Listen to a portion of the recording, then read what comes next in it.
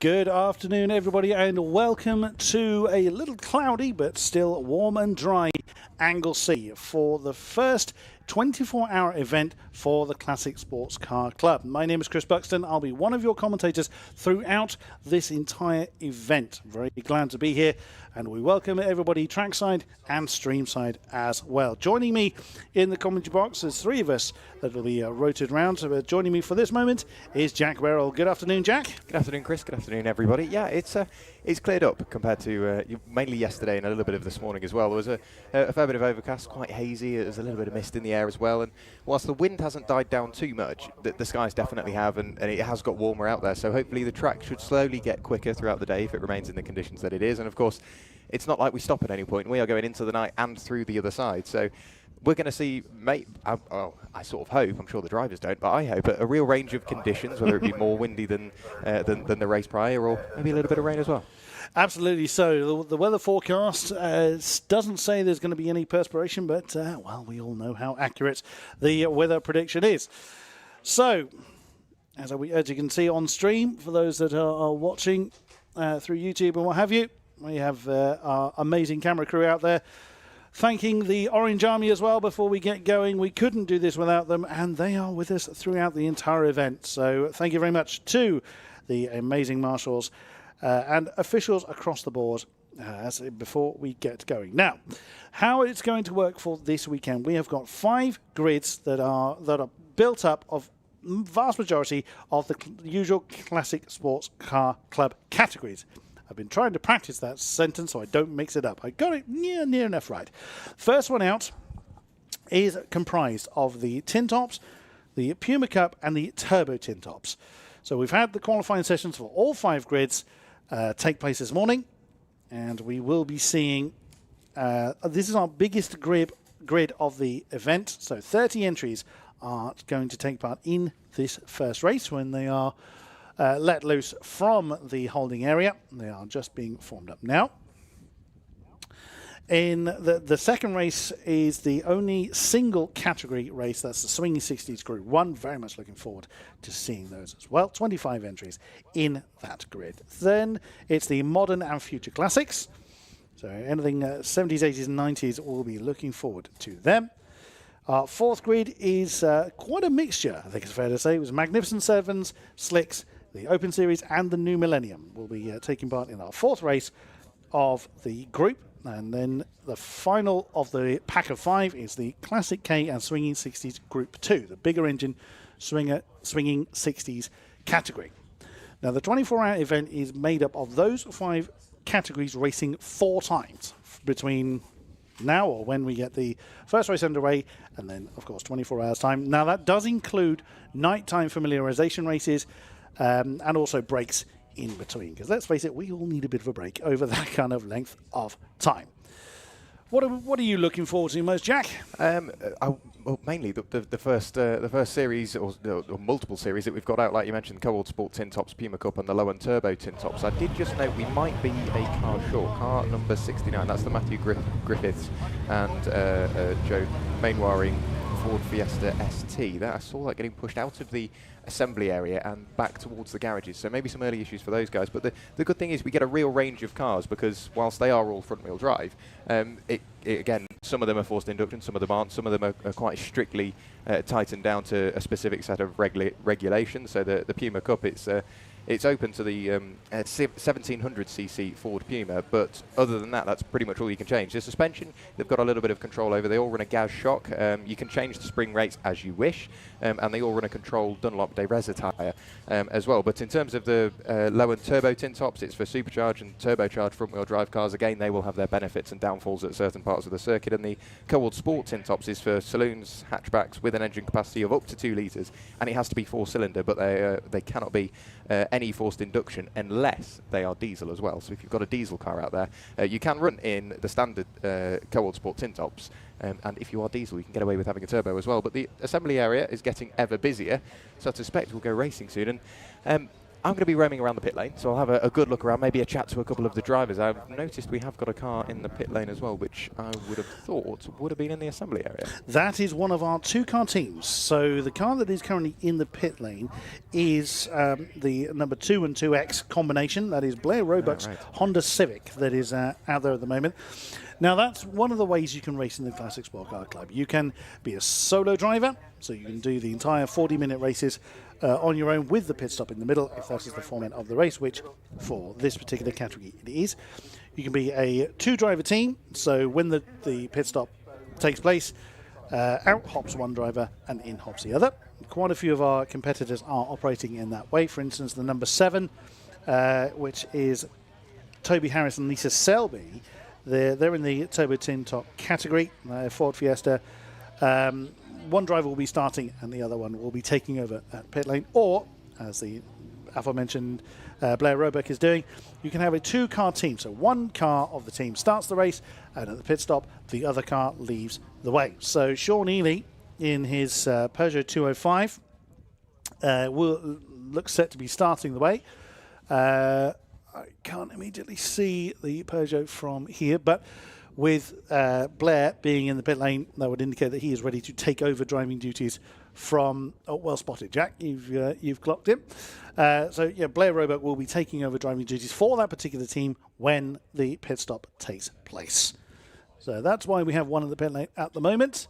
Yeah, I know what you mean, though. This particular grid is amazing. I must admit, the grid I am most looking forward to, they're all amazing in their own way, but the one I'm little bit sweeter on, if I'm honest, is the Advantage Motorsport Future Classics and the Modern Classics. The 70s, 80s, 90s. It's kind of what I grew up with. You know, I'm an 80s child, so seeing some of those that really hark back to my childhood, very much looking forward to. Yeah, you see, it's sort of counterintuitive, isn't it, putting a 21-year-old in the commentary box at the Classic Sports Car Club, because some of these, I won't exactly remember their release. But we do have an amendment to programme. So withdrawing from the whole event is Class A runner, number 46, Stephen and John Ridgeon's Honda Civic Type R. And that's because yesterday they were out practicing, had a brilliant day practice, got a lot of track knowledge, a lot of car knowledge, and I'm sure a few tweaks with the setup. And then one of them said, you know what, let's just put a set of tyres through a heat cycle. Let's scrub the tyres and just see where it leaves us, because then that's another set of scrub tyres that you've got for the race day. And as they went out, the engine blew up. It threw a rod through the side of the engine, so unfortunately they have had to withdraw from the whole event. I saw the car on the trailer this morning, so I'm sure they had probably a moment to forget, and then it was very suitably medicated in the in the circuit in the circuit restaurant. So. Yeah, whilst it's one car down and potentially two with one currently in the garages at the moment, I've got a feeling just looking at the assembly area, the Classic Sports Car Club never failed to provide some good racing. And with the quality of driver, the quality of preparation of the cars, and just the drivers themselves and the paddock that we've got behind us, we're going to be in for 24 hours of some very good racing. That we absolutely are, Jack. And for those watching on stream at the moment, you can see just the range of cars we've got. Renaults, Minis, we've mentioned Honda Civics, which we'll see probably towards the sharper end. There's a fleet. There's 3 Fiat Abarths run by the Marston family. We've been seeing those more regularly in the Turbo Tin Top class of recent, which is great to see. The stream is currently looking at number 12, which is Stephen Warner, and now that car, that's a supercharged R53, and the noise that thing makes me smile every time it comes past our commentary position. You knew it was coming before you saw it, but it's an amazing noise. And there now the stream is looking at one of the Pumas. Now that's car number 110. Which, again, is another one, although on my programs actually it's 101, but either way, they do sometimes renumber in the course of the event. That's Gareth Cotgrove, the Scots Hire Puma. He's been in that car a couple of years now, or certainly since last year. So we do tend to see the Pumas with the Turbo Tin Tops. Occasionally, we'll see these cars in the open, and this obviously this time they're being joined by the Tin Tops as well. Now the Pumas, exactly as you were saying, Jack, some of the classes, the Pumas in particular, are very close to road spec. Very, very little they can do to it to keep the thumbs up there from the drivers, love it. There's very little they can do to those cars to keep the cost down, to keep the accessibility available to all. Now this car that we're seeing on stream, or did briefly, the 196 car, John Glover and Mark Chappell, you have a bit of a story with this car, do you not? Yeah, I do. John is starting that car. It will be Mark jumping in later on. They did the opposite way round in qualifying. So John started the car, Mark started the car, then John got in. And Mark, it's his first season of proper racing. We saw him out at Snetterton for the first time. So unfortunately, the car retired only 1.5 laps after he got in. So he'll be destined to see the checkered flag. He wants to see the checkered flag, and he's got 4 attempts at doing it this weekend. So all being well, he will see that. So John in there just getting all strapped in. And yeah, luckily I'll get the chance to hopefully test that car later on this year at Donington Park. And I've heard from Danny Cassar, again, another regular in the tin tops, the Co-Old Sport tin tops, runs a very, very quick Honda Integra DC5, and he's driven that car. And if Danny says something, you normally take it literally as his word. It is pretty much factual if Danny says it. And behind the wheel of that guy, he said it's a very comfortable chassis. It doesn't do anything undue, and quite a comfortable car to drive, but surprisingly quick as well. Because whilst they're all spec'd to quite a tight specification throughout the championship, it does allow for some very, very close racing. But I think that also comes into the fact the car is just quite comfortable. So you don't have that fear of, if I lose the rear now, I'm going to end up in that door. It's I know I'm going to turn, and I know what the car's going to do before it's there. So it just makes the racing that much closer. And Classic Sports Car Club, that's really what it's famed for, isn't it? Very, very close racing, and rather budget friendly, and an incredibly friendly paddock as well. Absolutely. So it's a common story you'll hear from a number of the drivers that do take part in other series as well, that the amount of camaraderie you have between the drivers is really, it's almost unparalleled. Yeah, it's not a case of I'm going to take advantage of your misfortune and mock you for it. Yeah, if you've had a problem with your car, there's usually somebody around that maybe has some spares or has some ability to give you some assistance to get you through. So it's very, very welcoming to newer drivers as well as seasoned veterans such as Danny Cassar, who's very regular in Nigel Ainge's pair of, as Andy Windmill once called them, ballistic Hondas. We tend to see Danny Cassar in the tin tops, in the class that we are currently looking at on stream, as well as the new Millennium, the red accented car that Nigel Ainge owns, that Danny Cassar pilots to huge success. Sadly not here, seeing one of the war wounds on the stream actually. I'm sure the drivers probably don't want the cameraman highlighting that. That's the 176 car we were just looking at there, which is Rob Phillips and Benjamin Griffiths. The kind of two-tone livery on that car looks absolutely fantastic, but does has made my notes a little. I've got the livery of one side but not the other, because I didn't realise it was a two-tone livery when I got that picture. Hey ho, so we're still waiting for the field to be released, so all the safety checks have been done. We did see the Classic Sports Car Club safety car going out doing a track inspection. That's just to make sure that all the necessary tick boxes are set, so there isn't any debris on the circuit, that all the barriers are in place. There's marshals in the positions they should be in. Now I can see that the Classic Sports Car Club safety car is on the grid with its lights flashing. That tends to mean it's ready to receive the traffic coming towards them. Although looking into the holding area, I don't see too many drivers, so that should mean that most of them at least are in their cars, hoping to get going. Now the drivers that we need to be looking at, primarily Andy Windmill in the Treble 8 car. He's had huge success in that particular car. He's worked tirelessly to get the biggest thing for him is weight, that he's been working on that. Yeah, he's called it the Honda Civic Type R Leggera because it is incredibly high. But one thing to note, he's 5 places further down than what we would expect to see him. So too is car number 1, that being Adam Brown in the very, very quick Ford Fiesta ST150, and the Treble 8 has also got, Andrew Windmill, obviously the Treble 8, car number 1 in the way of Adam Brown, and James and Steve Fletcher in their Alfa Romeo 33 have got a 5-place grid penalty. I know for both Adam Brown and Andy Windmill that is due to overtaking under yellow flags in qualifying, hence why they have got the 5-place grid penalty. So that's put Manoj Patel on pole position in the Co-World Sport Tin Tops class, and going off the amended grid, it's car number 5, that being Phil Briggs. He takes up the pole overall in his very, very quick turbocharged Seat Leon. So a couple of penalties already going the way of the drivers. So if anything, it's going to make the race even closer with both Andy Windmill and Adam Brown trying to fight their way back up through the order, because they've got a number of cars in front of them that they've got to try and work their way through to get back to where they would have qualified, and then back trying to get the win. I did actually see Andy Windmill as he'd been summoned to the headmaster's office after qualifying. He was, at that point, unsure of exactly what he did. I'm sure it had been explained to him. There is Phil Briggs on stream in the turbocharged Seat. Again, that's a relatively new car. He's not had it for too long. It was initially plain blue, and then it came out last year, I think, with that grey and 2 accented colour. And it looks like, as you spotted it, Jack, that looks like they're getting ready to release the beasts as the exit way from the holding area has been cleared. Phil Briggs should be leading them away, although he hasn't moved as yet. He's probably waiting for the marshals to give the final go-ahead. And there we go. I think they've just held the board up. So 30 seconds now until the field is led away. So that ensures that all officials are in the position they need to be. Brace yourselves, here they come. And so it's going to be the Seat from Honda, from Fiesta from Honda. So yes, Honda may well have quite a few numbers, but yeah, this is going to be good fun. And there we go. So Phil Briggs now being released and the field being let away behind him.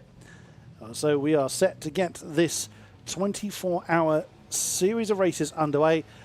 And unfortunately, Phil Briggs has turned the wrong way.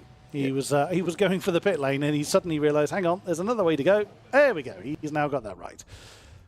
Yeah, just a little bit of confusion, but for some of these drivers, I know for myself as well, it's the first time at this circuit, and again, it's just those little things that, oh, you make the mistake at the start of the day and you know you won't make it for the rest of the day. I've just noticed on the back of Phil Briggs' car, the rear bumper mainly, but a little bit of the arch has been cut as well. That's just in the hopes of stopping any air getting trapped and causing extra drag on that car. Those are the lengths that some of the drivers go to just to try and keep that weight down and make the car handle as best as possible. I know Danny Cassar's teal DC5, it's pretty much Swiss cheese. It's had the inner skin taken out of that car. It's had bits of the car drilled in an effort to keep weight down on top of all kinds of other little weight-saving efforts that they've got going on. But to run you through the grid for the first race of the weekend, it's Phil Briggs, car number 5 on pole position, with Manoj Patel 112 alongside, car 5 and 112. Then it is the shared car number 7, that being Lisa Selby and Toby Harris in their Ford Fiesta, starting in 3rd place, lining up alongside car number 176, that being Rob Phillips. He's sharing that car this weekend. I haven't got a second name on my grid at the moment, but they start in 4th place, car 7 and car number 176. Then it is David Marson, car number 3, alongside the treble 8 of Andrew Windmill on row 3 of the grid. Row 4 is Andrew Marson ahead of Adam Brown, car 59 and car 1. Then it is Steve Papworth and Roebuck, and the shared car, Elian Roebuck, alongside car number 14 and car number 2. And we'll wait for the grid just to roll through on the stream. So we're matching everybody up with what they see. Yeah, it's Andy Marson in the number 59 car. That's one of our theatre baths in 7th position. Then it is the number 1, Adam Brown, in his Ford Fiesta on row 4. Row 5, number 14, is Steve Papworth in one of the Odell managed cars. That's the Civic. And then it's the 2-car team, the number 2 of Sean Ely and Blair Roebuck. Sean Ely is the one that is out there at the moment. Row 6 is car number 159. That is Andy Tate and Neil House. That's shared. That is the Renault Clio Cup Gen 4. And then the 234 car, James Wilson, will be on the outside of row 6 in 12th place. In row 7 is car number 6, Richard Marson, the second of the 3 Marson cars. I think we have actually had to stop because I think we have a car stranded somewhere, but we'll go through the rest of the grid as it currently stands. Number 97 is Andrew Grimm and Clive Seegers in the turbocharged R56 Mini. Then on row 8 is car number 155, Thomas Spencer and Thomas Walker. That is the Renault Clio 172. And treble 9, they had trouble in qualifying, is the Mini of Aidan Francis and Sean Wortley. Row 9 is car number 23, long-time racer John Baker with the Satsuma Racing Renault. That's his car that he is sharing with Nick Meller. And then on to row 10 is car number 12, which is Stephen Warner. alongside the number 66 car of Ben Brain and Wayne Bocock. Then it's, first of all, Puma's car number 110, which is Gareth Cotgrove, alongside the 124 car, James Manning. Then it is the Alpha of number 55 of the Fletchers, and we are getting underway. Can't go through the rest of them, and we are racing here. And who is going to make it through turn one? Getting a bit close behind the Selby Harris Fiesta. There is the leader, Bath. Again, they qualify brilliantly well, but coming past Andy Windmill on the outside, leading up towards turn three on the hairpin, was the next of the Abarths. Great start there. But now coming back into our sight, Briggs leads Patel, leads the leading Marston, so to speak. And now that's on the outside challenge there is Adam Brown getting past the Selby Harris car. Here comes Andy Windmill muscling his way past the Fiat Abarth. And now the turbo kicks in for the Fiesta side by side for the Selby Harris car and Adam Brown as they come up to Rocket for the first time. Yes, Lisa Selby just lifting out the throttle there and going very, very slowly up towards the top end of the circuit. Not sure whether that car's got some sort of issue. Very, very close indeed further up. But for the moment, Manoj Patel still just about ahead of Adam Brown. Adam Brown's definitely getting closer, doing what he can to, not only he's already got in front of Andrew Windmill off the start, he's already trying to close that gap to the cars up the road. So Manoj Patel coming under ever more pressure. Phil Briggs has absolutely checked out. Very quick in qualifying was Phil Briggs, and he's continuing to keep that pace up into the opening stages of the race. Heading out onto circuit somewhat later than the others is Rob Phillips. Not 100% sure what's happened with Rob because he was in the assembly area. So he's not taken the start. Adam Brown late on the brakes, up the inside. He gives it a look for Manoj Patel, and already a spin. It's going from bad to worse for Rob Phillips, but hopefully he will be able to continue on without too much of an issue. He's got the indicator on, so maybe some sort of persisting issue with that car. The mid-pack is absolutely anybody's guess. There's so many different dices for position going on. Back past us to tick the first lap in the book goes Phil Briggs. Who is it? It's Adam Brown now in second place. Then it's Manoj Patel with a bit of damage on the left-hand side of his car, so I don't know whether there was contact between himself and Adam Brown. And for the moment, Andrew Windmill, he's got to settle for fourth, but he's pushing forward. Absolutely. So, yeah, the 176 car of Rob Phillips and Benjamin Griffiths, they were very slow on the rolling laps, and it's going, exactly as you say, Jack, from bad to worse for him. But, wow, Phil Briggs is just gone. Exactly as you say, Adam Brown is keeping the attention of Manoj Patel and Andy Windmill. These two Hondas have crossed swords many, many times. And now it's Windmill keeping Manoj Patel honest and just managing to close the door ahead of the Leggera. Well, just briefly at least, Andy Windmill switching to the inside line coming into Rocket and now claiming that third place. Right behind him is Andy and David Marston in their Fiat Abarth. Now, I think it was one of the Abarths that had contact with Manoj Patel. The damage doesn't look too bad. It's certainly not slowing Manoj down too much at this stage. So hopefully good old gaffer tape will get that one fixed. Look at the two Abarths right behind, really ready to keep the Hondas good and honest at this stage. Further back, still plenty of fighting going on. We've just seen Chris Herwood, the number 21 Fiesta. That's another one of the Odell cars. And there is the somewhat stricken 176 car. Still going, still trying to keep out of the way. But I dare say that's the end of this race, at least, for that car. I'm just looking as well, looking at the timing, of course. It's Phil Briggs in the lead of the Turbo Tin Tops class, or the Turbo Tin Top series at the moment, just working his way through the final corner now. Adam Brown still giving chase, leading the Cohort Sport Tin Tops ahead of Andrew Windmill, but Andrew's car, the body language is just showing he is pushing forward. He's not taking liberties with any part of the track limit, absolutely using as much as he can. Manoj Patel slowly losing touch with those two, but then you get back to what is the Abarth Assetto Corsas, the first one being Andrew Marston, being followed by David Marston, and then we finally get back to another naturally aspirated car. That's car number 2, currently in 7th place. That's Blair Roebuck.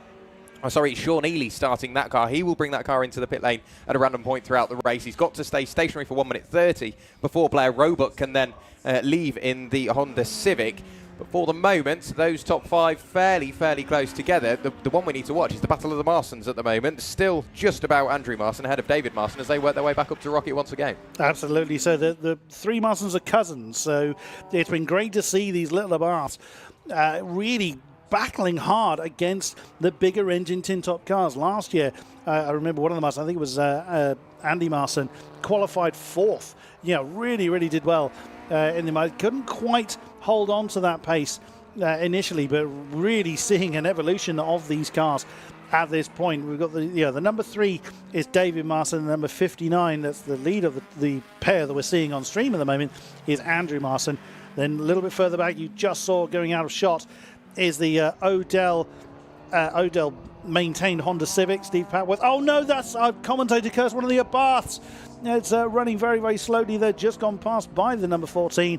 Oh, goodness me. I'll take that one on the commentator's curse. That's the number 3 that was very slow there. David Marson. Tragedy has struck before the pit lane windows even open. Now the fastest lap is springing up. Andy Windmill starting to get the Civic. By his own admission, he tends to take the start a little bit more gently than the rest of the race course we're seeing. But oh no, there's a wheel that's gone on the Puma we just saw there. That's the Scott's hire car. Gareth Cotgrove. It's Cotgrove, yes. Wheel is detached, and I didn't quite see where that's. And there he is. He's come completely to rest, and the wheel is still going. That's coming out of the bus stop, isn't it? Well, at least the wheel has come to rest in a place where the marshals can retrieve it. But that car is somewhat stricken as the stream now has a look at a great duel. This is the second place. Adam Brown in the number 1 Fiesta with the Civic of Andy Windmill trying an outside maneuver going into Rocket. Both cars cocking their inside rear wheels. Neither Andy Windmill not able to gain any particular traction. That's allowing Phil Briggs to continue to build that gap. Nearly 4 seconds when they came over the line. And there is the number 3. Fiat Abarth has made it back to the pits. Usually when you see the bonnet open, it doesn't tend to work well in these 40-minute races, especially as the pit lane hasn't opened yet, so they couldn't even count this as their official pit stop. Now we've got a couple of cars, obviously, like you mentioned, in the pit lane. David Marson being the one that you can see there on stream with the bonnet in the air. Back into the pit lane, unfortunately, is Rob Phillips. So the race, he stood himself in good stead in terms of qualifying, starting from the outside of row 2, starting in 4th place. But unfortunately, that car's back in the pit lane after a couple of slow laps. The battle between Andrew Windmill and Adam Brown getting ever closer. Adam Brown's still the lead car in that battle. Through the final corner, they will come to take another lap in the book. And Adam Brown, the car squirming away on the exit, just as he's trying to scramble for some grip, flies the car out of the corner, and the pair of them go on to another lap of the race, dueling away. The marshals doing an ever brilliant job just making sure that car is safe and the driver is all okay further around the order, that being the further around the circuit. That's Gareth Cotgrove. Of course, that car now stricken, working its way through the corkscrew, so thankfully it's off the main racing surface. Through the final corner, there's a great little battle. I'm sure you'll love this one. Across the line comes car number 234 of James Wilson, car number 97 giving chase. That'll be one of the cars from the Turbo tin tops by the looks of it. Car number 97 Andrew Grimm and Clive Seegers, yes. Yeah, great little battle. 2 cars that you wouldn't expect to see battling, and now we might see a change for second overall. First in the Co-Old Sport tin tops, it's Adam Brown on the outside, Andrew Windmill on the inside as they work their way up through Rocket. Late on the brakes, Andrew Windmill gets the car slowed down, jumps into second place overall, and he's now leading the Co-Old Sport tin top series. Heading down the back straight in a few moments' time they will go, and Andrew Windmill, now he's got in front, the only thing he needs to do is break away, but Adam Brown, it's going to be easier said than done for sure. Absolutely so, and Adam Brown has been in this Fiesta for a few years now. He knows how to get the best out of this car, but of course Andy Windmill has had that Civic an even longer period of time. Like I say, he registers it as the Leggera because of the amount of weight he shed off the car, and it's given him a lot of success. It's given him a lot of success. Penalties as well, which is also part of... Oh no, is this another one of the Marson Fiats in trouble? The number 6 is on stream. Is that running a bit slowly? Yes, it most certainly is, as it's making its way up towards Rocket. Oh dear, a bad day in the office for the Marson family. There's number 3, well, as you can see, the 3's back out there, but number 6 is going slowly, and Andy Windmill's in the pits now. The pit lane window's not open yet, so has he timed this too early, or does he have a problem? Not 100% sure. I see a marshal or a mechanic working their way over to that car, so hopefully all is well, and rushing over to speak to Andrew just to figure out exactly what's going on. The ever brilliant Alpha Life camera about sprinting down the pit lane to get the shot, so thank you very much, Alpha Life, for sorting that. It's good to see Gareth Cotgrove out of the car and walking away with the marshal. The best of the battles at the moment is well and truly in the mid-pack. We'll wait for them to reappear as they come back through the final corner. Of course, with Gareth Cotgrove retiring from the race, that has now put John Glover and Mark Chappell in the lead of the Puma Cup class as well.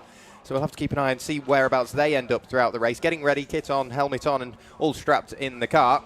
A little bit further down the pit lane is car number 2. That's Blair Roebuck behind the wheel of his 1800 Honda Civic. Back across the line comes car number 55, and we're already seeing Andrew Windmill back out on circuit and trying to work his way through some, it won't even be lap traffic. This will be fights for position, because obviously he's already been in the pit lane sooner than everybody else. Yeah, an unusual one there for Andy Windmill, probably just having something, maybe giving everybody else a sporting chance. That's awfully kind of him if that's the case. But yeah, back out on circuit. We'll hopefully catch up with him later on and find out what's going on. But this battle has been going on for a while. The number 12 Mini, which is Stephen Warner, is fending off the advances of number 21. That's Chris Herbert. That's not his usual car. That is one of the Odell cars. They do have a small fleet of cars available for hire, obviously all race prepared.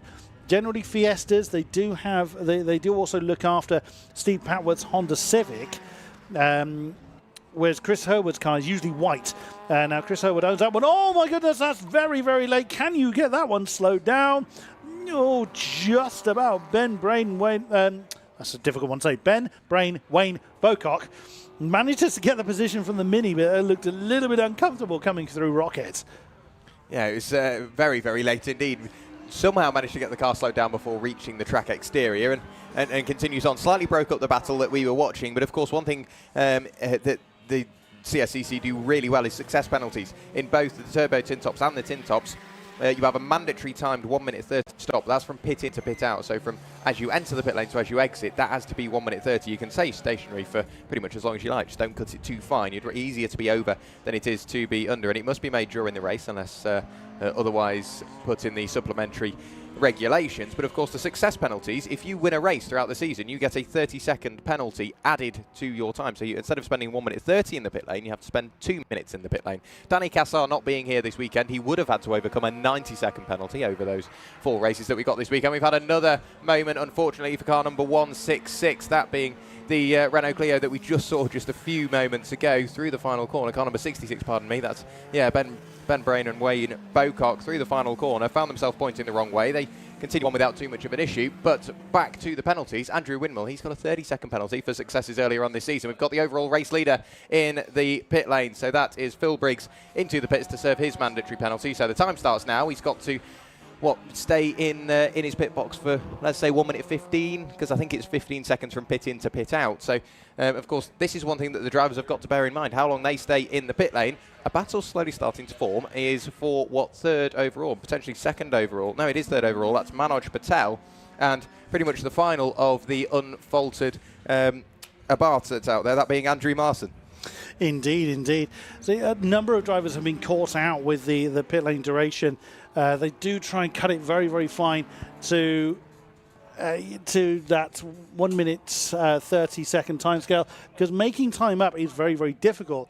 But exactly as you say, Jack, to then overcome the penalty is even worse. If they do cut the beam too short, they will incur a 30-second penalty plus the amount of time they're short by. They could be short by a tenth of a second. It doesn't matter. They will incur a 30-second penalty to their race time plus that amount they are short by.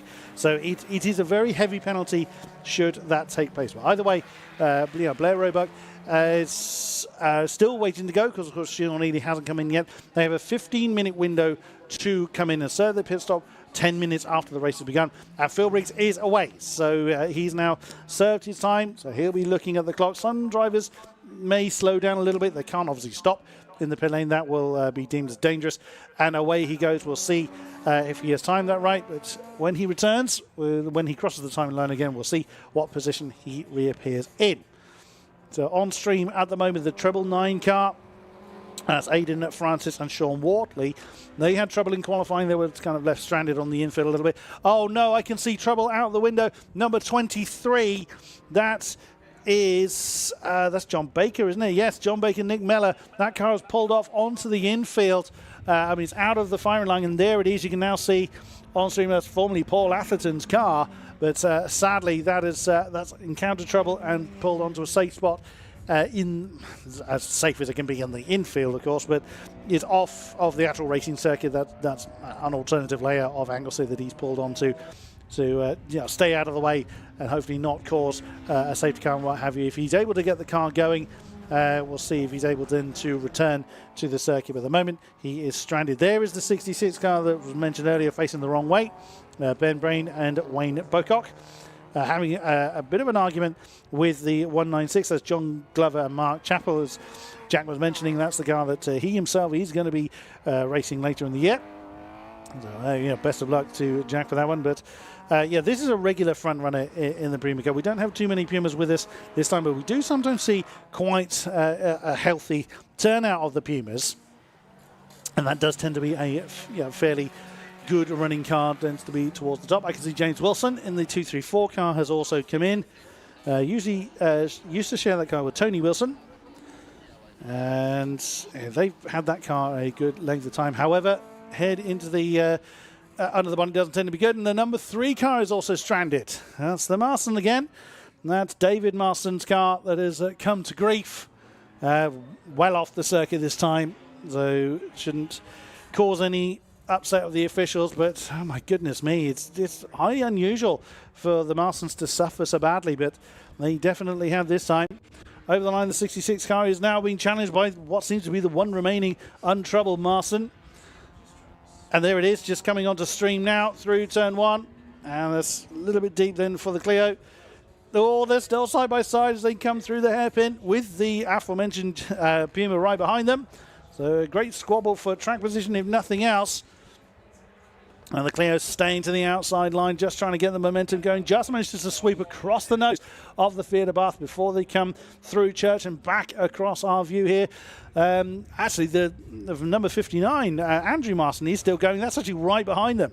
So 2 of the Marstons are still going. And there's the good old gaffer tape coming out. I did say that as I'll man out his car, so I did wonder whether they would have a go at fixing that with gaffer tape. It didn't seem to be slowing him down, so it may not be. Hopefully, there's no real damage to anything kind of serious, any drive belts. Oh no, I can see trouble from the number 7 car being pushed. Sometimes cars need kind of pushing to get them going again, but there seems to be no sense of urgency around the Harris Selby number 7 Fiesta. They have had a horrendous season with that car. It's such a shame. When it's on song, it goes very, very well. But alas, they look like they were trying to push it, but now it's actually rolling backwards in the pit lane at the moment. So, disaster again. They do a lot behind the scenes to Harrison Selby. And there goes others into the pit lane. I was confused with that camera angle for a moment. That was Chris Herbert coming into the pits. And you can see on the camera shot there, that's the stranded number 23. Still hasn't been able to move. So now the running order somewhat disrupted by the pit stops going on. One of the Pumas just going underway because the Andy Windmill is back in the pits again. This looks like a much more expected pit stop, serving his penalty. His mechanic ahead of him is, I think, trying to usher him on or maybe counting him down. Can't quite see from here. Jack has gone down into the pit lane. Hopefully he can catch up with some people, but he tends to get very, very busy down there, so trying to catch people at the right time is part of the challenge for the pit lane reporter. So you can see the number 66 car has come in as well. That's Ben Brain and Wayne Bocock as mentioned. So they look like came in at speed, so should be good to go back out again. The 159 car is also in the pits. That's Andy Tate and Neil House, as we are looking at a pair of Pumas having an argument. So that's the 196 car we mentioned, John Glover. Now he is fending off the advances of the grey car behind us. Mark Kirbley and Alex Eacock are sharing that particular car. I think that's Mark Kirbley's car. Alex we've seen before in Pumas and the like. Mark previously raced a 944 Turbo before this, so that's quite a transformation from Porsche to Puma. I see more pit lane activity going on. Some officials waving people in. Who's on the way in? I can see the Ford KA, the number 88 car, coming in. So James Rogerson and Chris Sawyer, along with Adam Brown, the number 1 car, has come in. There is our former race leader. You can see on the shot. Those watching the stream. So Phil Briggs getting the turbocharged car back up and running. He's obviously looking to reclaim what was around about 5 or more second lead when the pit stop started to take place. And there's one of our Marsons. the number 6 car. That's Richard Marson. Seems to be back up to speed again. One of the other Marsons is just come into the pits, the number 59 car of Andrew Marson. There's another one of the Odell cars you can see on stream. So the Honda Civic, number 14 car. That's Steve Papworth's car, but it's run by Odell. And speaking of Odell, there's another one. That's Chris Herwood in the So anyone cars mentioned earlier, that's not a car he owns. He's renting that from Odell. So again, another opportunity for those that maybe don't quite have the know-how or the want sometimes to maintain the car themselves. You absolutely can, seek the services of the likes of Odell to service the car for you. And generally a quite cost-effective way of going racing as well. As the field continues to circulate, Adam Brown now with the lead. The number 2 combination hasn't yet pitted. I can see Blair Rogerberg is still ready to go. There's number 55, that's the Fletchers. So don't see too many Alfa Romeos in the wild, so that's an Alfa Romeo 33. As on stream we see Andrew Windmill now trying to regain some of the lost time. Of course, he's been through the pits twice now. Now, Andy Windmill said he may well not do the night races that we'll see later on, which would be a shame if that is the case, but his headlights don't actually stay on, they blink. So he was a little bit concerned for safety. Big gaggle of cars here on stream, just coming through Church now, coming around the Ford KA. Somewhat outgunned, but still giving it everything in their hands. So that's Rogerson and Sawyer.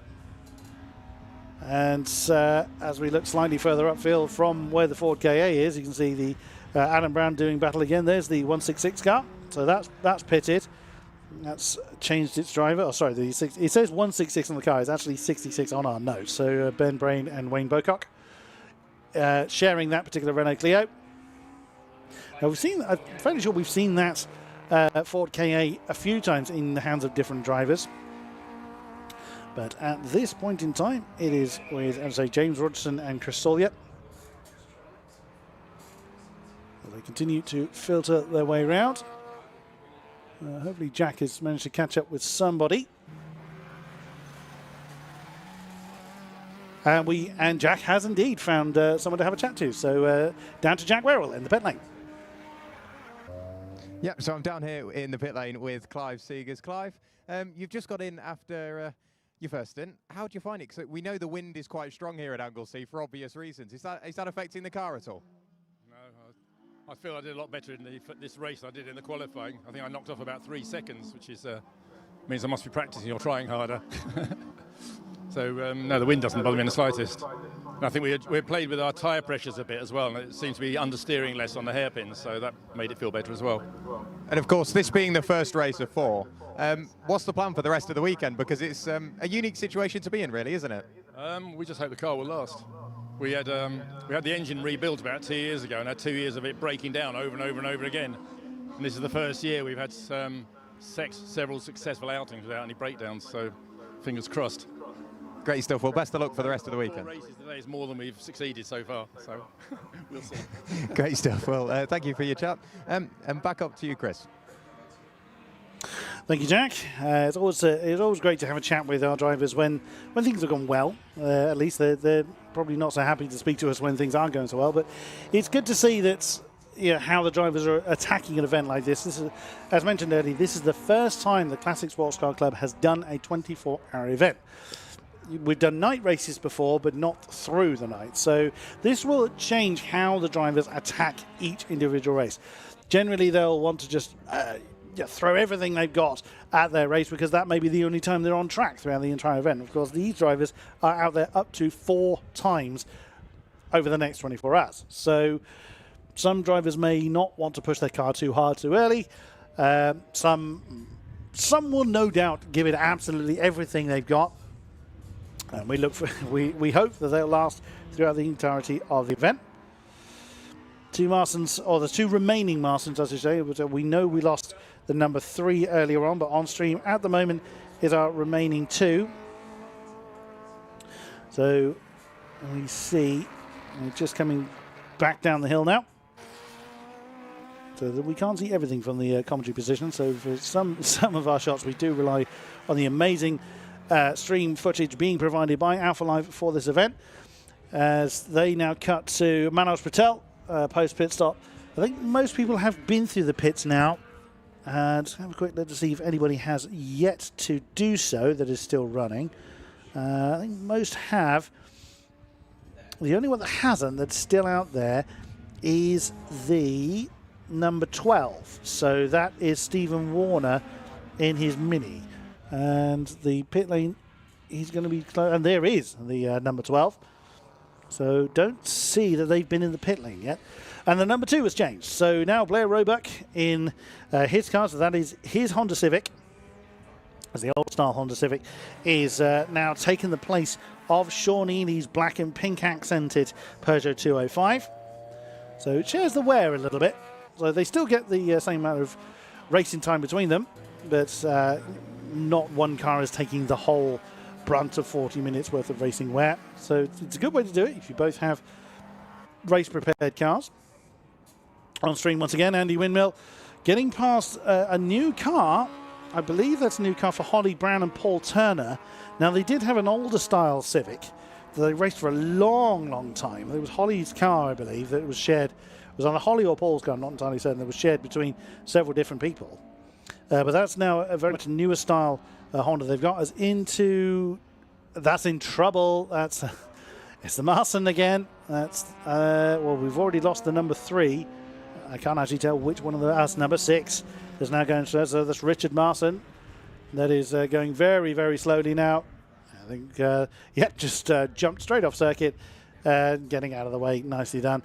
So back on stream then, it's Chris Herbert just dancing his way around the number 4. Now, that's another 2-car team. So that is Lee Norton. That's a new acquisition for him, I believe. That's the Peugeot 206.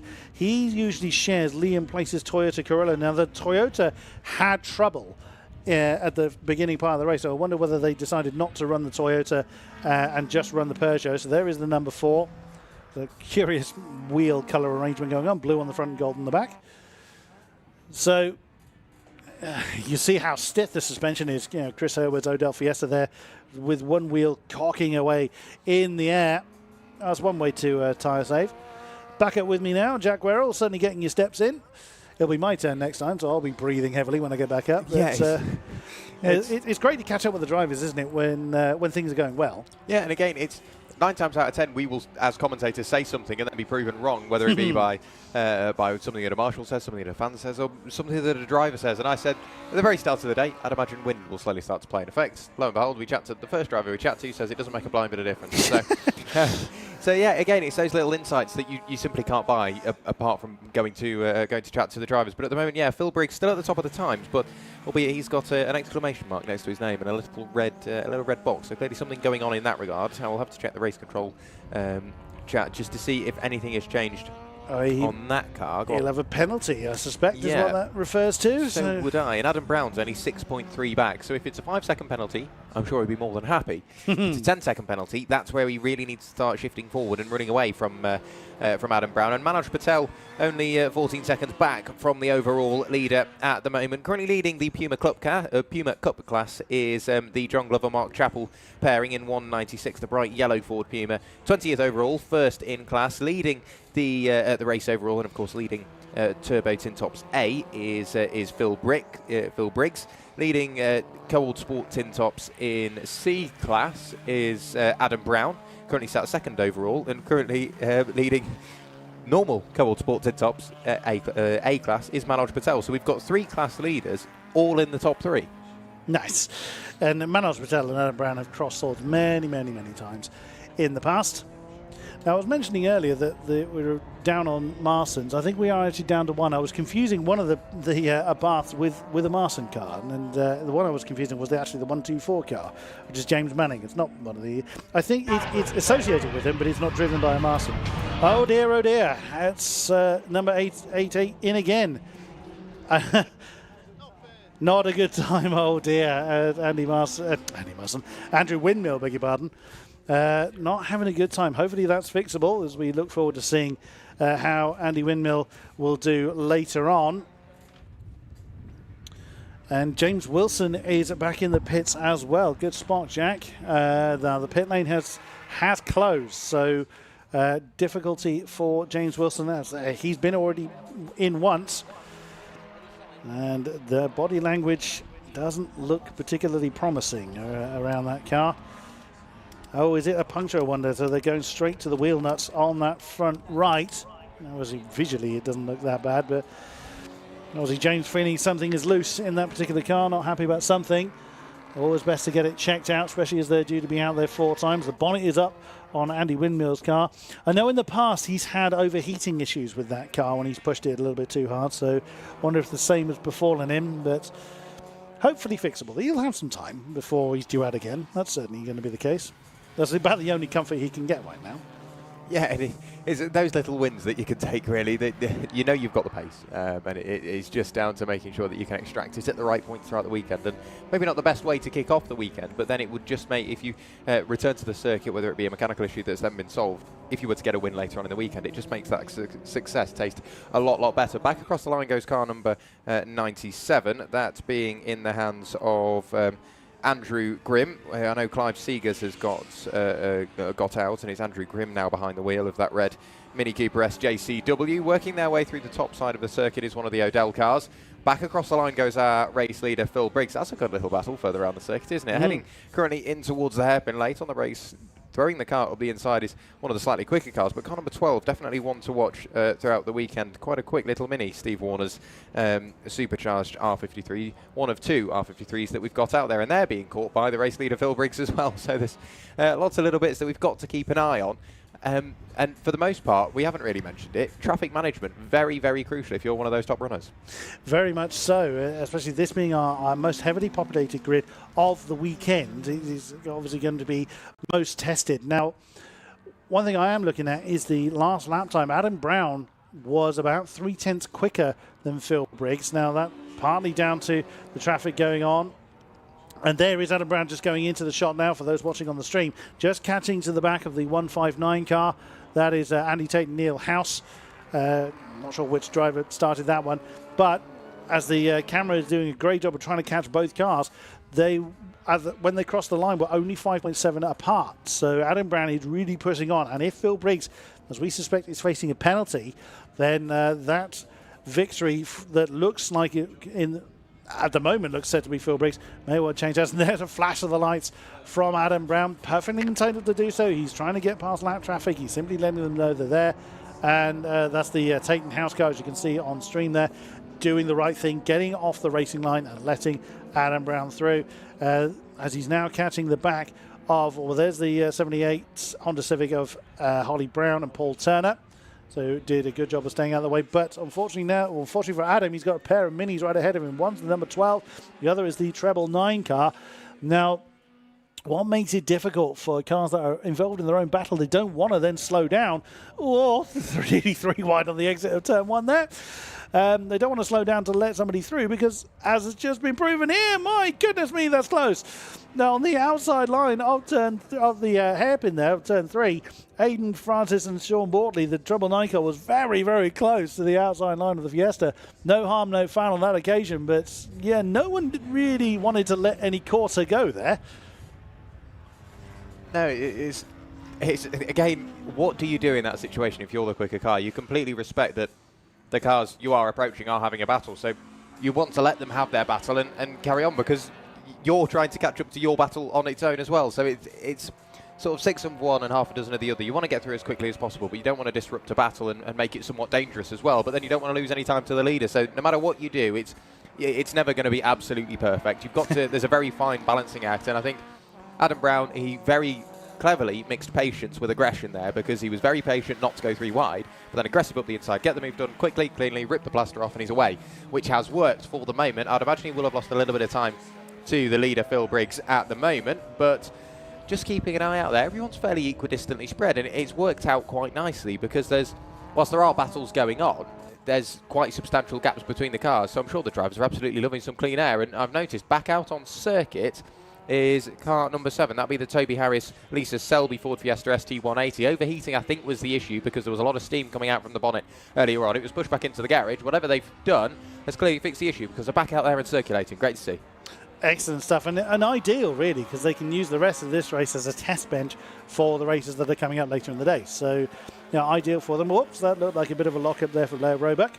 Just coming into the left-hander there, being chased by Steve Papworth. Again, those two have crossed swords many a time in the past. Now, again, keeping an eye on the lap times, I can see Adam Brown was gaining a bit on Phil Briggs. Phil Briggs has now exercised his right foot a little bit more and opened that gap up again. So nearly 6 seconds now between the race-leading Seat and the chasing Fiesta. And still battles going on throughout the field. Just over 5 minutes left of this race. And some battles are very far from decided. What's also great is the blue flag rule isn't necessarily strictly enforced, in the sense of, yes, if you're being lapped, you do have to let through. But there are times when we do see the lap runner still give the lapping car a bit of a run for its money. And I'm looking at the number, before I even finish that sentence, I'm looking at the number 55. The Fletcher Alfa Romeo has got some smoke coming out of it. And looking at the, it always makes me chuckle, that Fat Moose sponsorship on the back of James Manning's car. That had a little bit of what looked like fire coming out of the exhaust. That's fire and smoke are not normally friends of cars. No, I don't know whether it was steam or smoke. They look very similar. I'm guessing it was steam. They are somewhat off the pace. And back to the Selby Fiesta, back down the back straight. There you go. A lot of backs in that one. So Toby Harris and Lisa Selby once again out and circulating, just getting, like you say, using it as a test session, trying the car out, figuring out maybe what the issue is, diagnosing it ever further, and then, of course, preventing it from happening again. We'll have a quick look on the timing screen and figure out who the closest cars are out on circuit. I'd imagine if you look towards the top of the time, it's 8th and 9th respectively. Car treble 9. That's Sean Wortley and Aidan Francis in the Mini Mafia Mini Cooper SR53. They are only just under 1.5 seconds ahead of car 159. That's Andy Tate and Neil House in their Renault Clio Cup Gen 4. That one being with the turbocharger. So I'd imagine the latter car is maybe slightly quicker, but we will wait and see. Of course, that more than likely running a sequential gearbox as well, hence why the pair of those two are getting closer and closer as they work their way up towards Rocket. Now, that is definitely the battle to watch. Adam Brown currently on stream, working his way through the tail end of the circuit, just trying to again dig more time out of Phil Briggs up at the top of the order. Only 4.5 seconds separating the top two now. With 3 minutes left on the clock, so keeping an eye on the tail end of the Fletcher Alfa Romeo 33. If it is ailing, it's not ailing massively. I'm not seeing huge amounts of smoke or steam or whatever it is. Actually, as it comes past me, I'm not sure I'm seeing anything at all.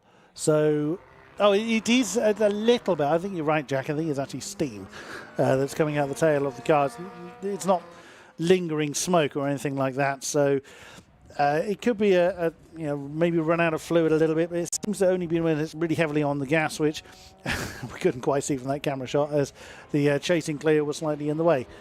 But yeah, still battles are yet to be resolved, exactly as you were saying, Jack. The treble 9 and 159 cars, the Mini and the Renault, still arguing their particular case. On stream now is Phil Briggs in the number 55 race leading car. That lead did come down. It was actually down to 2.7 seconds when they last came over the line. And we just see both of them in the same shot now. So Adam Brown is very much getting on with it. And we don't know what the penalty is for Phil Briggs, unless you've managed to catch up with it, Jack. I haven't had a chance to yet. No, I don't see a report of it up here, so hoping he's not cut the beam too early. If so, he's got 30 seconds plus. However, he was short by on his pit stop exit. But either way, Adam Brown is not waiting for the penalty to decide. He's chasing off after that Seat as hard as he can.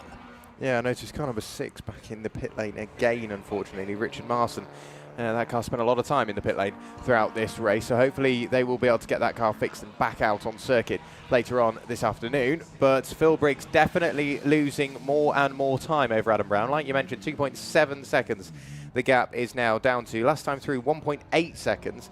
Adam Brown was quicker than Phil Briggs. We'll wait for them to appear in just a few moments' time through our side from the commentary box. Thankfully, the brilliant Alpha Live TV crew have managed to pick that car up. Our race leader working his way towards the final corner. So Phil Briggs appears now. Adam Brown Probably even closer this lap. Much later on the brakes is Adam Brown, has searched the cars a lot lighter. Through the final corner comes Phil Briggs, across the line to go on to what will be the final lap of the race. There goes Adam Brown crossing the line, 2.7 down to, oh wow, he gained an entire 11 thousandths of a second. Very, very quick lap from Adam Brown, but he is still chipping that time away. So unless he can pull out an absolute monster lap, I don't think he'll gain anything close towards the leader. Bouncing over the grass, running very, very, very wide, somehow keeping the car pointing in a straight line, was Lee Norton in the Peugeot 206 GTI. Got the moment collected up and carried on. But I've got to say, standout drive for this one has got to be Adam Brown. Done a brilliant job. Absolutely. So just seen Manoj Patel come past us, the third place Honda Civic, just absolutely covered in gaffer tape, keeping whatever damage was caused with that early race impact under control. I mean, he's some 26 seconds or so behind Adam Brown at the stage, so still in third, so still on for a good podium finish, but possibly not where he would have hoped at the beginning of the race. Either way, a lot of the drivers are simply looking to survive. Was the general ethos I got when I was speaking to a number of them throughout the course of the day. But the checkered flag will be ready, at least on track, for Phil Briggs, assuming that he isn't pipped to the line by Adam Brown. As we can now see on stream, just coming into the hairpin now, still with traffic ahead of him to deal with, but shouldn't hold him up too much. That's the Seegers and Grimm Mini that's joining with one of the Fiat Abarths. I think it's one of the remaining Marson car. But to conclude the first race of the event, as we see on stream now, it's Mini, it's Seat, and the flag is being prepped for car number 5. But that victory has already been handed to Adam Brown, whatever the penalty is. So we haven't been notified of what the penalty is for, but that has gone the victory to number 1. That is Adam Brown in the Ford Fiesta. The race victory being given to the Tin Tops rider, and that's a 30-second penalty. I reckon that's probably about 25-second penalty. Yeah, but of course Phil Briggs crossed the line. Adam Brown wasn't too far away, so I'd say 25 seconds plus the 4 seconds back Adam Brown could have been.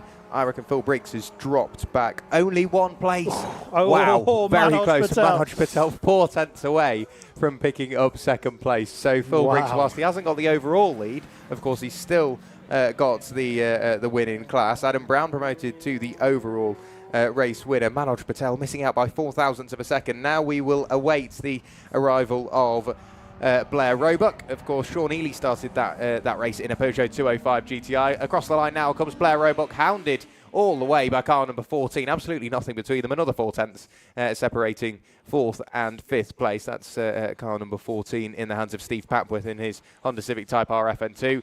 And then we get, finally, one of the Abarths across the line. Andrew Marson. It's nice to see one of them finish in a flash of the lights from our Puma Cup winner. That is car number 197 in the hands of John Glover and Mark Chappell. So they take their class win respectively as well. So whilst there are a lot of class winners, there can only be one winner, and that's gone the way of Adam Brown. Brilliantly driven race, and it just shows that no matter how much time you are behind, if you keep pushing, you'll end up getting the win. He never gave up, did he? He hounded and pushed as much as he could, but in the end, it has paid off. A shame for Phil Briggs. Yeah, if it's in the kind of 30-second region, I reckon that's a short pit stop he's been penalised for. As we don't know, we're not given that information up here. But it is Adam Brown, Phil Briggs, and Manoj Patel. Another podium for Manoj in the Honda Civic. Phil Briggs, still a good result. Let's not take it away from him. That's sadly the pit stop penalty going ahead against him. And then it is the Ely Roebuck combination in 4th. Then Steve Papworth coming home in the Honda Civic in 5th place. Andy Marson, there's been a day to forget for the Marsons by and large, but Andy Marson, the sole surviving Fiat Abarth of that family, in 6th place in. It is the Seegers Grimm car in 7th. Then it's the treble 9 of Francis Wortley, the Mini, coming home in 8th place. 9th is the House Tate number 159 car, as we see one of the emergency vehicles ready to go. There's a couple of cars out there and stranded, but they will now be recovered by our excellent Orange Army. And there's one of them, of course, the very unfortunate happenings of the Puma. But a great race to kick off what is going to be a great event overall. And over the course of the entire weekend, we have to pick a driver of the day for each class which for some is going to be quite tricky, some a little bit more straightforward because some of the classes aren't too heavily populated. Now, we're not picking one for every single race over the course of the weekend. It is for each class over the performances of the weekend. But I mean, Adam Brown's going to be a good contender for the tin tops. Yeah, absolutely. It was a brilliant drive. Of course, he finished well in qualifying, so we knew he was quick. And then just getting to that point where you think, right, I'm ready. That was a good qualifying session, and then getting called up to the steward's office, being handed a 5-second penalty for overtaking under yellow flags, and you think, right, okay, brilliant. So Adam Brown ended up starting in 8th place, the outside of the 4th row of the grid. So he had a lot of working to do, and within the space of a lap, he picked up 2 places. Importantly, he'd managed to get past Andrew Windmill. Then set his sights on the cars up the road and got past those, and then it was a bit of a battle with Manoj Patel, managed to work his way through there, and Manoj unfortunately picking up damage in a battle, whether it be that one or one prior, one of the Fiats, one of the Marsons potentially making a little bit of contact with Manoj. But Adam, he kept his head down, kept pushing, was catching Phil Briggs. Regardless of the penalty, he was catching, and now with the penalty applied to Phil Briggs, he doesn't only win his class, he wins the race overall as well. So yeah, Adam Brown definitely up there for driver of the day for me already. A strong first outing, but we've still got 3 more races to go for the Cobalt Sport Tin Tops, the Low and Turbo Tin Tops, and the Puma Cup this weekend. That we do, and the second race of the day is already being gathered in the holding area. Of course, we do have some cleaning up to do, so some stranded cars to have to rescue. As we can see on screen, the number 23 car, that was John Baker's, was Paul Anderson's car, but it was John Baker and Nick Mellor racing that one. They at least had a great spectator's view. There's number 3, that we can see on stream, that's David Marson, so that car is at least going under his own motive power, or at least has been given a sufficient push to come down the hill on its own, but I think that is just about managing to move on its own, so it doesn't need rescuing as such. But the second race of the day is our only single class race. It is the Swinging 60s Group 1. So this is for our smaller engine capacity Swinging 60s, but this is always one of the most popular grids of the Classic Sports Car Club. It's where it all began 20 years ago. Back in 2003, it was the Swinging 60s category that was what kicked it off. And look at how the club has grown in that time. And what a fantastic array of cars. We talked about the eclectic mixture that we had in the tin tops. But look at this. You've got Austin Healey, you've got Mini Marcos, you've Turners, Cortinas, Alfa Romeos. That's absolutely amazing. It is always one of the most popular grids that we have in the Classic Sports Car Club. Yeah, absolutely. And obviously there's Group 1 and Group 2, and they all have respective classes within them just to try and split the field up fairly evenly as well. And out of the 6 possible classes we can have in Group 1, we only have 4 here this week, and that's Class B. So that is for cars between 1001cc to 1400 cc, so from 1 litre to 1.4 litre engines. We've got that is the biggest class that we've got out there, is Class B. Class C is for cars, again, the same capacity, whether it be 1001cc up to 1400cc, but that's for minis and sort of derivatives of minis and various bits like that. Class D is also out there, only 3 cars in Class D this weekend. That's for anything over 1.4 litre engines up to 1.6 litre engines. We've got 4 cars. Tim Cairns definitely one to watch in that one. And then we've got Class E out as well, and that's anything from a 1.6 litre engine to a 2 litre engine, as long as it is 4-cylinder. We've got a few of those out as well. Out of the cars in that class, definitely Charles Tippett and Claire Norman one to watch, and Richard Merrill very quick as well. Just looking at names, drivers to watch in this one for me, Tim Cairns and Sam Polly, very quick drivers, very quick cars, and beautifully prepared cars as well. Very different cars as well. So on stream we're actually seeing Sam Polly, who I always remark that he's one of the tallest drivers in one of the smallest cars. That's kind of minty accented Mini Marcos. He's had wins in that car already. And Tim Cairns, one of the most experienced drivers in the entire field. If memory serves, he has been racing with the club every single year that the club has been in existence for. So it's great to see that. So you've got a real mixture of youth and experience, yes. Sam Polly a little bit on the younger side for some of the drivers out there, but I mean that's another range that the Classic Sports Car Club deals with. It's not just shall we say, drivers of a certain age. Yes, we do have those that are enjoying their retirement years in this form, and we, of course, enjoy their company and their cars. But you've got drivers, almost down to, we have had actually teenage drivers taking part in races in the Classic Sports Car Club. It's lovely to see. Now, one thing I do want to point out, we're looking at on stream the number 119 car, which is Ian Bergin in the Austin Healey Sprite Mark 1. As we're looking at the back of the car, nothing really changes as far as night racing is concerned. However, on some of the cars, they've already put their light bars on for night racing. So it's a strip of LEDs. There's a few different ways that the cars are prepared for the night racing. As opposed to, obviously, general day racing, they don't need a lot of illumination, but they need a specific amount of illumination on the front and also on the numeric pads on the doors.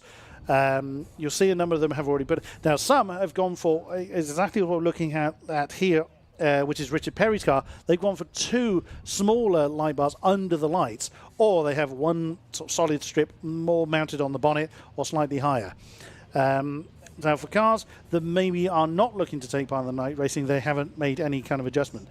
Here's the other mini market in this race is Peter Crudgington's car. They've gone for the solid bar, but they've mounted it on the front grille rather than higher up on the bonnet. It doesn't entirely matter where it goes. There is a range. You can't be ridiculous and stick it on the roof, but it has to... there's an amount of light they have to cast forward. Where they put it on the car is more down to kind of how best the wiring loom suits, etc. There's another slightly unusual car in this field, Simon Benoy in the Hillman Imp, and one of the few rear-wheel drive cars. That will start very, very well, may struggle a little bit against the bigger engine cars as time goes on. There we can see on screen the number 1 car, which is Charles Tippett and Claire Norman, father and daughter combination. They were actually recovered during qualifying, and they had to serve their mandatory 3 laps behind the safety car. So their qualifying session went very badly. But they've had great success in that car, so do look forward to seeing them doing well. Again, looking on stream, if you want an idea of a eclectic mixture, look at that. That is a fantastic advert for the range of cars. We do get a lot of MGBs. We get some Volvos. We do get some Minis as well. The MGBs do have a class of their own for when we do have quite a number of MGBs. Sometimes we can see as much as sort of 10 or 12 of them come out for, shall we say, the more regular events. So rather than 24-hour events, sort of full weekend events, we may see quite a big contingent of MGBs, but that's not to say that they're the most numerous. We have Minis, Austin Healey's, as mentioned earlier, Alfa Romeo Giulias. It's a wonderful mixture that we see, driven by an equally eclectic range of drivers as well in some cases. There's the very unfortunate rescue going on of the Puma. That's sadly went into proper tripod mode and dislodged one of its wheels. I mean, obviously, I may jest, but the biggest aspect is the driver was, of course, safe. They walked away from that incident. That was Gareth Cotgrove's car that was able to, the incident happened without a major incident to himself. That is, of course, the main area of concern. He was able to get that car out of the firing line. He managed to get that into what would be the corkscrew, which is a section we're not using for this particular event. We're using the full version of the circuit, which uses the Tom Price straight towards the hairpin and then back down towards the bus stop, which comes back towards the pit lane entry. See on screen there the number 711 car. It's we've seen quite a few times. That's been in the hands of Jim Mackey and John Foe. It's Jim Mackey's car. Number 2 Mini, completely resplendent with the Union Jack on the roof, and Anthony Hunting. Done that car quite a few years now. He's done the rounds here at Anglesey once or twice before. It's another one of our shared cars we now see, Justin Potter and Simon Stowe. So again, you can see the light bar attached to the front. So we are just waiting for, I think it's just Gareth Cotgrove's car we're waiting to be recovered now, and then our next race of the day will get underway. Yeah, I've just had a really interesting chat with Mr. Hugo Holder of Classic Sports Car Club. And, of course, we may need to very slightly make some amendments to commentary style, because, of course, we're not waving a checkered flag at the end of the races, and that's because they're not races, they're classed as sessions. So whilst on the whilst visually and on the timetable, what there will be down as a race, they are classed as a session. Think of it as the Tour de France. You will do a certain leg of the race, and then you'll stop. And then you'll do another leg. And then at the end of the weekend, the amount of laps you have completed will put you in your various position. If you're on the same lap as somebody else, it will then go to the various race times within those laps to make sure that you are positioned appropriately. But that's how it works. It's not the end of a race, it's the end of a session. You haven't won the race, you've just been fastest and first to see the finishing flag, not the checkered flag, the finishing flag of that session. Hence why it's not a black and white checker, it's a red and white checker with Classic Sports Car Club in the middle. So hence why we've had a few little changes, and I hope that clears it up. So whilst Adam Brown, in theory, in very inverted commas, won the race, what he actually did was finish the session first. Yeah, absolutely so. And you won't see a difference in these first races because the tower, of course, is displaying the racing times that we're seeing. But as the races go on, as we get into our second, third, and of course finally fourth races of these categories, the tower will be displaying the aggregate times of our competitors. So that gives a better idea of exactly as Jack has explained the amount of laps done. But we will come back to that shortly as we'll go through the grid for race number 2, our swinging 60s. So James Hughes in the 134 car leads the way with the 119 of Ian Bergin alongside. Sam Polly in third in the Mini Marcos alongside the number 40 car, which is a 2-car team. Is Mike Henney and Dominic Mooney are the 2 number 40s. And Connor Kay in the number 173 car. Alongside him is the 191, which is Matthew Howell in the very brightly coloured Mini. Gap on row 4, alongside the number 66 car, which is Richard Perry. Then it's the Witts, which is Abigail and Ian Witt, in the 87 car on row 5, alongside the Crudgington pair in the blue, that's James and Peter Crudgington, in the blue Mini Marcos. Row 6 is the Cloutman Chase car, that's the number 20 Austin Heaney, so Mark Lamman and Stephen Chase, it's Mark Lamman's car. Alongside Tim Cairns, the veteran of CSCC, in the number 82 Austin Heaney Frog Eye Sprite. I think we've got time to rattle through a few more before the field get back to us. Simon Benoit in the Hillman Imp on row 7, alongside the number 25 car, which is Chris Winchester in his Austin Heaney Sprite. Then it's the number 1, and say Charles Tippett and Claire Norman, father and daughter combination. Expect them to come through the field. That is a very rapid car. They did have trouble in qualifying, as mentioned. Then it's the 148, which is Richard Rowlands and Alan Hassel, Ford Cortina. And then it's the 166, Ben Brain and Jeremy Thomas in the Alfa Romeo 1750, alongside the green number 45 car, which is Justin Potter and Simon Stowe. On row 10 is Anthony Hunting in the Mini, and then it is number 711, Jim Mackey and John Foe in the Austin Heaney Sprite. Row 11, number 86, the Jervis family. That is Henry and William Jervis in the MGB. Alongside the number 50 car, which is Callum Tonks and Mark Richards. Row 12 is number 76, Adrian Brooks, alongside the number 98 car, which is Austin and Simon Scott. Final row, David Cornwallis in the number 648 Radio Caroline car, alongside that's John Moon in the 571 car. I went to speak to him just to the point he had to run off and speak to the officials, unfortunately. He's in the Austin Heaney Lenim GT, so a slightly unusual car. But he'll start on the back row, and we're about to get underway. Jack, do you want to take this one? Yep, so coming through the final corner now is James Hughes. Red lights are on, and away we go already for the first time for the swinging 60s this weekend, and it's a cracking start from the front row of the grid already. Maintaining that lead is Hughes, continuing just to try and pull away from Bergin, and the field's still coming by me. Finally, we get the final car by. That just shows how big the grids are here this weekend. We have merged a few as well, just for quality of racing, but out of the first corner, we're almost 3 wide at the moment. It is still just about James Hughes in the lead ahead of Ian Bergin. Ian Bergin's quicker in a straight line, however, and then you see the little Mini Marcos of Sam Polly getting closer and closer and closer. Sam Polly, a little look, lifts off, graces out the throttle, and look at the Mini in the background go absolutely flying. That is Matthew Howell right the way up towards Rocket and sneaks up the inside of Sam Polly for third place. Brilliant move from Matthew Howell. We're seeing so many chops and changes up at the top end of the order. That could be a good little battle. Matthew Howell and Sam Polly. What's going to happen there? That's 3 places that apparently he's known as Ollie Howell, not entirely sure why. That's 3 positions he just gained in that one braking zone. That's an amazing effort in that very brightly coloured Mini.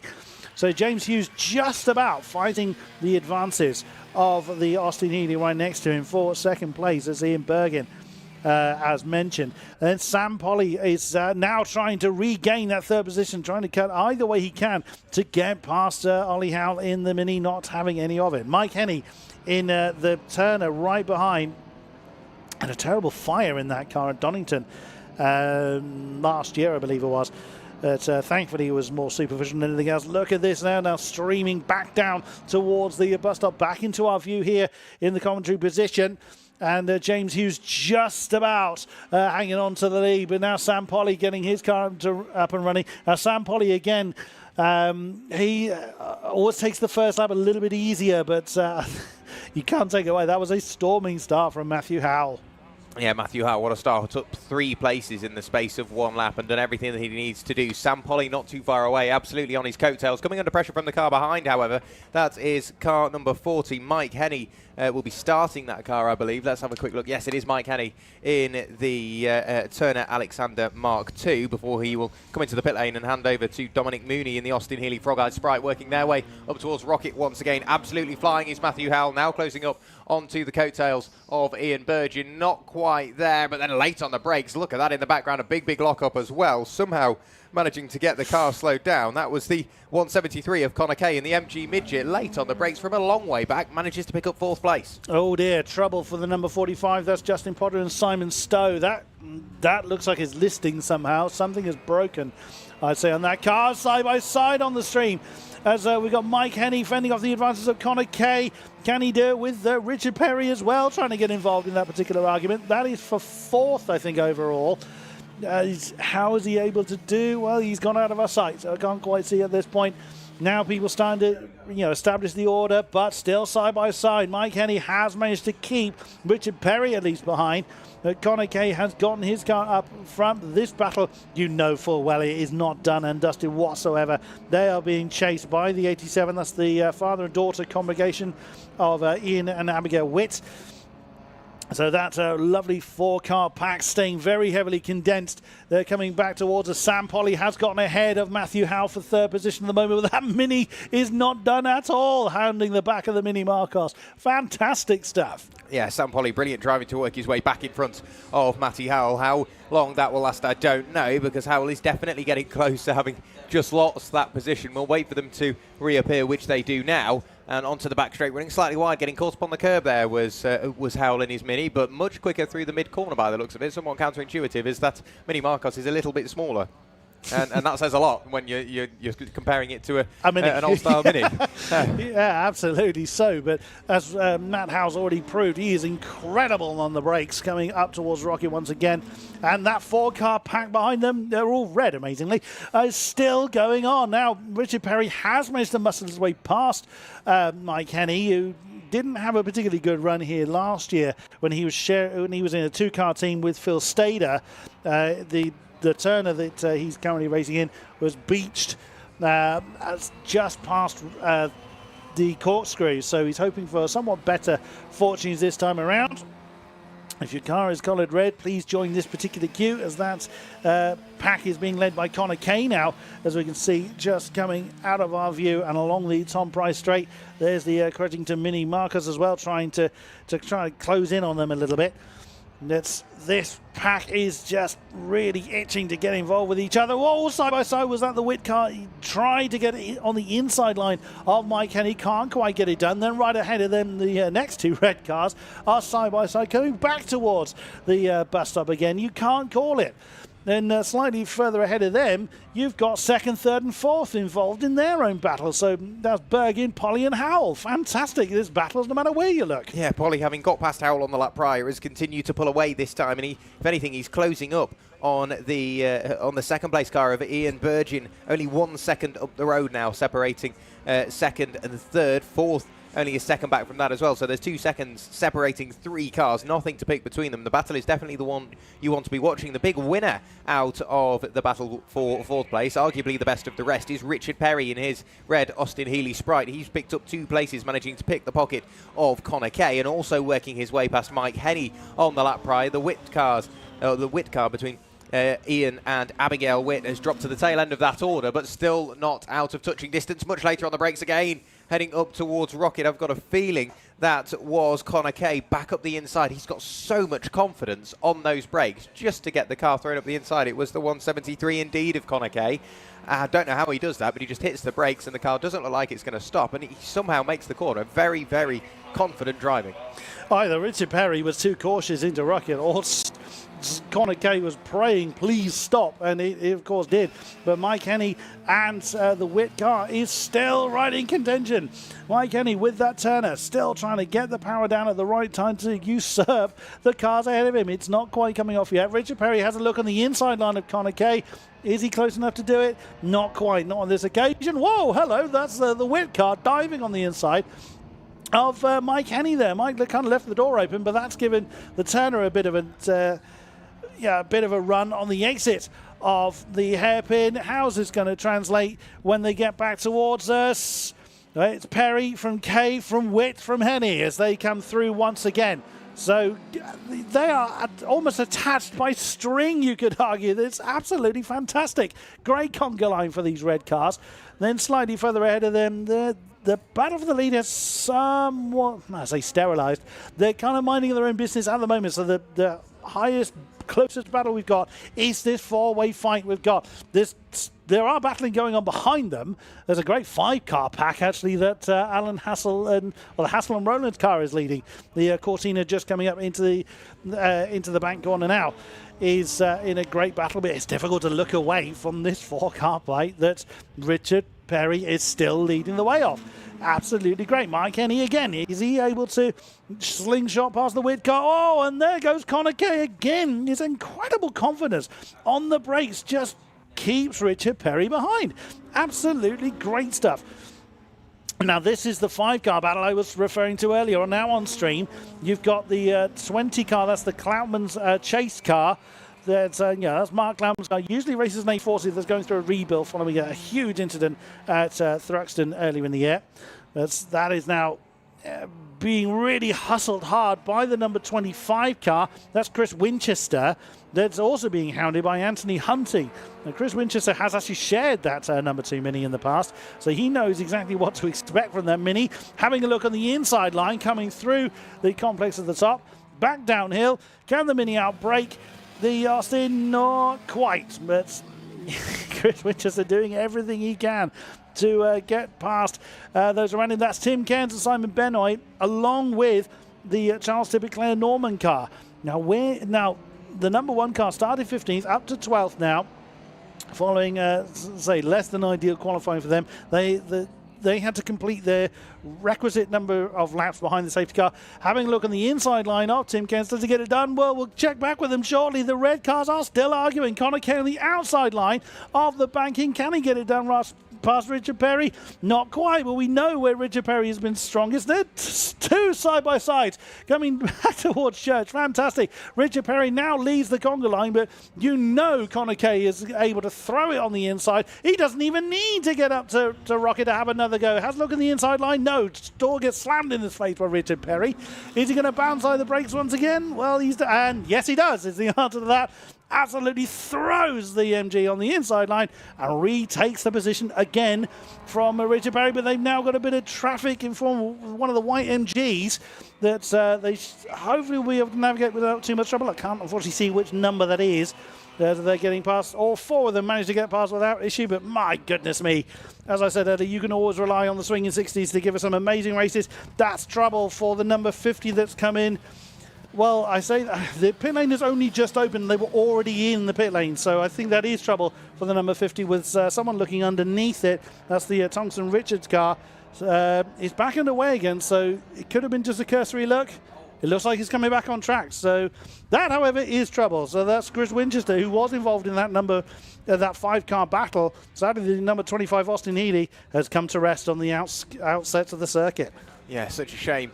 There's a code 60 being thrown, so we do put the circuit under code 60, so that means obviously 60 kilometres an hour and no more.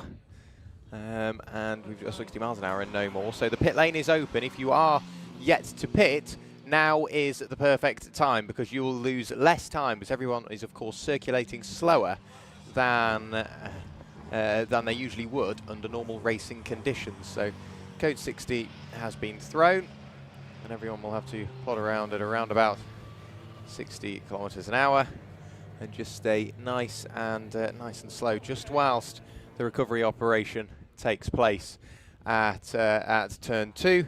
So unfortunately, of course, Tony Hunting caught up in that one. Tony Hunting's car very, very deep into the grass, and I've got a feeling he's been in the wall as well, because the front left wing of that car has parted ways with the car. And also involved is car number 25, that is Chris Winchester, as Chris said earlier on. Of course, so we've got 2 cars that need to be recovered. The first one being Chris Winchester, and the other one being Tony Hunting with his Mini Cooper. So everyone will just work their way around doing 60 kilometres an hour, nice and careful, making sure that the recovery operation can go on. And safety car has been thrown as well, so not only code 60, safety car will be heading out onto circuit as well. So that will also allow, actually, that's definitely one thing to note, because whilst it's under code 60, you almost work your way to a delta and everybody stays a very similar distance apart. Well, now the safety car's out on circuit, that means that everybody will be able to close up and catch the safety car queue. So our race leader, car number 134, James Hughes, after all is said and done, and pit stops included, of course, will James Hughes remain in the lead of the race. All will be revealed once the safety car peels its way back into the pit lane, I'm sure in a few moments' time, once the recovery operation has been completed.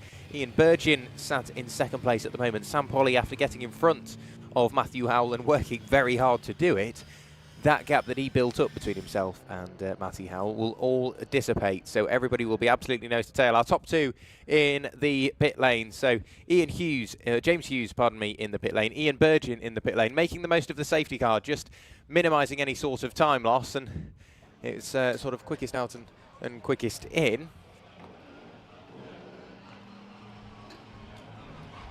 So we've got yet more cars in. Having a look out of the car number 40, that is Mike Henney. Of course, that's being the 2-car team. So Mike Henney will have come into the pit lane. He will get out the car, and then that's his race done, because what he will have done is allowed Dominic Mooney in 40X to go out on circuit. So the Turner Alexander Mark II, car number 40, into the pit lane. 40X, the blue and white Austin Healey Frog-Eyed Sprite, will retake to the circuit. Have we seen a change for the lead in the pit lane? I think we might have done. It will be very close on time. But by the looks of that is Burgin in the, Ian Burgin, 119 in the black Austin Healey Sprite Mark I, has taken to the circuit ahead of 134 James Hughes. So we have seen a change for the lead in the pit lane. Sam Polly's in the pit lane. Matty Howell is in the pit lane. So too's car number 66 of Richard Perry. 173 Connor Kay in the pit lane as well.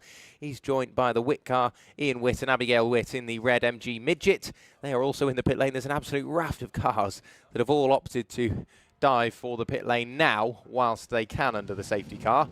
And we're just waiting for the, presumably, recovery operation to take place. There's still no recovery trucks out there and with the drivers, and there are the recovery trucks. We've got one coming through the final corner and a Land Rover Defender coming through as well, so presumably the attempts to get those vehicles recovered will be getting underway very, very shortly indeed. Of course, the brilliant Anglesey marshals doing everything they can just to get to the circuit, or make sure the circuit is safe to go back racing. Back going once again, they have managed to get that car struck up and into life, is Chris Winchester. Having spent a little while out the car, he's got back behind the wheel, and that car is now back on the road and working its way down the straight out of the exit of turn 3 and heading towards turn 4. So damage on that car, but he is back out and running. Good to see.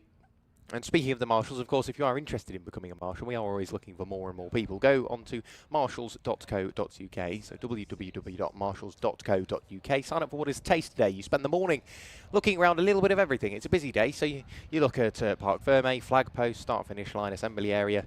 You come up to race control, maybe even a quick look in the commentary box as well. You get to do all of that in the morning. You get to go absolutely everywhere, see the ins and outs of a motor racing meeting and what allows them to take place. Then in the afternoon, you get the choice. You get to go where you like, where you preferred. If you wanted to be on a flag post, I'm sure we'll be able to make room for you on a flag post. If you like being in the assembly area, of course, you can spend a bit of time there. And don't think you're just going to be dropped there with a bag of flags and go, right, there you go, it's your job now. No, you are with some incredibly experienced people. A brilliant community is the Marshals community. So if you are interested in becoming a Marshal, get yourself signed up for a taste today on marshals.co.uk. Through the final corner comes the Classic Sports Car Club safety car. The car following it more closely is car 76. That's Adrian Brooks in the orange and blue MGB Roadster. Red light on at the end of the pit lane. Firstly, as the recovery trucks were going by, and unfortunately there wasn't sufficient time between the recovery trucks going by and the safety car going by, so you have to sit there at the end of the pit lane just waiting desperately for that green light. Unfortunately, caught at that green light is a lot of the cars that we were hoping to see battling again. So Sam Polly being one of them, he retakes to the circuit. So too does Connor Kay. So too does the Witt, Ian Witt and Abigail Witt, and Richard Perry retakes to the circuit as well. So all of the drivers that we saw battling away at the start of the race unfortunately got caught by the red light at the end of the pit lane, and that means that they have dropped right the way down the order and have got a lot of work to do if they want to get back to the position they were. The battle to watch, however, will be between Burgin and Hughes. 119 of Burgin and 134 of Hughes. Happy birthday, Julia, being shown to one of the drivers. We'll have a quick look to see who that might have been. I can't see a Julia on the entry list, so we'll have to figure out exactly who that was. But yeah, the battle definitely to watch. Previous race leader, James Hughes, in the white Austin Healey Frog-Eyed Sprite, is now behind the 119 black Austin Healey Sprite Mark 1 of Ian Burgin. So they have swapped places. So now will be the time. We may potentially see a change in the order. I know down in the pit lane is Chris Buxton. Whereabouts Chris is, I don't know. Hopefully we'll be able to grab a word with Chris and maybe one of the drivers that has got out of the car in a few moments' time. So we will just look down towards the pit lane, and the red light's on once again. So we've got to wait for the green light to show before everybody can take to the circuit. I can see Chris Buxton is down there, albeit without a cameraman, which is somewhat worrying. The cameraman is right at the end of the pit lane, and I think the cameraman might need to switch the mic receiver on his camera to allow the stream to pick up any sort of noise. So definitely go and find that cameraman, Chris. He's towards the end of the pit lane. If you can flag him down, hopefully we will be able to grab a word with one of the drivers. I can see cameraman up on the pit wall. Chris Buxton has got a couple of drivers to choose from down there as well, so hopefully we will hear from Chris in a few moments' time. Safety car still out on circuit. We will have a look to see if the safety car lights are still on, and yes, they are. So I can't imagine that we would be going racing this time. We'll keep an eye on the safety car lights just to figure out as soon as we get an update in that regard. I can see Chris has managed to flag down the cameraman. There's a couple of drivers on the pit wall, so a quick flick of the buttons and we will be able to grab a word with one of our drivers down in the pit lane. Safety car lights still on. Safety car this weekend being driven by Damien Hirst, usually the coordinator of the Slick Series and New Millennium, but Damien has been appointed the safety car driver for this weekend, so he is leading the field around, still with the safety car lights on, as the recovery operation still taking place on the exit of turn 3. So that means that Tony Hunting's car is just being lifted onto the flatbed, and Chris Buxton down in the pit lane. I'm sure we'll be able to grab a word with one of our drivers. Chris, down to you in the pit lane. I've got one half of the number 1 combination. I've got Charles Tippett. Charles! in deeper conversation with everybody else, which I don't blame you with the code 60. So qualifying wasn't ideal. What happened? I did 3 or 4 laps, that was all. deliberately, came in, handed over to Claire. She went out, and on the second lap, going from third to fourth, she literally had the gear lever in her hand, and it wasn't attached, and it had snapped. So that was it. So they've done a fantastic job with help from another team who have welding equipment, another team who provided a steel shaft, and they've made a new gear lever, which was fitted just before the lunch break, and the organisers allowed us to go out for 3 laps behind the safety car so that Claire could qualify. So here we are, thankfully, and we obviously started way back, 15th or 16th. I think I've gained 4 or 5 places, and then we have a safety car. Well, yes, that's really going to spice things up for you in the latter half of the race. Something we've talked about is the kind of camaraderie and how everybody really kind of comes around to help everybody else. This perfectly epitomises that. Absolutely, because if I didn't have help from my 2 guys, and if I didn't have a welder from another team and somebody supplying, I think it's a Honda part, I've no idea what, I'd have been on my way home. And will we be looking forward to both you and Claire in the night races through the course of the event? I jolly well hope so long as nothing else breaks. But remember, all our cars are 50 years old, so you never quite know. But that is our aim. So we're sharing all the way through. Wonderful. We look forward to seeing you both, and best of luck for the remainder of the race. Thank you. Well, and I hope each race, from starting so far back, we'll be gaining a couple of rows on the grid for the next race. Wonderful stuff. Well, I mean, you heard it firsthand, the trials and tribulations, but the determination of some of our drivers to get through absolutely anything. But again, how well everybody has rallied round to help Claire Normal and Charles Tippett is absolutely incredible. Perfectly epitomises what the Classic Sports Car Club is all about. Up to you, Jack, in the commentary box. Great stuff, thank you, Chris. And yeah, a great chat with Charles Tippett there, and somewhat of an unusual mechanical failure. You don't always see that, so thankfully they got the car fixed. And as Chris mentioned, obviously the camaraderie in the paddock just allows little bits like that, whether it's something small breaks, you can go from series to series just to try and find the appropriate part, or somewhat makeshift parts to try and get the various bits sorted and get that car back out and circulating, which is what they did. And then of course they were allowed to run through the lunch break, and the very badly wounded Tony Hunting Mini Cooper is back in the assembly area, so hopefully we do see that car back out later on this weekend. But the front left corner has picked up substantial amount of damage. At the end of the pit lane, sat ready is car number 76. That's Adrian Brooks, the orange and blue MGB Roadster. We look a little bit further up and we've got car number 25. Of course, we saw that car in the wall in the grass as well. Chris Winchester in the blue Austin Healey Sprite. That car is ready to go back out onto circuit in a few moments' time, I am sure.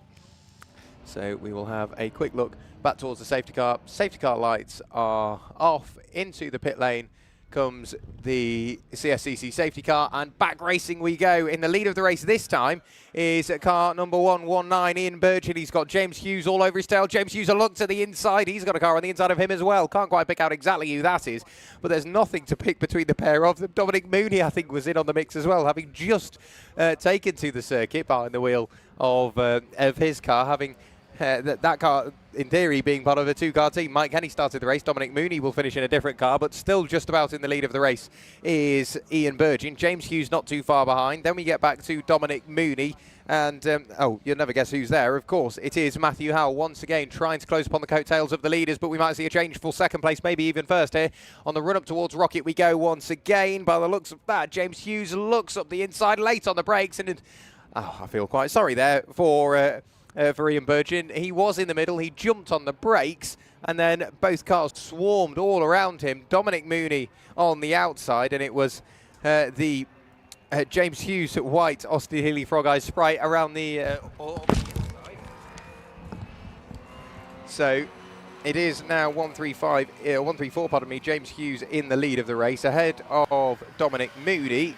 Then it is Ian Burgin left picking up the pieces, and Matthew Howell sat there in 4th place. Connor Kay, we know how good he is on the brakes. He's sat in 5th, but a lap down, of course, getting caught out by the safety car and held at the pit exit. So the top 4 all fighting away for overall position in this session.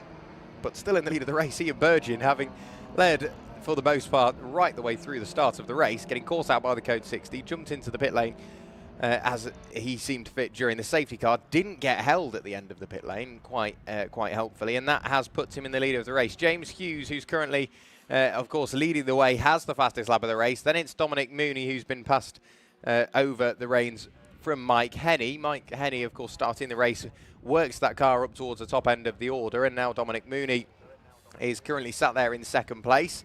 Ian Burgin in third. Matty Howell sat in fourth, dropping back a little bit. He no longer has his playmate Sam Polly. Sam a little bit further down the order in seventh place, but of course a lap down. He was one of the drivers to get caught out by the red light at the end of the pit lane. Lap traffic might slowly start to play a part in this race because they are catching up onto the tail end of David Waterhouse in the blue and yellow MGB GT. A little bit further up the road, Sam Polly is continuing to carve his way up through the order and try and get himself back towards what could potentially be the top five. He's got Richard Perry and Connor Kay to get past. He's managed to tick one of them off already. That is Richard Perry in the little red number 66 Austin Healey Sprite. So for the moment, Sam Polly, he's just got to keep chipping away, and he might work his way towards the top five in this session. Car number 45 under ever more pressure. That's the Justin Potter Simon Stowe shared Austin Healey Sprite. And up towards Rocket they go, having to take a defensive line there just to make sure that the car behind can't work his way through. Anyway, we've got Chris down in the pit lane. Chris, down to you. I've got one half of the number 50 driver pairing. I have Callum Tonks with me. How's it going out there, Callum? It's all right. The car's a bit stiff. We had to come in for a couple of suspension changes, but it's going all right. Power-wise, it's all there. Mechanically, it's just we need to sort the suspension out, then we'll be up there, I reckon. So Mark Richards, car's owner, is out there at the moment. Is it always a bit of a worry when you hand it back over to him? It is, because if he goes out and pulls in and says the car's crap and I've just said it's good, might be a bit awkward. But no, yeah, living up to his high standards is a bit difficult, but it's good. That's what we need in racing. Pushes us to be better. Amen to that. So obviously with the night races coming up, how are you looking forward to those? Are you just looking to survive or looking to get up the order? A bit of both. The car's going well, so I think we're going to use it to go up the order. If it wasn't going well, obviously we wouldn't, just try and survive. But we've got a little disco planned as well, so should be good. We look forward to seeing it. Callum Tonks, thank you very much. We look forward to seeing you throughout the course of the event, and you may come away with a trophy, who knows? So that's one half of the car 50 pairing. Back up to you in the commentary box. Great stuff, cheers Chris. So yeah, a quick chat there with David Waterhouse down in the pit lane, or one of the drivers under the blue and yellow MGB GT car number 50 entry. Looking back further down the order, car 166, that being one of the Alfa Romeo 1750 GTVs we've got out. That's Ben Brain and Jeremy Thomas, and it's a grey/green. It depends what light you're looking at. It's still under pressure further down the order. That is car number 82 of Tim Cairns. Definitely one of the drivers to watch under pressure from the car behind. And the Navy machine, that is currently in the hands of swapping, unfortunately, as soon as we find someone. James Hughes still in the lead of the race. We can set with that. James Hughes with the fastest lap of the race as well. 1 minute 44.030, has pulled away from Dominic Mooney.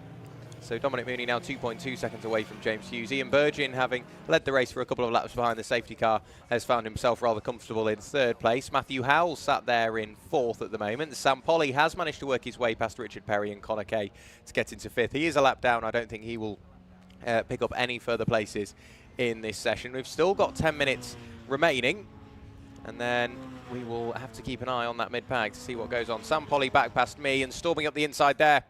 And that is the 66 of Richard Perry. And by the looks of it, Connor Kay, whilst he isn't quite as quick in a straight line, we know he's much stronger on the brakes on the run up towards Rocket. What did I say? Later on the brakes, up the inside. And that, once again, allows Connor Kay's superb braking performance just to get one over on the car ahead. He's pretty good at that, isn't he? I think that's very much going to be his modus operandi all weekend. Yeah, it really seems to work for him. Later on the brakes, and we're seeing them battle once again. Richard Perry, this time on the inside. Connor Kay left without too much to do on the outside. Later on the brakes, up the inside, he will go through the corkscrew and continue on back in the lead of that little battle. And for the moment, everyone's just got to take a breath. 9 minutes of the race remaining. Connor Kay on the inside this time. We know he's later on the brakes. You can see he is in towards the penultimate corner here at Anglesey. Looking for the cutback, however, Richard Perry, he is better off the corner, better in a straight line, and Richard Perry now back in front of Connor Kay. How long that will last, I don't know. In towards the final corner comes that little battle. Connor Kay not quite close enough to outbrake Richard Perry this time, but you've got to remember the top 4 are all on the lead lap. From 5th down, they are minimum 1 lap down on the leader. But Sam Polly, whilst he is a lap down, he's catching up to 4th place driver Matty Howell. Yeah, he's proving yet again to be one of the quickest drivers out there. Sam Polly was a 1:46.8 last time, with having to try and get back up to speed. By his own admission, he does tend to take it easy on the car when it's had to be a restart, either as we've just seen from the safety car or from the actual start of the race. So he will get back up to speed, but still, James Hughes, what a storming performance to, again, rebuild another lead, having that safety car just completely eradicated before. And Dominic Mooney out there. We saw Mike Henney's Red Turner doing battle with, well, we were looking at on stream his former stablemates of Richard Perry and Connor Kay. Now Dominic Mooney is out there in his Austin Healey Frogger Sprite. I'm not certain we've seen that Frogger Sprite from Dominic Mooney in the past. So it's always good to see new drivers and or new cars. Dominic has been with the club a number of years, so he's not a new driver, but certainly bringing some fresh machinery with him.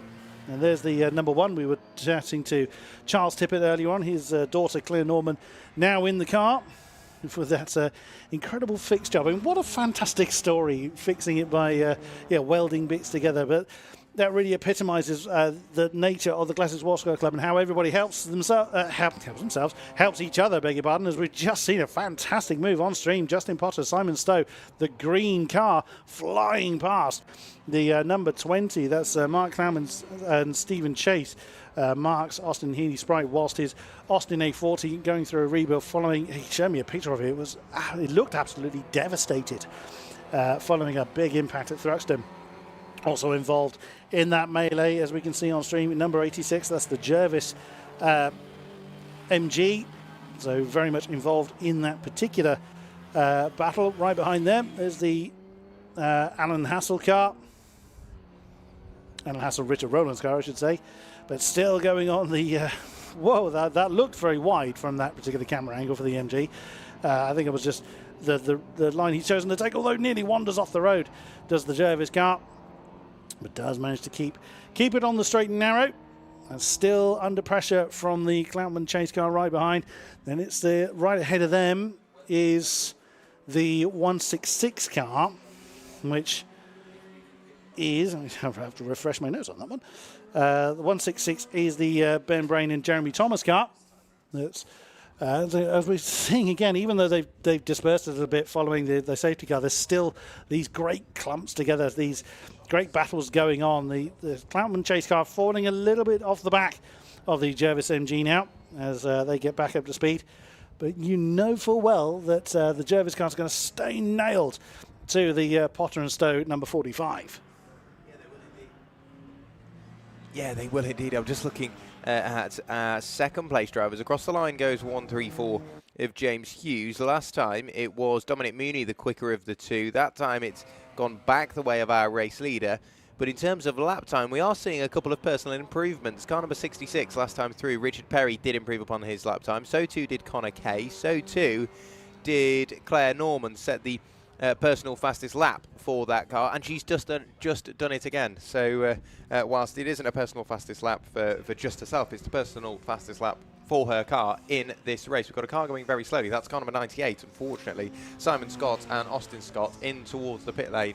They will go. So a car with mechanical issues again in the first session of the weekend after qualifying. So it is so unfortunate, but thankfully they do have a little bit of time before they're back out on circuit later on this afternoon, before we go into the night. So hopefully all can be fixed with that car. But at the moment, our race leader continuing to pull away. James Hughes still ahead of Dominic Mooney. Ian Burgin in third place ahead of Matty Howell. Sam Polly, whilst he's still a lap down, he is catching the cars ahead. Sam doing a brilliant job whilst he's on the back foot. Unfortunately, with that safety car, the red light came on at the end of the pit lane. He had no choice but to sit and watch himself go a lap down. Whilst being presented with that isn't exactly the nicest thing in the world, it should still not give you a reason to try and get back onto that lead lap, because if you finish on the lead lap, that's going to put you in the best place possible for the following session. And who knows what trials and tribulations are awaiting everybody else. So you may have a bad session one. That's going to be a habit I need to get into for this for this event. But the first session may not go your way, but the second, third, and fourth may go far more your way and bring you right back into the battle. As I say, the timing tower is what we're going to primarily be focusing on through the course of the event to keep an eye on aggregate-wise who is ahead of who. So it doesn't make a difference right now because, of course, we're on our opening sessions of the event. But that is may be going clear as we go on, if you're looking at that against on-track action, but all will become clear as the event goes on. As we continue to look at Tim Cairns on the stream in his Frog Eye Sprite, a little bit on his own. He's gotten past the number 50. We were chatting to Callum Tonks, Mark Richards, who is the car. It was Dave Waterhouse's car. It was Ian Clark's car before that. It stayed that colour all that time, actually. As we just wondered if that was a wonky wheel for a moment there on the 25 car. I think it's just the hubcap. Oh, here we go. Sam Polly once again being hustled by Richard Perry. Now, again, these two have crossed swords many, many times in the swinging 60s. Although, Sam Polly previously was in an MG. I think it was a midget and then an MGB before they got hold of this Mini Marcos. Oh, that's a spin. Oh, my goodness me. That's Dominic Mooney in the Frog Eye Sprite. Manages to get it going, but you heard the tyres squealing. And thankfully, no impact. So everyone around them managed to see what was going on. But what that has done is that's thrown Matt Howell right into the clutches of Sam Polly and Richard Perry. Now, there may well be a lap of difference between them. But ironically, they are all actually 4th, 5th and 6th position-wise. It's unfortunately just not on the same lap. Either way, that's not stopping them from having a greater battle as Sam's gone a little bit deep from the hairpin. Here comes Richard Perry. Is he able to challenge? No, he's going to have to bide his time. He doesn't have a lot of time left, though, as we've got less than 2 minutes to go. No, and of course, with that spin for Dominic Mooney, that's promoted Matty Howell up into 3rd place overall. And whilst you said, yes, he is being caught by Sam Polly and Richard Perry, who are having a great little battle working their way through turn 1 at the moment. Matty Howell up into 3rd place overall. Of course, Dominic Mooney, whilst he is still in 4th, he is well and truly out of the way of this battle. So he shouldn't lose any time towards the latter stages of the race. But it just shows this race will swing, or this session, pardon me, will swing the way of Sam Polly, because he now knows he's got the pace he knew he had throughout all of this morning. Into the pit lane comes car number 173, that being Connor Kay. We've seen a lot from Connor Kay, mainly on the brakes, but he has been very quick all session long, and unfortunately he is into the pit lane. Matty Howell on the run up towards Rocket. Sam Polly throws the car to the inside. He will have a little look. Will he be later on the brakes? They're very even in. A big lockup from Sam Polly. Gets the car slowed down. Looking for the cutback is Matty Howell. Matty Howell manages to make that work. He's got to be careful here, Sam Polly. A little flick on the grass. If he fights the car in front too much, he may lose out to Richard Perry. And whilst if he overtakes Matty Howell, it won't be a positional change. It will just be a place on circuit. However, if he loses out to Richard Perry, which he almost did there, that will be a positional change. Because at the moment, Sam Polly is 5th, Richard Perry is 6th, and Matty Howell is currently in 3rd, but a lap ahead. Sam Polly does not need to battle the car ahead, but he also can't afford to lose any time. Very difficult situation to be in as they run towards the line. Absolutely so. And something that Sam Polly observed from their race last year is higher, where it was not kind to the Mini Marcos. I'm sure it wasn't kind of anybody. But Sam's going to have to defend hard from Richard Perry. He's in the slipstream, essentially, as much as a Mini can give you slipstream.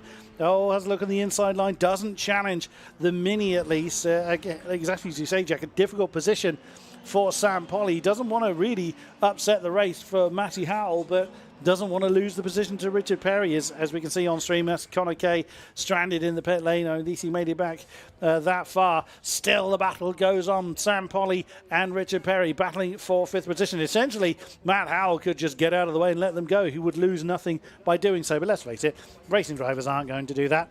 As right behind them, you've got the Tippin Norman car that was fending off the advances of Tim Cairns.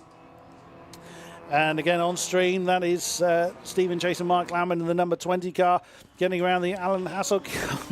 You cannot look away from Sam Polly and Richard Perry. Again, up the hill, trying to get the car slowed down using the uphill momentum. I'm seeing a lot of understeer from that Mini Marker, so I'm wondering whether he's chewed his tyres already. He said he only had 6 fresh ones, and if he's burnt them already, he's in for a long weekend. Yeah, he is indeed. Last lap board was held out last time we saw the cars cross the line, so we will now just have to await the arrival of 1, 3, 4. James Burgess in the white and blue Austin Healey Frog-Eyed Sprite, and he will be the first of the drivers to see the finishing flag in this session. Fastest lap of the race last time through, Tim Cairns. I said keep an eye on him towards the start of the day. Tim in the number 82 blue Austin Healey Frog-Eyed Sprite. He is a little bit further down the order than you would expect, but towards the line comes the 1, 3, 4 of James Hughes, and will take the finishing flag ahead of second place. That will be, we'll have to wait the arrival of second place. 119, that is Ian Burgeon. He crosses the line now to take the flag. And in a few moments' time, here comes Matty Howell. He will cross the line in what is 3rd place, followed by Sam Polly in what will be 5th. Dominic Mooney crosses the line now after a little bit of a mistake earlier on, costing him a top 3 finish in the first session for these guys this weekend. The Adams and Page Swinging 60s Group 1. We will see Group 2 out as well later on this weekend, but they will be joined by the Mintec Classic K Series as well. But if this is a taste of what the weekend's going to be like, it's going to be a busy old job up here, and let alone on circuit as well. Yeah, yeah, absolutely is. Swinging 60s never ever fails to give us some incredible action. We've got a huge range of cars, different driving techniques and different ages of drivers, even in the same car. I mean, look at the number 1 car, Charles Tippett, Claire Norman, father and daughter. All due respect to both of them, that Charles isn't in the first flush of youth and probably wouldn't argue that, but they're giving it everything and they're putting on a fantastic show for us in this opening session. And as we said, they've got another 3 of them to go. Obviously, we have had a few fall by the wayside. We did see the number 711 car, Jim Mackey and John Foe, have to retire from this session. Obviously, we don't know what the issue was. Hopefully, they'll get back up and running. And yeah, these guys never give up. They go and go and go until the car just completely lets them down. It's great to see, and very much looking forward to the weekend ahead, as you say, Jack.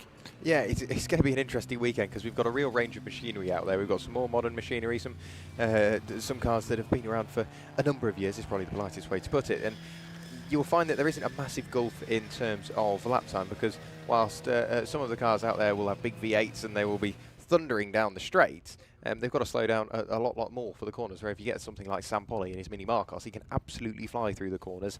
And it's just nice to see a real range of cars. And you don't just see the range of cars, you see some cars fighting against cars that you would never have thought. You might see a Peugeot 206 fighting against a Jaguar XJS or something like that. 2 cars that you would never expect to see battling away, and you see them having an absolute battle of a lifetime. So it is great to see, and that is the joy of the Classic Sports Car Club. I'm sure once the result graphic comes up, we'll be able to run you through them, Chris.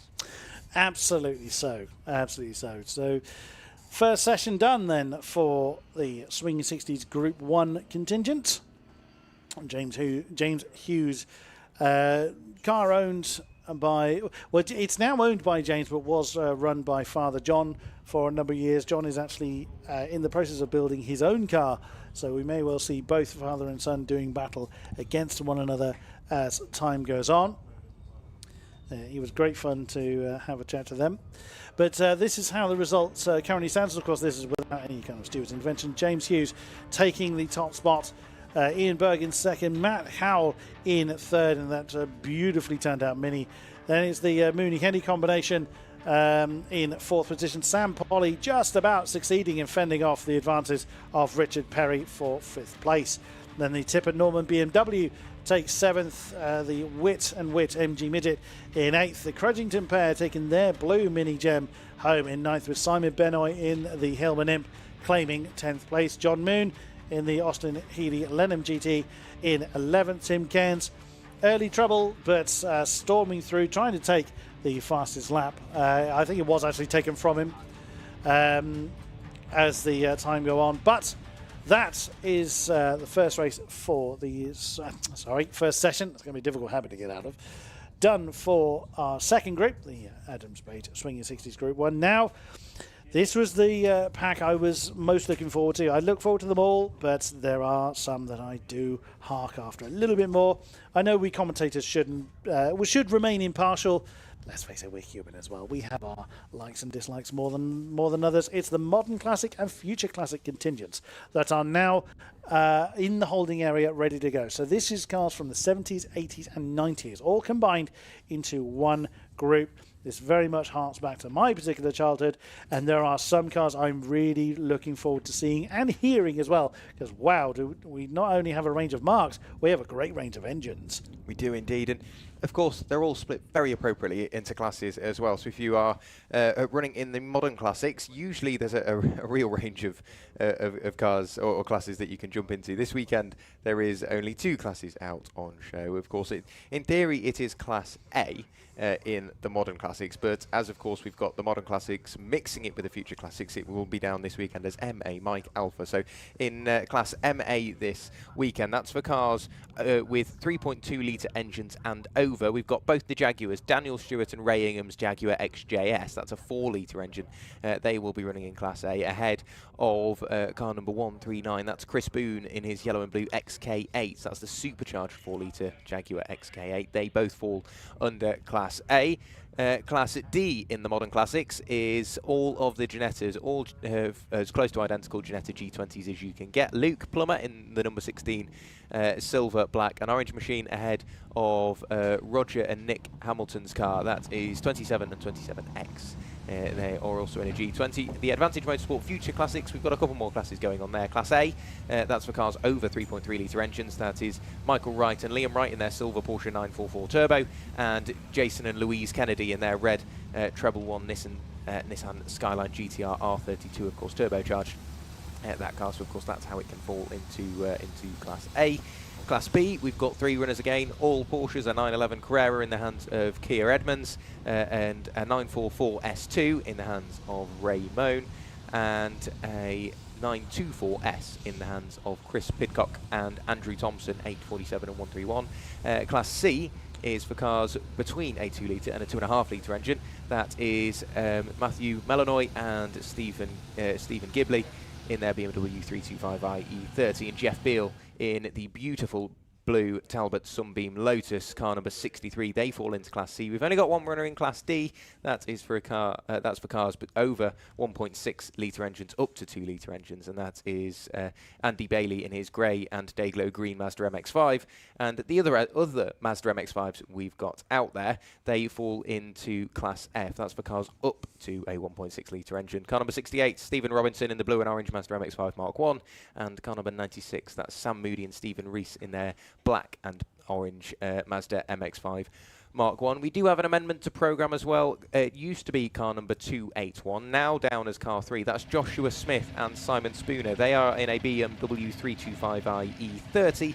They fall into Class C for Smith Automotive, and it's not an easy job to, it's not exactly a difficult job to spot that one. It's bright red, and there's a big number 3 on the side of it. That is how you can tell that car is slightly amended. 281 to car number 3.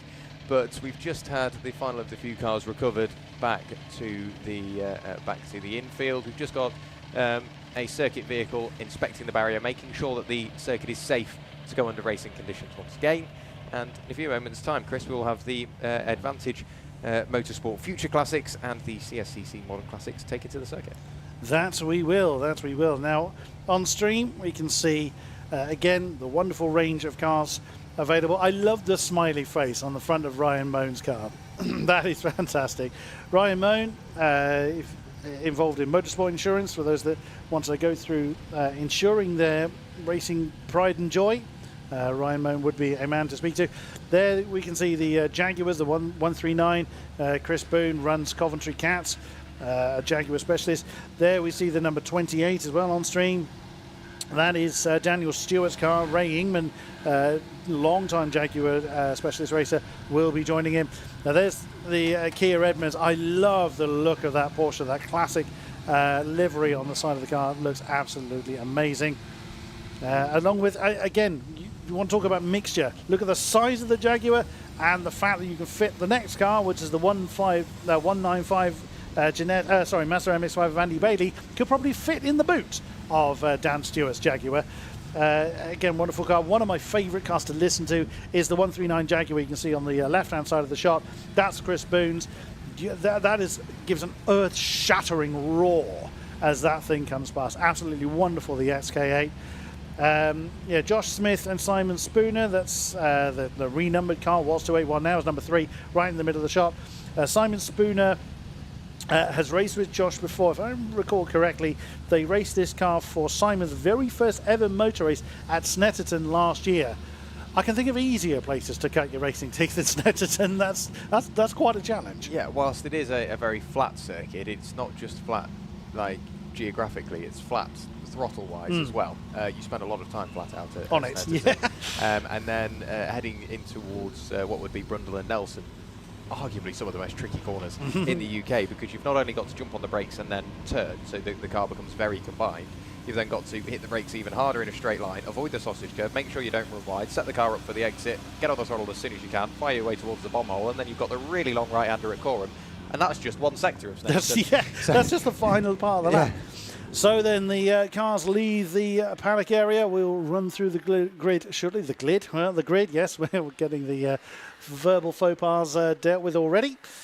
So, as you can see, they're leaving the holding area now. When the graphic comes up, we'll run through the grid for you. And here it is then. So it's Jeff Beale in the Talbot Sunbeam Lotus alongside the two-car team of Nick and Roger Hamilton. It is... I always forget which is which, who has the red one, who has the blue one. I think it's Roger Hamilton that is out there to start with. In third position, so row 2, is number 16, Luke Plummer in his Ginetta alongside Ryan Moan in the ever-smiling Porsche. Then on row 3, it's the Kennedys in the number 11 car, so Jason and Louise Kennedy in the Winfield liveried Nissan Skyline alongside car number 25, that's Liam and Michael Wright, in their Porsche 944. They used to race a BMW E30 until they took this Porsche over. Then it is Chris Boone in the snarling number 139 Jaguar alongside Keir Edmonds in that beautiful 8 Porsche. Then it is Smith and Spooner in the now number 3. I'll keep looking up the wrong number because that's what my notes say, but that's the BMW. And then it's the number 28 rather, Daniel Stewart and Ray Ingman in the Jaguar.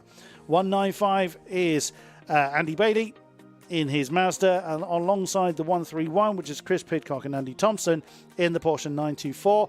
Then it is the numbers 96 car on row 7. That's Sam Moody and Stephen Rees in the Mazda MX-5, the Jaffa Cake racing car for obvious reasons. Then it's the 68, which is Stephen Robinson in his Mazda MX-5 Mark 1. Then it is the number 5 car, Stephen Bezic and Daniel Baker in the Toyota MR2. I love the colour scheme on that car as well. And then finally it is the number 31, Stephen Gilby and Matt Molyneux in their BMW E30. Yeah, so whilst it's not the biggest grid we've got here this weekend, again, it's just that real range of cars that you don't usually see racing against each other. You've got a Mazda MX-5 Mark 1 on the same grid as an XJS and a supercharged XK8. You've got a Nissan Skyline GTR R32, which I think is absolutely fabulous, almost in a period correct livery as well. Nice to see that car out on the circuit. And for me, I've got to go with the Talbot Sunbeam Lotus in the hands of Jeff Beale. I don't know what it is about that car. I guess it's just a little hatchback with a lot of power, and it weighs next to nothing. I'm sure the Strong win this weekend. If he's not careful, his car will end up flying away. But it's something about that Talbot Sunbeam looks absolutely beautiful. It's the little car that could. It really is, and it is blindingly fast. Prepared by Phil Seaman, Talbot specialist, and Jeff Beale has had great success with it. But the field are now coming through the final corner, ready to get underway. Who is going to be bravest on the brakes? Who's going to have the best start? Away we go as the various roars and screams decorate our commentary position along the outside line is Roger Hamilton trying to challenge for the lead, but Jeff in the Talbot Sunbeam knows exactly what he's doing. Side by side, right behind them, you've got, right behind Luke Plummer, you've got Ryan Moan fending off the Kennedys, or trying to fend off the Kennedys. The Nissan Skyline should just absolutely dance past the Porsche, which it does, but under braking, the Porsche will reel that big Nissan back in once again. Beale, Hamilton, Plummer, Kennedy and Moan, your top 5. Right behind them, the number 25 cars, the Wrights.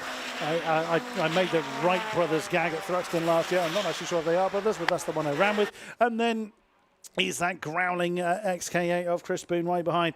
So it looks like everybody survived the first lap. So far, so good.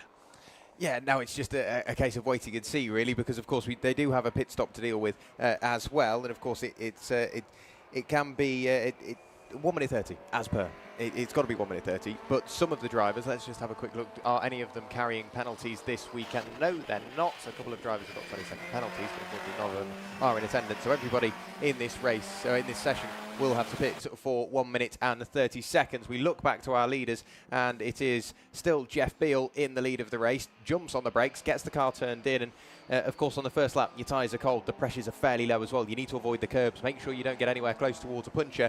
But Jeff Beale already starting to extend that lead margin, working his way towards the final corner now and continuing to run away from the number 27 of Roger Hamilton. Jeff Beale ticks the first lap in the books. Luke Plummer still not too far away in third place. Then we get back to the treble one of Jason and Louise Kennedy in the Nissan Skyline GTR. The 25 of Michael and Liam Wright, the Porsche 944 Turbo, slowly coming under a little bit more pressure from Ryan Moan at the moment. We could see a little battle between the Porsches as well. Yeah, absolutely so, with Chris Boone not far behind, ready to do battle if the Porsches trip over one another. You've got a great 5-way fight behind Chris Pidcock in the 131 car for what will be a 12th position with essentially the rest of the grid. So obviously as the different power to weight ratios start to really tell, feel spreading out a little bit, but don't expect that to stay that way for all that long. Jeff Beale just knows every inch of that car. Used to share the car with Phil Seaman when it was first built a few years back. But Jeff has been the sole pilot of that car for a while and has had considerable success with it. Now on stream now is the 5-way battle for what is essentially wooden spoon avoidance at the back. And look at the BMW. That's a great move there. That's the Gilby and Molyneux car. Took it a hell of a bang at Silverstone. Wasn't able to partake. Took a hell of a whack in Silverstone. But that car's serviced by the Graves Motorsport Camp. So again, another represented automotive team that will service and fix the car for you if you so choose to. The two MX-5s are doing battle once again. It's again not the first time we've seen these two doing battles. So the Jaffa Cake Racing, obviously the black and orange one, doing what he can to stay in touch with the blue car. As the leaders come past us, they're beginning to spread out a little bit. And this battle is nowhere near done. There's that Toyota I was talking about, lovely martini colours. As we see the Gilby Molyneux car gets the inside line coming through the hairpin. Now has former Speedway racer Chris Pidcock already ahead. The Toyota Arma2 is not willing to just let him get past this. The Bezic and Baker car has just about managed to keep him behind. Is the BMW thinking about an inside manoeuvre into the final turn? Thought about it, but didn't commit to it. So the BMW is up another couple of positions since the start. It's got plenty more pace left to go. Yeah, a little look on the run-up towards turn one, but has to jump back in behind the Toyota MR2. Just can't quite find the move as of yet. There's still a little bit of wiggle room further up the order if they so wish to apply ever more pressure. Once again, later on the brakes, whether it be Molyneux or Gilby behind the wheel, not 100% sure, but it is four cars all fighting over one place. Very sideways on the exit there was Stephen Robinson in the number 68 machine, so very, very close indeed. And car number 28, that is Daniel Stewart and Ray Ingham's Jaguar XJS, off the road, right tucked up against the barrier, so we might just be able to cover it under yellows for a couple of laps once everybody knows it's there, and then withdraw the yellows once again. But we'll have to wait and see. That all goes down to race control and how they so wish to manage the race. But the battle a little bit further up the road is absolutely brilliant. For the moment, it is still just about Chris Pidcock and Andrew Thompson's 9.24 just about ahead of the cars behind. There's nothing really to pick between the between all of these cars at the moment. He's got back going again, has Daniel Stewart and Ray Williams Jag, but the lead gap, I'd say, has probably started to come back down once again. Could well be. Jeff Beale may well be backing off a little bit, or Roger Hamilton getting on with it a bit more. Yeah, not sure what's going on with with Daniel Stewart's Jaguar. Either way, the rest of the field continue with their fight. There is the Gilby Molyneux BMW on the inside line. Does manage to get that position away from the number 5 car, the Stephen Bezic Daniel Baker car. Is he going to try and immediately attack Chris Pidcock? Well, Chris went to that defensive line early on, and now the Toyota's having another go at the BMW. Can he get it done into the bus stop? He's got a nose slightly ahead, but the BMW's not having it. Trying to box in the Toyota behind the Porsche, but the BMW is the one that gets boxed in. And then right behind them is Robinson in his Mazda MX-5. They've dropped the Jaffa Cake Racing MX-5 a little bit. But my goodness me, they're all having to go. Almost 2 side-by-sides coming into the banking. Who's going to win out on this one? Pidcock on the inside, Gilby Molyneux on the outside. And now here comes Robinson to try and challenge the Toyota, as the Toyota's trying to actually divide the Porsche and the BMW. It's absolutely fantastic stuff. But it's the BMW that wins out, manages to sweep around the outside coming through Church, and it does manage to claim that position from Chris Pidcock. My goodness me, great battle. It's not done either, because here comes the Bezic Baker car on the inside of the Porsche to try and make Chris Pidcock's day even worse. Oh, he's gone for the inside line. Can he get it slowed down? Bit of a lock up there. He's going to have to go deep, but does just keep Chris Pidcock behind him. Robinson makes Pidcock's day even worse. Great opportunistic move there from the number 68 Mazda. Yeah, exactly what you need to do. Just die for the position, make sure that you can get the car slowed down, which you just about did. And of course, once you're in front, you then need to focus on trying to drive away into the distance and put as much room between yourself and the car behind. I said the lead gap was coming down. That is confirmed as they went through last time. 1.7 seconds the lead gap at the moment. So Roger Hamilton in the red Ginetta G20 is slowly digging a little bit of time out of Jeff Beale's lead up at the top end of affairs, and all of this could be flipped on its head when it comes to the pit window, because that is when you really will start to gain that time. Of course, you've got to be 1 minute 30 from pit in to pit out, but if you play it too safe, you could lose 2, 3, maybe even 4 seconds just by playing it safe and making sure that you are below that, or you are above that time. A little bit of a lock up that time in towards the final corner when Matthew Molyneux and Stephen Gilby, but they did get the car slowed down across the line to take another lap in the book. You can confidently say that Bestwick's Martini livery Toyota MR2 was the cork in the bottle there, because as soon as they've got in front, they've driven up the road. Absolutely. So as much as the Toyota's not quite up to speed, no, I didn't get a chance to have a chat to Stephen or to Daniel, but you can see the novice cross on the back of the car, so probably it could be a new car or they're new to racing, so maybe not quite on the pace. I do love the look of that particular car. At the tail end of that particular chain, you can see Chris Pidcock under a bit of a challenge by the Jaffa Cake Racing Mazda. That's the Reese and Mooney car number 96. Sam Moody and Stephen Reese. Raced that car for certainly a couple of years. They were here at Anglesey last year with it. So they know what to expect from the car, but still developing it. They haven't had it too long, as that's another fastest lap to Roger Hamilton. Less than a second between himself and Jeff Beale now. So a challenge for the lead certainly being mounted between the Talbot Summoning Motors and the Ginetta. And there they are on stream now, just coming down towards Church and screaming on. Now, it could be that Jeff Beale's backing off a little bit, just trying to preserve the car. Or it could be that Roger Hamilton is starting to flex the right foot a little bit. Of course, we don't know. All we can see is the gap as it rises and falls. But Roger Hamilton, very, very familiar with this car as well. He knows where he can outbrake the Talbot Summoning Motors. Jeff, we haven't seen for a little while. We saw him at Snetterton, but the car didn't finish. I think we've also seen him in Silverstone as well, come to think of it. But yeah, usually we do see quite a bit of the Talbot Summoning Motors. Not quite so much this year, but either way, he's still putting on a fantastic show for us.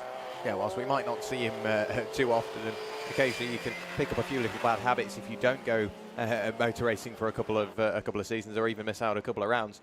The car hasn't got any slower, and neither is Jeff, whilst the lead gap is coming down, and a big look to the outside now goes the way of Roger Hamilton. He's got to go the long way round, or is he now looking for the cutback on Jeff Beale? Can't fire the car off the corner quite as quick. A big set of 11s left by Jeff Beale in desperation to get onto the throttle and get the car out of the corner. They head towards the final corner once again. Jeff Beale earlier on the brakes, but quicker out the corner. And by the looks of it, Nick Hamilton, or Roger Hamilton, pardon me, has got a lot of work to do. Little bits of, again, of rubber being flicked up in the air just while Jeff Beale is desperately trying to get on the throttle. And at the moment, Roger Hamilton, he's got so much work to do just to try and get by, because he's no stranger to defending his Jeff Beale, and that's not because he's slow by any means. He just always finds himself at the front of a quick train, and he's got to defend as much as he can. But pit lane is open. Now we will see some potential changes in strategy. Do we see Roger Hamilton dive into the pit lane now, so he doesn't lose any time battling, makes it up, comes out in clean air, and could potentially pick up the lead that way? Or does he want it on the road before pitting? This is where we go into the unknown. Absolutely so. And also Roger Hamilton is in a 2-car team with his brother Nick Hamilton. So that car will go in red and come out blue as far as the pit strategy is concerned. So does that mean that that Nick's going to have to warm the car up? Well, certainly, yes. When his Ginetta comes out, it's not going to be up to full racing temperature that Roger's car is. But that means there's less wear on the car, so hopefully less things break. So that's something that Nick Hamilton is going to have to bear in mind. They do tend to race against one another. They've opted to go with a 2-car team this time. Sometimes they share and sometimes they swap cars. Is why I have to always double check on who's in which car. And again, that's a lock-up from Roger Hamilton going into the hairpin. Does manage to slow it down, but he's trying what he can, anything he can to get past Jeff Beale. His defensive driving is absolutely superb. But look at the difference in time between themselves and Luke Plummer in third. 12 seconds at this point.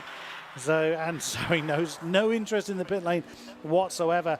At the other end of the field, we can see on stream now, Chris Pidcock still having to defend against the recent Moody Jaffa Cake Racing MX-5. So whilst that initial pack was quite close, that 4-car pack, it is now somewhat spread apart, as we just saw on stream. Again, the same manoeuvre that Hamilton's trying to pull on Jeff Beale. It's the only manoeuvre he can try, really, but it has not yet pulled off. He's keeping the pressure on there, trying to force a mistake, which, I mean, good luck with that with Jeff Beale. He knows that car, every nut and bolt of it. But look how close the Ginetta is to the top of some mergers coming back up towards Rocket. Is this an opportunity? No, Jeff Beale actually positioned his car much more in the middle of the road this time to make sure that door was very firmly shut. Yep, Jeff Beale, like you say, he knows that car. He knows what it's going to do before it does anything at all. So Jeff has just got to keep defending as best he can from Roger Hamilton. Of course, Roger hasn't got too long left in this car. Pit lane is open, so we'd expect to see him potentially. If I was in his position, I'd be diving into the pit lane now. Save me losing time with that battling. Just get into the pit lane and let Nick retake to the circuit, get some temperature in the tyres, and you never know, you might pick up a little bit of time over Jeff Beale. All will be revealed in towards the hairpin, the penultimate corner here at Anglesey, before you fire the car off the corner. This time a bit more controlled from Jeff Beale, not laying any lines of rubber on the exit of the corner. Probably slightly quicker doing it that way as well. But Roger Hamilton towards the final corner. Will he dive for the pit lane? Nope, neither of them opt to pit early. They both stay out on circuit. Last time they crossed the line, the lead gap was 0.640 of a second. This time, it's back up to a second. I did think Roger Hamilton had lost a little bit of time. He has indeed. Lap traffic isn't too much of an issue. They've just had to work their way through and past Daniel Stewart and Ray Ingham's Jaguar XJS. Across the line comes third place. That's car number 16 in the hands of Luke Plummer in the silver, black and orange Ginetta G20. But that lead battle works its way on towards the back straight again. A very quick flick left. We've got to be so brave, brake as little as possible. It's just a little bit of a graze, but much quicker through there was Roger Hamilton. He's gaining on the run up towards Rocket. He will go. We know Roger's slightly better on the brakes. The gap will close, but I don't think it'll be enough for a move. No, it won't. Jeff Beale goes defensive. They go over the crest and they remain in the positions that they were, but Jeff Beale's lead is still under attack, and I don't think it's going to change. No, I mean, I'm a little surprised that Roger hasn't come in already, but I guess he doesn't want to cut his racing short, even though there's still, another 3 sessions for them to do after this. He still wants value for money. Can't blame him for that. But yeah, it does look like he's losing time against the Talbot Sunbeam Lotus unless Roger Hamilton, he's an absolutely full crank. He's giving it everything he's got. So coming in early won't actually gain him anything. It rather depends on how much time he thinks he's losing. But either way, Jeff Beale still feels the need to defend at every opportunity he's got. As they now get past, that's the Pidcock and Reese and Mooney battle that our leaders are now dancing past. And that's one of the MX-5s. That's Robinson coming in. In comes race leader Jeff Beale. Oh, my goodness me. That's close. That's impact between Hamilton and Pidcock. I don't think Chris Pidcock realised that Roger Hamilton was alongside. There was a bit of impact. Didn't see anything come off the red Ginetta. But that's a little bit less than ideal. Yeah, not really what you want to see at this stage in the race. But, of course, now we've got Jeff Beale in the pit lane. It's all up in the air. We just have to wait and see whereabouts, or when, more importantly, Roger Hamilton comes into the pit lane, and whereabouts Nick Hamilton takes up on circuit once he leaves the pit lane. Also in his third place, that being Luke Plummer in the silver, black and orange Ginetta. We've also got Stephen Robinson in the Mazda MX-5 Mark 1 in the pit lane. Retaking to the circuit after serving their pit stop is Chris Boone in the yellow and blue Jaguar XK8. So we've still got a few cars out and circulating. We've just got to wait and see whereabouts people fall in regards to pit strategy come the end of the pit window. Very, very true indeed. As the camera has picked up Jeff Beale, probably having a bit of a rest after this. Thumbs up to the camera, so he's happy. They're having a good time out there. They're putting on a great show, quite frankly. We've been thoroughly enjoying the racing. There's the number 3, so that's Josh Smith's car, I should say, being handed over to Simon Spooner. So I'm not entirely certain who started that car, whether it was Simon or Josh. It is Josh's car, so makes me think Josh probably started it. So handing over to Simon Spooner, who had his introduction to motor racing in that car at Snetterton last year. Great car to cut your teeth on, but Silverstone is quite a challenge. Out of the pits then comes Robertson and Beale. So they rejoin the circuit as the Pidcock and Moody battle continues at the tail end of the field. Almost exactly a lap down now is Jeff Beale, because Roger Hamilton crossed the line just a moment ago, and that sort of works as well, because we're doing 1 minute 40 lap times, and it's got to be a minimum of 1 minute 30 and no less. So you'd imagine that's probably getting on towards 10 seconds, not too far away. So I think Jeff Beale has absolutely nailed that pit stop, and not a tenth spared as he retakes to the circuit. Have we got anybody else diving for the pit lane? Yes, we do. Car number 47. That's Ryan Moan in the Porsche 944 S2 into the pit lane to serve his mandatory pit stop. He breaks the beam and will have to pull down the pit lane, remain stationary for an allotted amount of time, whatever he has discussed with his mechanics and the rest of his team, and then make sure he crosses the pit exit beam exactly, or as close to 1 minute 30 as he entered. So we'll wait and see whereabouts Roger Hamilton is. He's just working his way down towards the corkscrew now, so we might end up seeing a very slight change in the order in regards to this one. I think as soon as he comes in, I will make my way down there, because I think we need a chat with Roger Hamilton after this performance. It's been a brilliant race so far. And of course, Nick Hamilton is going to be ready and waiting to take to the circuit. Through the final corner comes the 195 of Andy Bailey in the grey and Dayglow green Mazda MX-5. Jeff Beale rounds the final corner to tick another lap in the book. Do we see Roger Hamilton into the pit lane? No, we don't. But the last time we saw them, they were a little bit further apart than this. I think Roger Hamilton is back up to pace and pushing as hard as he can, because he's continuing to lap quicker. Let's have a quick look to see whereabouts they are. Jeff Beale, last time through, of course, it was an out lap, but he had broken the beam, so 3 minutes 17. Whereabouts is Hamilton? A 1 minute 42.059. Not the fastest lap we've seen from him, but a very fast lap indeed, and that's exactly what it needs at this stage of the race.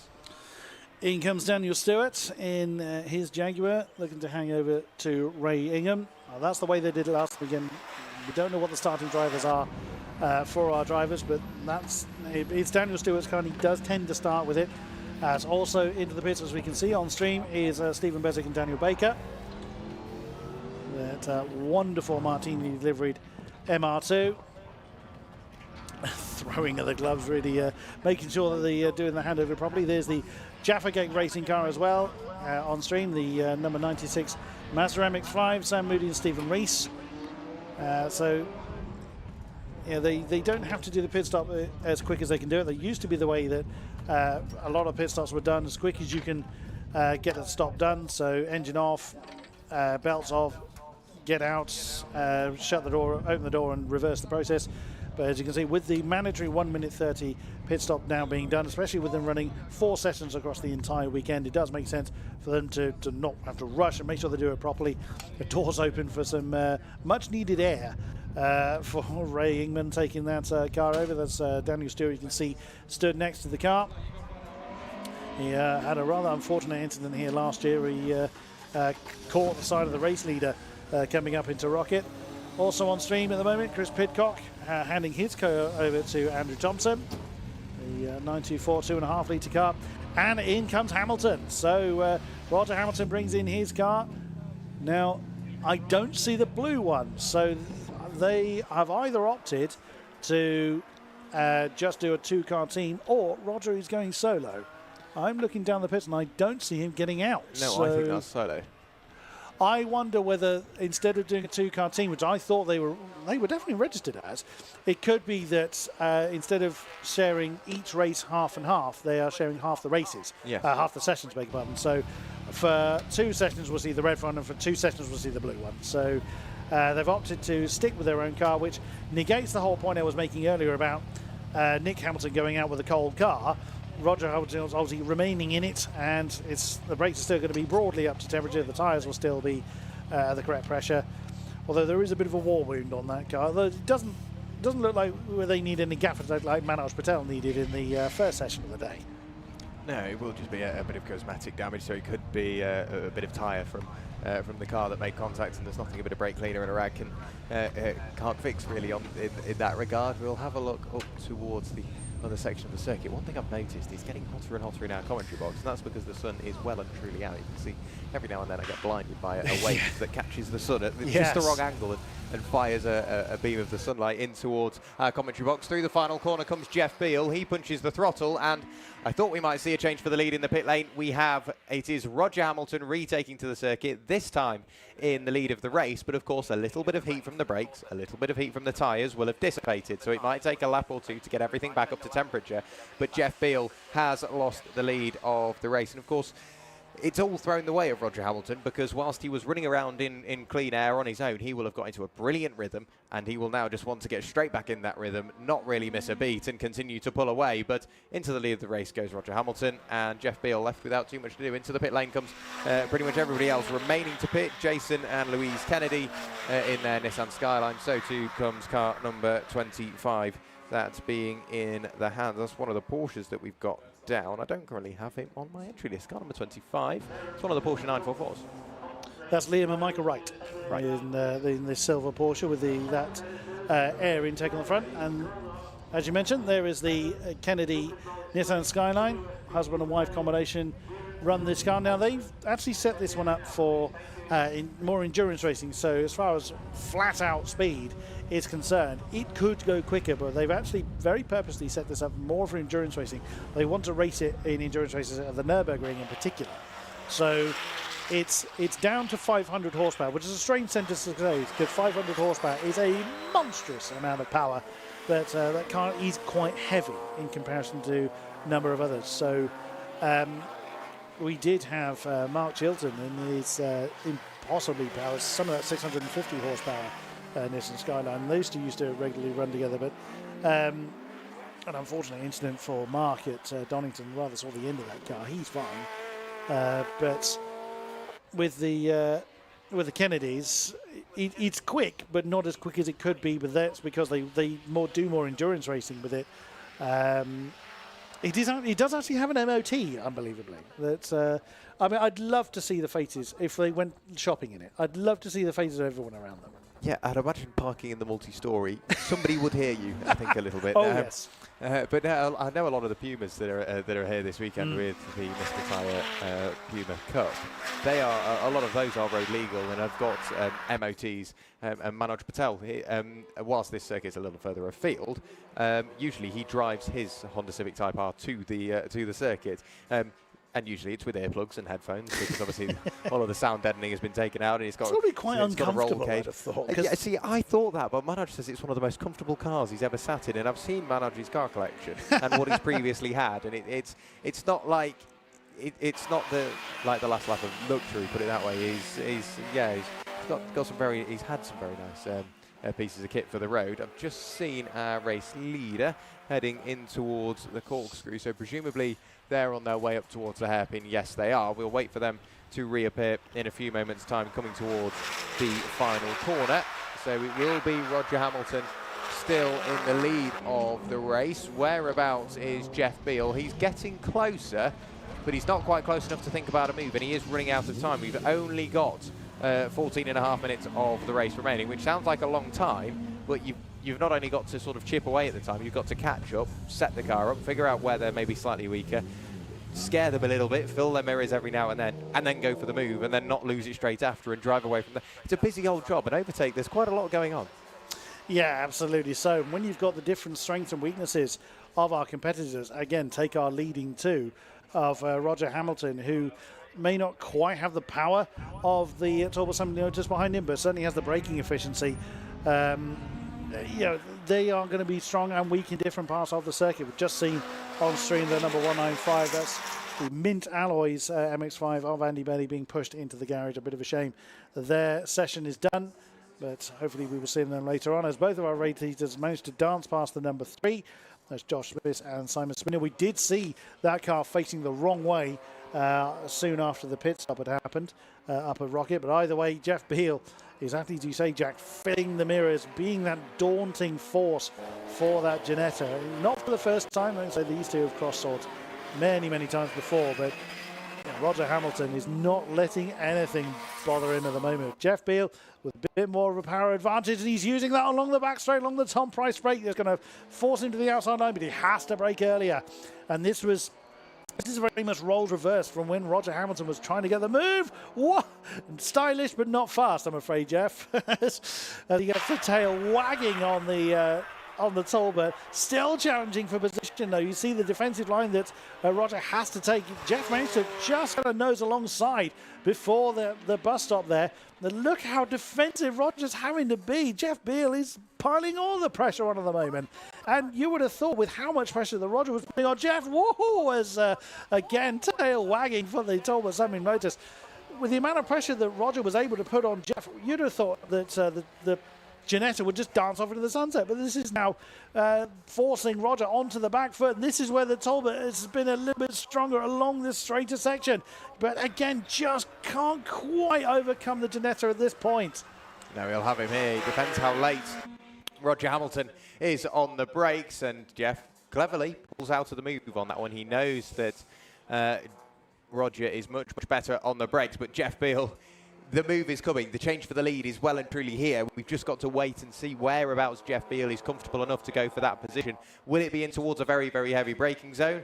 Potentially, but we know Roger is later on the brakes. It's going to be in those mid-speed corners, whether it be in towards the final corner. Turn 1, he had a look, a quick dab at the brakes just to try and get the car set up, get some life back into the brakes so they're back up to temperature. But he's looking almost, he's just doing everything he needs to do, sat in the mirror just to take Roger Hamilton's eye out of the windscreen and into the mirror, just to keep him distracted. So maybe he misses an apex, misses a visual reference point for a change down or a turn in or anything like that. And Jeff, again, he's just doing everything he can, matching the point he did last lap, where he jumped on the throttle and left a big set of 11s out of the corner. In towards the final corner, however, a little bit of lap traffic could slowly start to affect this battle. It is car number 8 that's in the road, Kia Edmonds. Does he jump out of the way? No, it is the faster car's job to work their way through. Jeff Beale gets caught behind, and that's going to open up the margin between first and second place. But we know Jeff's quicker, and he's got just over 10 minutes to make the move. He has indeed. So Roger is so defensive against that Talbot Assembly Lotus. So again, Jeff goes for, hugs that inside line to make sure that he's fully past Kia Edmonds. They've now got Ray Ingman in the number 28 Jaguar, the XJS, directly ahead of them. And it doesn't look like they're going to spend too long before they dispatch of that one. And Beale again utilising the power of the Talbot. Gets a look on the inside line of the Ginetta. Can he get it done? But he's slightly weaker on the brakes. My goodness me, I think he really caught Roger Hamilton so very much by surprise there. I caught me by surprise. I didn't think he'd get the move done quite that well. And it's fantastic, Dov. Jeff Beale back up into the lead, but you know by what we've already seen from Roger Hamilton, he is not just going to let the Talbot dance off into the sunset. Now it's roles reversed. Can Roger Hamilton overcome the Talbot once again? Yeah, it's just going to be down to what Jeff Beale can do. Now he's taken the lead. Can he run away with it? I don't know. We know Roger is quick, and we know he has been catching Jeff whilst the roles were reversed before the pit stop. Much later on the brakes, I thought it was a little bit too late. Lock up on the inside. He might be quicker off the corner, will Roger Hamilton, but of course, whilst he's been wider on the entry, he can sharpen up the exit, jump on the throttle sooner. The run towards the final corner is going to be a drag race. Jeff Beale, we know he's quicker in a straight line. Later on the brakes, closes the margin. Does Roger Hamilton out of the final corner, a little wag of the tail, an even bigger wag of the tail from Roger Hamilton all over the road, gets the moment collected up again.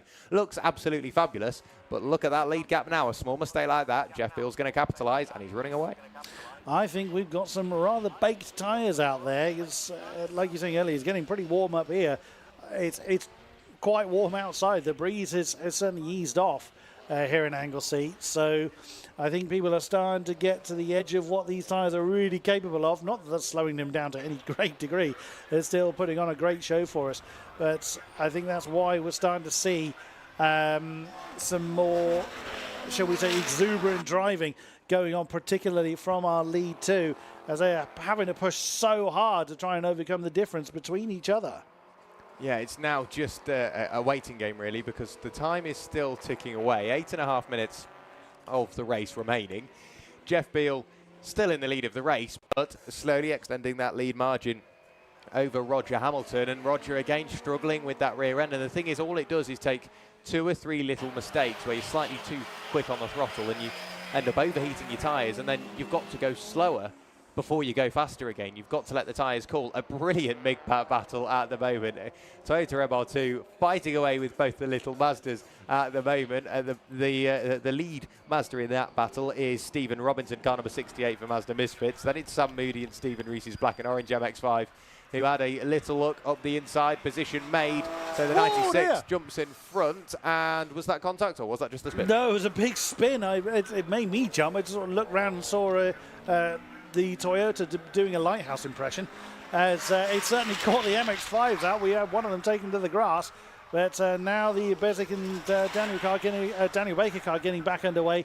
I mean, no harm, no foul as far as contact was concerned, but Struth, that would have spiked the heart rate a little bit. Bit of a gap now forming between our lead two. So again, I think this is probably Roger Hamilton has burned the best out of those tyres. He's backing off to cool his tyres down again. And I think we've seen this earlier on in the race. We saw Jeff build up the early advantage and then Roger really get back up to pace and eat away at that gap. So we could well see Roger Hamilton attack by the end of the race. He doesn't have a lot of it left, just under 7 minutes to go.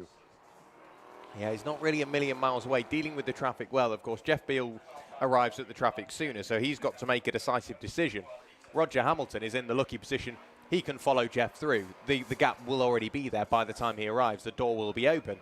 So whilst Jeff is arriving at everything sooner than Roger behind, Roger in theory should be getting everything just a little bit quicker because he can work his way through the traffic in exactly the same hole that our race leader Jeff Beale does. The next car that he will catch will be the orange BMW 325 IE30 in the hands of Matthew Molyneux and Stephen Gilby. Through the corkscrew goes a couple of cars, again, that you wouldn't expect to see battling, a Toyota MR2 and a Porsche 911 Carrera. Whose idea that was to put these two together. It doesn't look, it looks wrong and right all at the same time. Both with Martini S liveries on them as well, so they certainly fit the part. But yeah, I think this is a maiden voyage, or certainly a maiden voyage in the CSCC for the Toyota MR2, as well spotted Jack, the number 25 Wright brothers Porsche, going for a bit of an excursion on the outside line of the circuit, but no harm, no foul there, just some lost time. Our leaders, though, still fighting the traffic, still trying not to lose any time. There on stream is the Kennedys in their Nissan Skyline. As their next car they're chasing down position-wise is Ryan Moan, so wrong Porsche as far as they're concerned. But again, it's great to see that car back out. It's been a little while since we've seen the Winfield livery Nissan. It's such a gorgeous car, though. It's always a joy to see it when it is out on track. 5 minutes of this session remaining. As we got on stream here, another busy bit of track as the number 28 Jaguar being somewhat hounded by the Smith and Spooner BMW, and then Luke Plummer in his little Ginetta in there. Luke Plummer having a great race up into third, but some distance away from the lead too. Either way, still doing a great job maintaining that position. And what about our lead pair? Well, they were 1.5 seconds apart over the line last time. As we see on stream again, that's the Wright Porsche alongside the Kennedy Nissan. And that is for position. So that is for 5th place that they are very closely fighting for. It was Ryan Moan that was the next target for the Kennedys, but the Wrights now have gotten involved. Yeah, it's just at that stage of the race where at the start, obviously, everybody starts nose to tail. You see a few drivers pull away. You see some battles form very early on. You enter the pit window, and that's when everybody just sort of comes out of pattern towards the pit window. You're retaking to the circuit in a battle, and wide once again.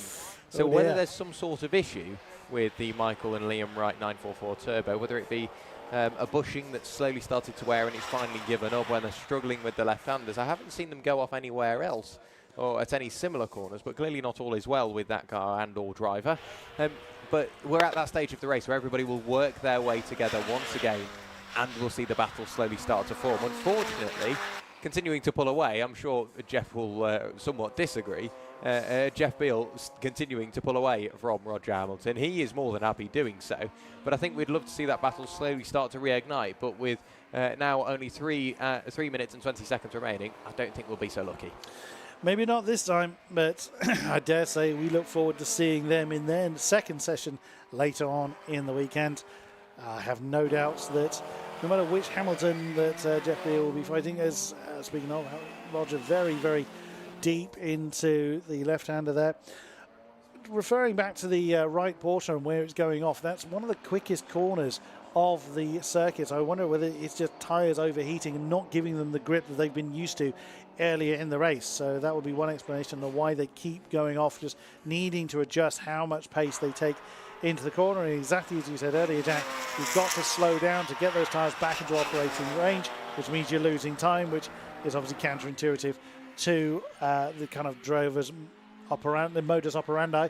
2.5 minutes to go, a couple of laps left of this session, and Jeff Beale has now built that lead up to 3.6 seconds over Roger Hamilton as Jeff gets past the Wright Porsche. As we just mentioning, is that Porsche a bit slow? I think he's just getting out of the way to let Jeff through at this stage.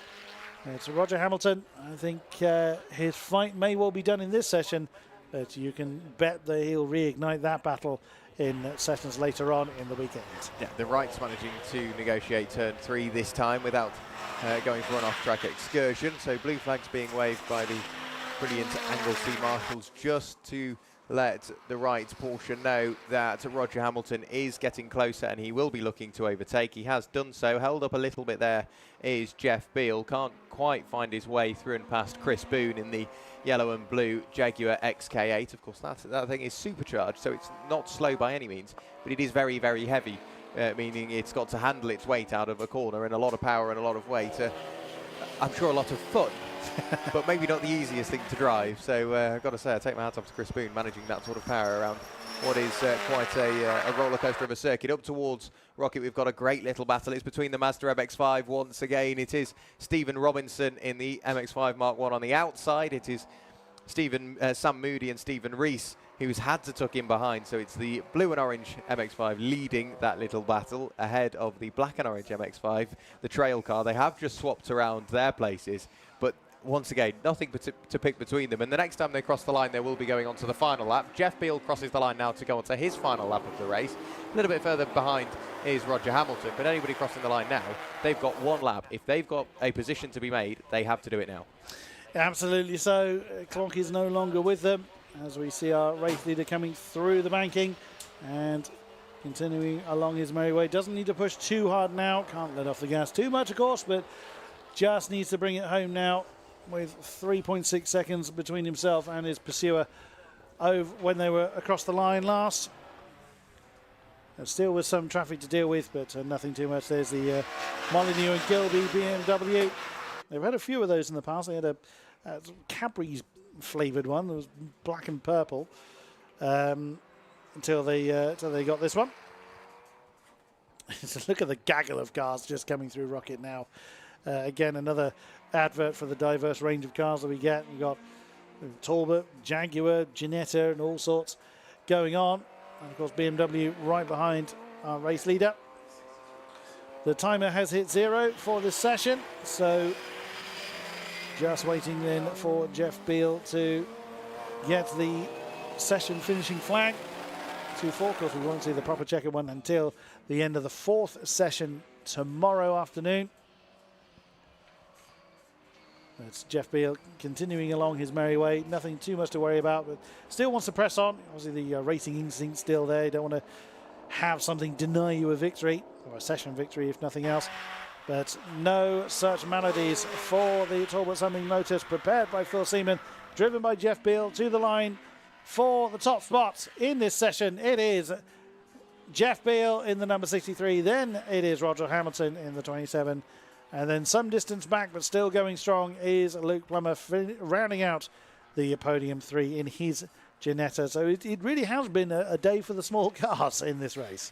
Yeah, I'm sure it's something to do with the nature of the circuit, because it is such a roller coaster of circuit. There's so much elevation change, and there is a nice mix between sort of start-stop corners, but also some very quick, very fast-flowing corners. And the heavy cars will struggle to get out of the slower corners and struggle to carry the speed through the faster corners. So, arguably, the little light pocket rockets are definitely the best way to go.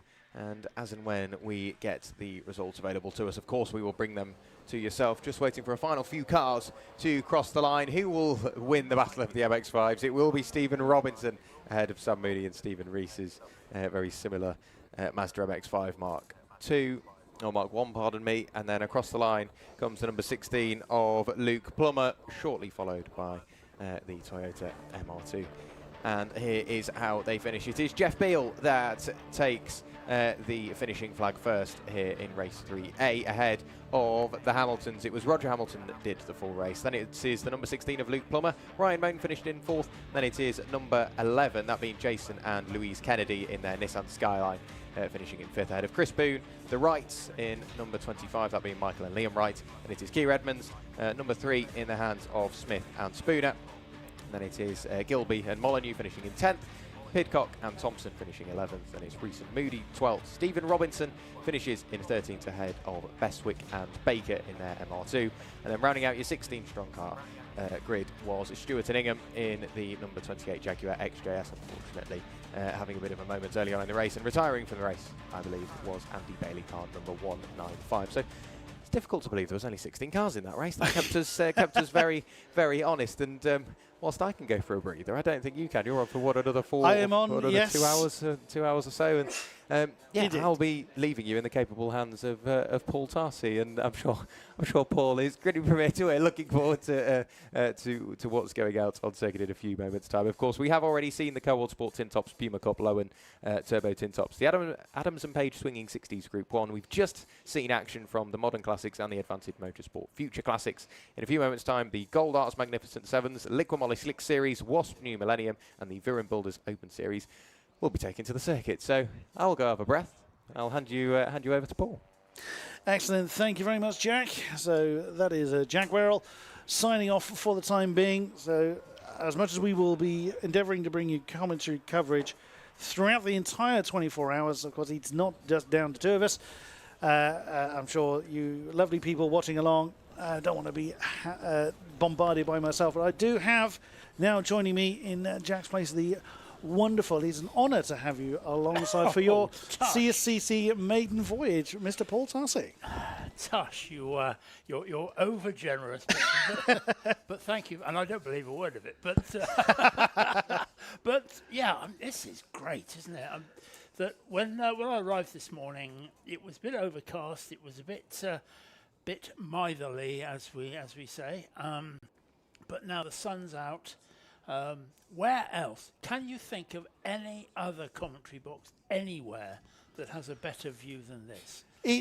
You're hard pushed, aren't you? Yeah. It's a fantastic view we get here. And not only that, but it's a fantastic scene that we are greeted with. It's all well and good being able to see a lot, but if you're seeing a lot of buildings, it's not so much fun. But the picturesque scenery we have in Wales, as we can see currently on stream, just highlighting the beautiful coastline that we have here. Now, one thing I am assured, and thankfully we're not experiencing it, when it does rain around here, they do rain properly. It is absolutely, you're battered by the weather because nothing mitigates it. And I mean, look on stream. How appealing is that? I'm jealous now that Jack gets to disappear because he could go off for I'm not sure he would, but unless you have your speedos with you, Jack.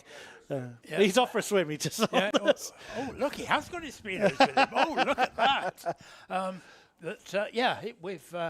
We have got a beautiful view. The track is great, and I think that's important. I mean, we know the history of this place. I mean, the Cold War, Anglesey was pretty much a Cold War base, with RAF Valley down the road being a home for the fighters and bombers, and this being basically a listening station as much as anything else. And that I suppose the giveaway is that we have a corner called Rocket, which might be a bit of a giveaway, but it was very much part of the Cold War, and they've done a fabulous job of creating this into a race circuit.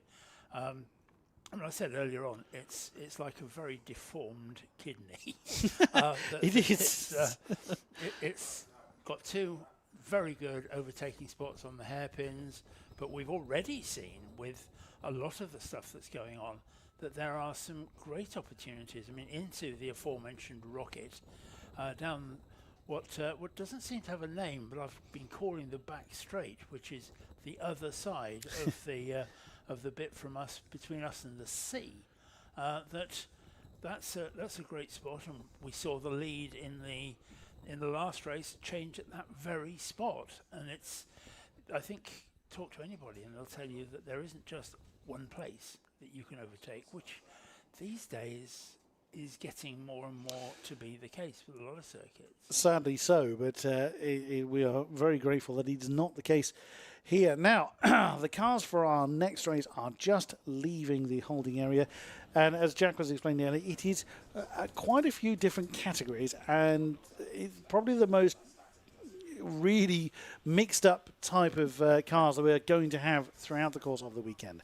So it is the Magnificent Sevens, the Slicks, the Open Series, and the new Millennium. So we'll go through the grid when the graphic is presented to us. It is a bit of a smaller grid. It's only 11 entries in this particular lineup, but which is a bit of a shame.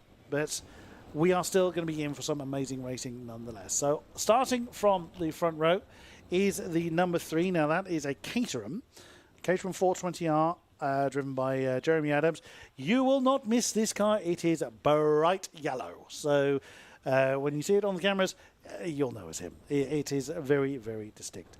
Following him is the number 4 car. Now that is the green BMW M3 E46, driven by James Collins and Andrew Roby. Now, behind them is another pair of Caterhams. It's the number 54 car of the brothers Mark and Simon Lanyon. That is a Caterham 7 Superlight. And behind him is the number 34 Caterham.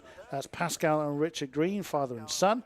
That's a 420R 2-litre car that is currently on row 2. On row 3 is the blue BMW. That's number 82 car, Ben Cater and Malcolm Scott.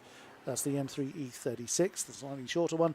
And then it is the white Caterham that we see, I believe that's number 21, Malcolm Ash, that is right behind them. Then it is the green Golf GTI, the Mark 1 Golf GTI. turbocharged 1.8 litre car. I learned to drive in a Mark 1 Golf. It didn't look like that, nor did it behave like that either. It was somewhat more sedate than that. And behind the Golf is the last of our Caterhams. That's the Caterham Academy car. If you were to learn Caterham, go through the Caterham Academy, that would be the first vehicle you would start, the 1.6 litre car, number 15 of Simon Trinder. And then at the tail end of it, spot the odd one out, essentially. It is the monstrous number 9 Ginetta G50, the 7-litre Chevrolet LS2 emblazoned car of Dylan Popovich. Only did a lap in qualifying, so whatever maladies hit that car, hopefully is no longer there. But when he's up to speed, dear Lord, you hear him. He's that's an absolute earth-shattering noise that beautiful Ginetta makes. Presumably he only did one lap because he ran out of fuel. It probably is a little thirsty, yes. Yeah, but yeah, a 7-litre. I mean, obviously the G56s were built for the one-make Ginetta series, but that's a whole different animal. Absolutely. So coming through the final corner now, the yellow Ginetta ahead of the dark green BMW. Who is going to be braver on the brakes? Away we go, and it's an absolutely stunning start from the Caterhams. It was quite a slow start from the number 4 BMW.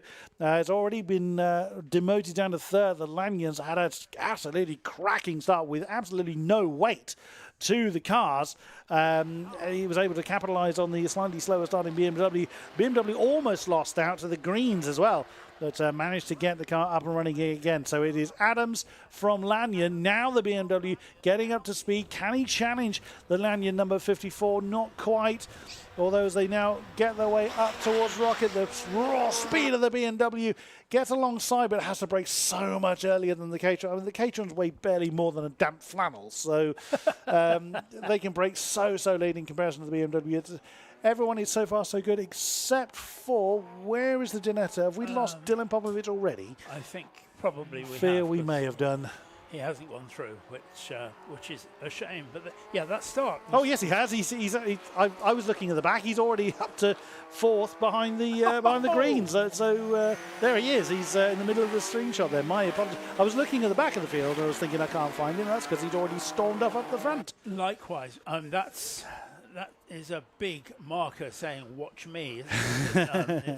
It's going to be quite something, and that huge beast of a car monstering down on the Caterham in front of him is really quite something. But these cars, the start was fascinating because our pole sitter held back, and the number 3 car actually held everybody up until he was ready to go. But now we have the battle for second is well and truly joined between the Caterham and the BMW. Quite different cars, I think, Chris. I think it's fair to say, yes, they are somewhat different. The 3.2 litre BMW being in hot pursuit of the Lanyon car, which is a 1.8 litre. Even though it's only 1.8 litre, it still has over 220 horsepower. So the power to weight of that Caterham is absolutely phenomenal. Watching Dylan Popovich is absolutely flown past the Greens, Pascal and Richard Green in their Caterham. He is absolutely charging off after the BMW, who is just doing everything he can to get past the Lanyon Caterham. So again, exactly as we saw in the previous race, different cars, different strengths in different places. It's somewhat exaggerated here because the Caterham's so light against the BMW. They're so powerful in comparison. Sooner or later, they're going to have the 7-litre monster snarling at them. So sooner or later, I think sooner rather than later. Yeah, this is not going to be long. And I think that this battle for second will fairly soon end up as a battle for third. But let's wait and see on that. Absolutely what you said there, Chris, that the battle for second between the Caterham and the BMW is a carbon copy of what we saw in the previous race. Light, agile, easy on the brakes against loads and loads of grunt from the BMW, currently in third place, the number 4 car. Now, it's not common that we see the Magnificent 7 category, the Caterham category, racing alongside others, but unfortunately we didn't get a huge amount of sign-ups, which is a great shame because Caterham usually does have quite a a big grid associated with them, but sadly wasn't the case for this event. So the decision was taken to combine these 4 categories together, and he's going to give us quite a Midwest. Or you can see the difference in cars, but the racing is going to be absolutely fantastic. Now the fastest lap currently belongs to Jeremy Adams. He is long gone. He's 8 seconds up the road. Sorry to cut across you there, Chris. Not at all. We very nearly had a change for second place. The BMW was actually on the grass on the driver's left-hand side as they went up to Rocket, but thought better of it and tucked in behind. But he has now declared his hand. Yes, I would like to come through, please, if it's all the same to you. And here's Dylan Popovich now ready to join that battle. He did say it wasn't going to be long, and that Ginetta now very much interested in getting involved in this particular battle. And then you've got the Greens in there, Ginetta, in there, Caterham, beg your pardon, a few seconds behind. But now, how is Dylan going to deal with this? How is, in fairness, how is the Roby and Collins car going to deal with this? It's an easy job, comparatively speaking, for the Lanyards. They just have to defend. But my goodness me, the drive Dylan Popovich had from that hairpin alongside the BMW. Now, the BMW almost had to force his way on the inside of the Caterham, but didn't quite come off to that. Now, is this going to back the BMW away from the Lanyards? This is going to be an interesting one. Who is going to essentially blink first? Are we going to see the BMW lose out to the Ginetta? Is Dylan... How much fight has Dylan got? Well, obviously, we don't know. He's done a great job of cutting this gap down to nothing, but can he get that extra bit and get past the BMW? As we saw in the last race, being able to close that gap down quickly doesn't necessarily mean you've got that much more grunt to get past. Oh, With yes, 7 litres, though, deployed and almost contact along that back straight between himself and the Roby Collins car. Can they find their way past the Lanyards? Well, they nose alongside, but we know that the Caterham can brake so much later. You can't see the Caterham alongside the BMW from that particular camera shot. But still, it is Lanyon from Roby Collins from Popovich. But how long is it going to remain like that? I think this is the big question, because my guess is that the Caterham is holding the other two up, and that he's faster through the corners, which is where they can't put the power down. But I think if those two can get past, then they are going to pull away from him. But that's a big if, and that we're going to have to wait and see, because certainly, whilst he's looking very much under pressure, he's not under anything more than pressure. Side by side now, the BMW and the Ginetta, and we have a change of position, Chris. That we do. Dylan Popovich made his statement of intent very, very clear. Claimed that inside line, gave Roby and Collins nowhere to go on that one. There was no defending that one. So that is third place in the hands of Dylan Popovich. Bear in mind, he only did a single lap in qualifying, so didn't have the opportunity really to do.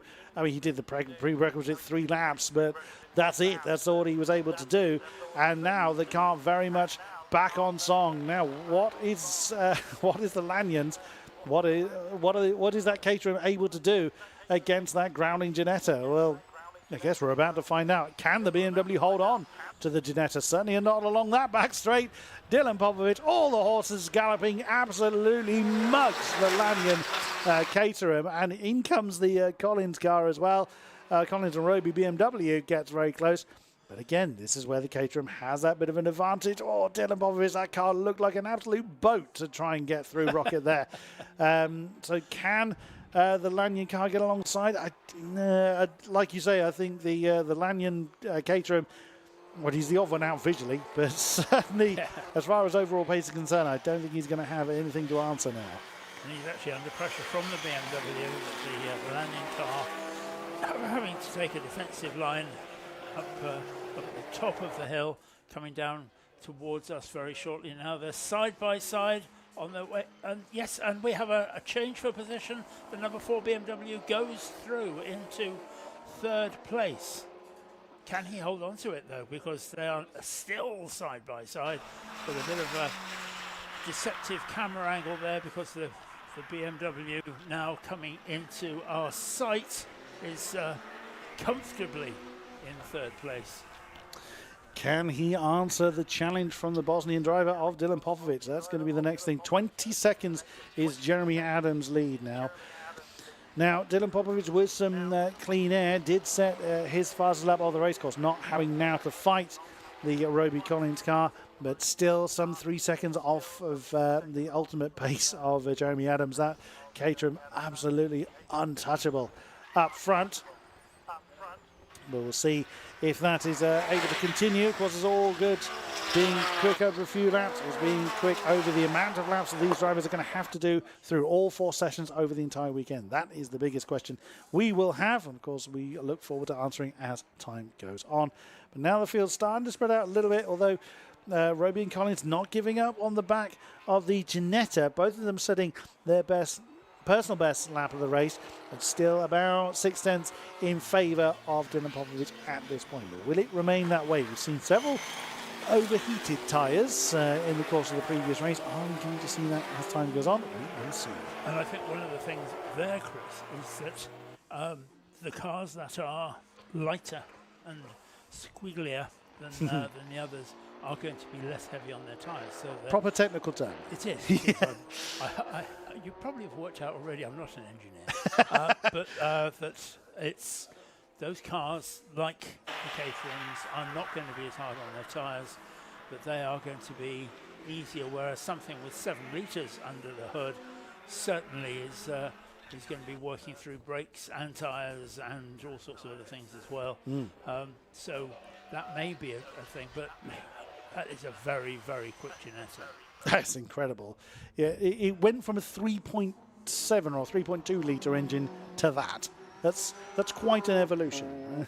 It is, yes, and you know you have to wonder how much of a handful that is. Dylan Popovich clearly has proved himself master of it, but nonetheless that must be quite something, because that was built as a race car in the first place. Yes. But it was built and very effectively as a race car as part of the one-make series that supported BTCC for many years, and that it is a proper race car. I suppose you could argue that the Caterhams are as near proper race cars as you can get, but the Ginetta is undoubtedly no way is it for the road. Already Jeremy Adams starting to put laps on drivers. That's Stephen Trinder. Oh yes, I remember him. He's in the lead. Just in case we'd forgotten. Now, I think we have lost a couple. Well, we had 9 cars take the start. We were due to have 11, so we lost. We'll figure that. I'm no good at figuring that. Oh yes, the Matt Sanders and Jack Layton BMW had pulled out, unfortunately, before the race began. And the other one that we don't have is, it was a newcomer I was looking forward to seeing, which was the number 13 Ray Collier and Michael Bentwood, their TCR Golf. Well, I saw it in the garage earlier, so it was here, it's just not out there. It had problems in quali. But it came in just about under its own power and was pushed backwards into the pit box. So probably whatever it was pretty terminal, because yes, it's a shame that we haven't seen it, but that's not to be, and that where it was. Oh, and is that smoke out of the back of the Ginetta? Oh dear, that's a lot of smoke. That isn't steam. That's a very, very decisive problem then for Dylan Popovich. I'm going to head downstairs and, well, the pit lane is now open, so I can see what I can find. If I can grab hold of Dylan, I'll report back. Thank you very much indeed. Chris Buxton, who dons his running gear and is straight down to pit lane, but we are expecting a very smoky Ginetta to come into the pits now. We're hearing reports that it smells like burning plastic, which would tend to be perhaps bodywork, something like that, but whatever it is, its car is now coming into the pits, passes below us here, and will be down pit lane very shortly. Crew are ready and waiting for him. Yeah, there's that usual dreadful picture of somebody on their knees looking underneath the car at the back.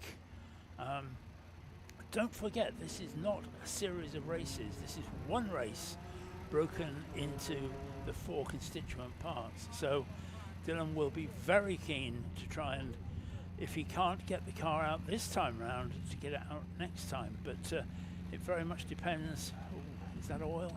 Is that oil? It looks,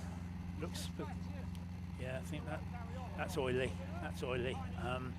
So Dylan Popovic suffering there, falling down the order, and will disappear from that, so that the Roby Collins car will be moving back up to second. Oh, I love this. Oh, that was a lock-up from the BMW. So maybe there's oil down on the track as well. That's not beyond the realms of possibility. Maybe, and I stress maybe, that that we have some oil from the Popovic car actually out on the racetrack. I'm not going to blame anybody for that. Car's going back into the race though, so that would tend to indicate it's not oil, because it's if it's oil, it tends to be expensive and terminal. But the car back out onto the racetrack and looking okay. I can't see that there's anything nasty there. The number 4 BMW, which is currently in the lead because of the pit stops, I think probably saw Popovic in front of him and went for a gap that was probably several cars lengths away from him. He probably doesn't realise that that car has not had an entirely practical run. So it's now Roby and Collins who are in the lead in the number 4 BMW from the Lanyon, Caterham, and the green number 34 Caterham. That those cars are our first 3. There we see our erstwhile leader. And again, there's tyre smoke in the air. We cut to that shot just after the BMW had gone through. But is he beginning to get to the point that he's getting to the end of his tyres? Who knows? But we're now waiting on the stops for all of these cars. The pit window's been open for a while. Chris, what have we got?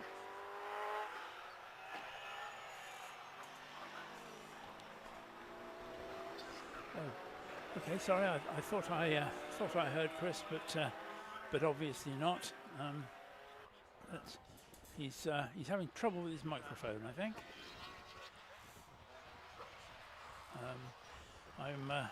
I can see you, Chris, and I can see you stalking the pit lane, but there's a bit of a problem with your mic. So he's just going to see what his problem is. I will carry on in the meantime, because we still have the number 4 Roby and Collins car, which you see on the screen now. And that's going like a train at the moment. Keeps on locking up front wheels, but besides that, is going extremely well. Had a fraught time earlier on, but doing that, we still have to look now for the pit stop for them. The Lanyon number 54 Caterham is just 2.1 seconds behind, and that is all. And then we have the Cater and Scott number 82 car, which is just in 3rd place.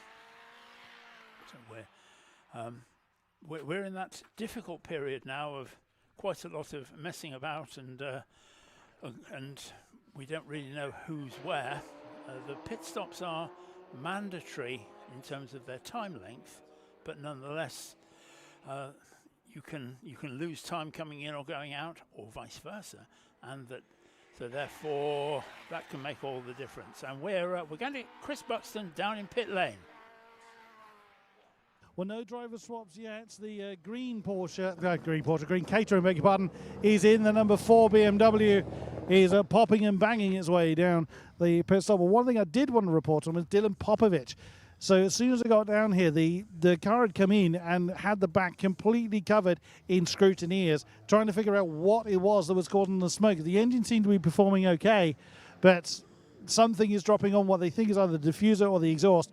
They were trying to figure out whether it was oil or water. Scrutineers let the car back out. So at the moment, no driver swaps to go on with, but I'll keep an eye on the pit lane to see if I can find anybody else to chat to.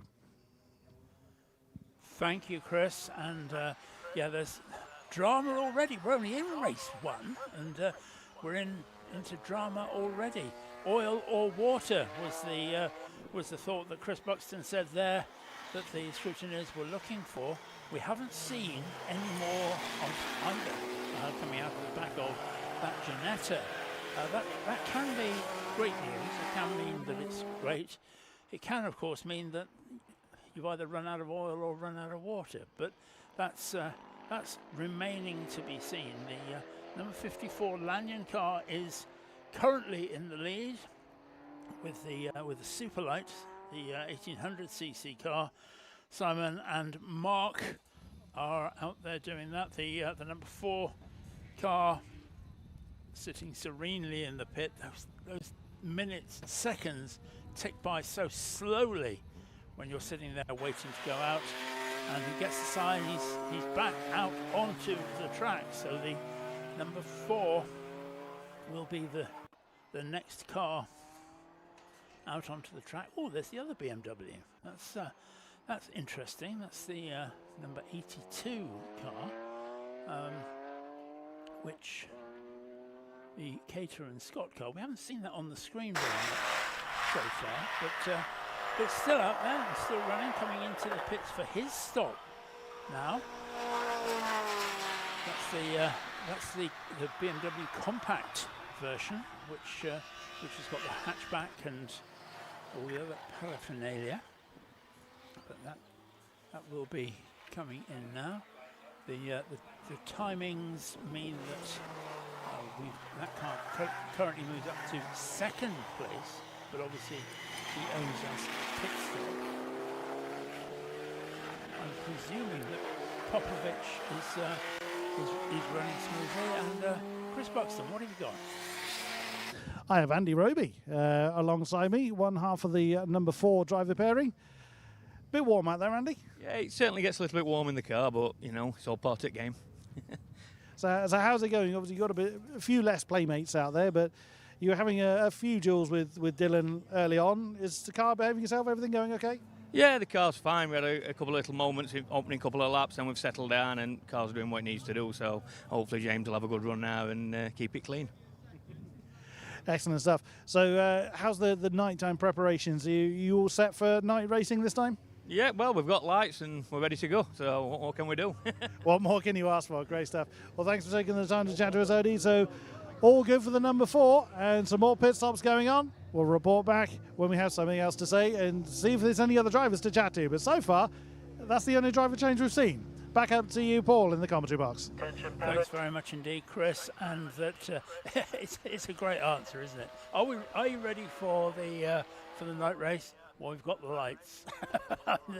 That says it all. And that we see the number 4 continuing in a very strong position. Currently, he's down in 6th place, but that's a false reading, obviously, because we still have some stops to do, and that we're still waiting on the pit stops working their way out. The number 54 car is in the pits. The Lanyon's Caterham Superlight, and that's sitting there. No driver change for that. Sitting there just waiting for the clock to tick down, and then you get the person standing in front of you saying, "Off you go," and he's away very slowly, but he is away. Perhaps he was the timing is from pit in to pit out, so perhaps he was just a little bit early in moving and had to wait just a bit. But the 54 car is now back out, and having done his stop, he now takes up the first position. So it's, as we look now, it's the 54 from the number 3. That's the Jeremy Adams Caterham. The number 82, which is the green car, is sitting down in blue car. Who said I'm colourblind? The 84 is currently down in 6th place. We're now at the point where I think everybody has stopped, and that we've got an interview from Chris. Chris, who have you got? I do indeed. I have one half of the 82 pairing. I have Ben.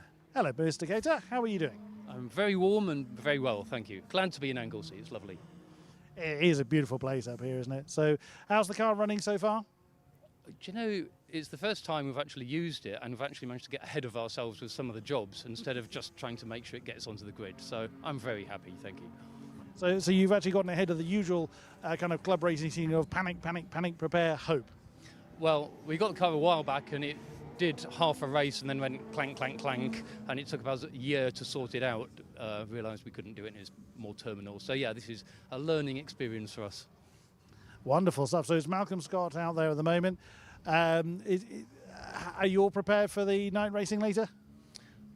Well, I've never done it before, so I think if I tried to answer the question, I'm sure to be wrong. But we've got lights on the front, and I've sort of learned where the track went yesterday, so fingers crossed, blinkers on.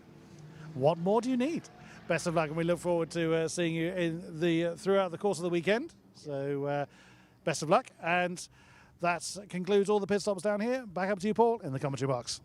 Thank you very much indeed, Chris Buxton, and that we have a very spread out grid in that Jeremy Adams is currently sitting out there in first place in the number 3 Caterham, and has a very healthy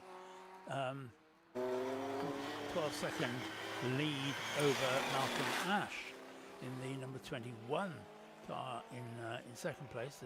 Another Caterham. The threat from the big bangers. Let's hope it's going to come back. Let's hope it's going to come back in the next 13 and a half minutes, because that was epic that we saw earlier on, and I've used that word advisedly. But we're seeing these great pictures of huge, great Caterham and tiny little, huge, great Ginetta and tiny little Caterham out on track together. It must be quite daunting, actually, if you're running out there and that you're dicing with something as big as that, when you can look out and look at the wheel nuts going round next to you as you're out there with your Caterham. There's the number 3, our leader. Has had a very, very strong race. Dylan Popovich is, believe it or not, now up to 3rd place, albeit I have to say quite a distant 3rd place, but who'd have thought that? And let's not forget that these are